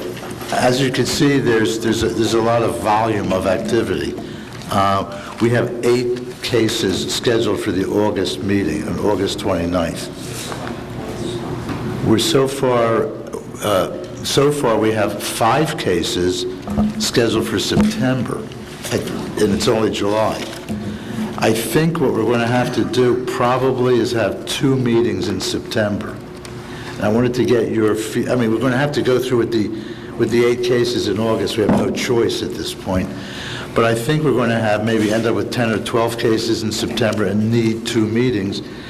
I would prefer that the 2 meetings be 2 nights in a row, just for our ease of administering and, are you listening, Chairman? Of administering and arranging all these cases. If they're a week or 2 apart, it creates unbelievable problems with notification, advertisement, getting the files ready. So I think I'm suggesting maybe Wednesday and Thursday, whatever the last Thursday is in September, that we have it the night before, it being the Wednesday and the Thursday. If the caseload materializes as heavy as I expect, I just want to get your thoughts on that. Does anybody, have any? All right, that's looks like it's the way it's panning out, right? You can't make Wednesdays. Okay, all right. Okay. All right, so that's, Yeah, it sounds good. that's what we're looking forward to. The next I hear a motion, the meeting be adjourned? September 26th. 25th and 26th? 25th and 26th, yeah. Okay, good. I think I'm away again. Meeting's adjourned. I know I'm away next month.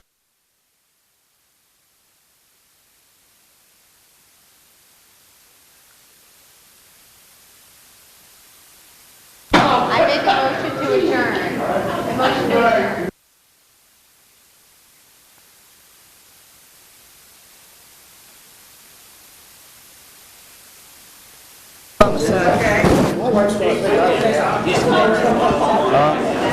I just texted Joey to say.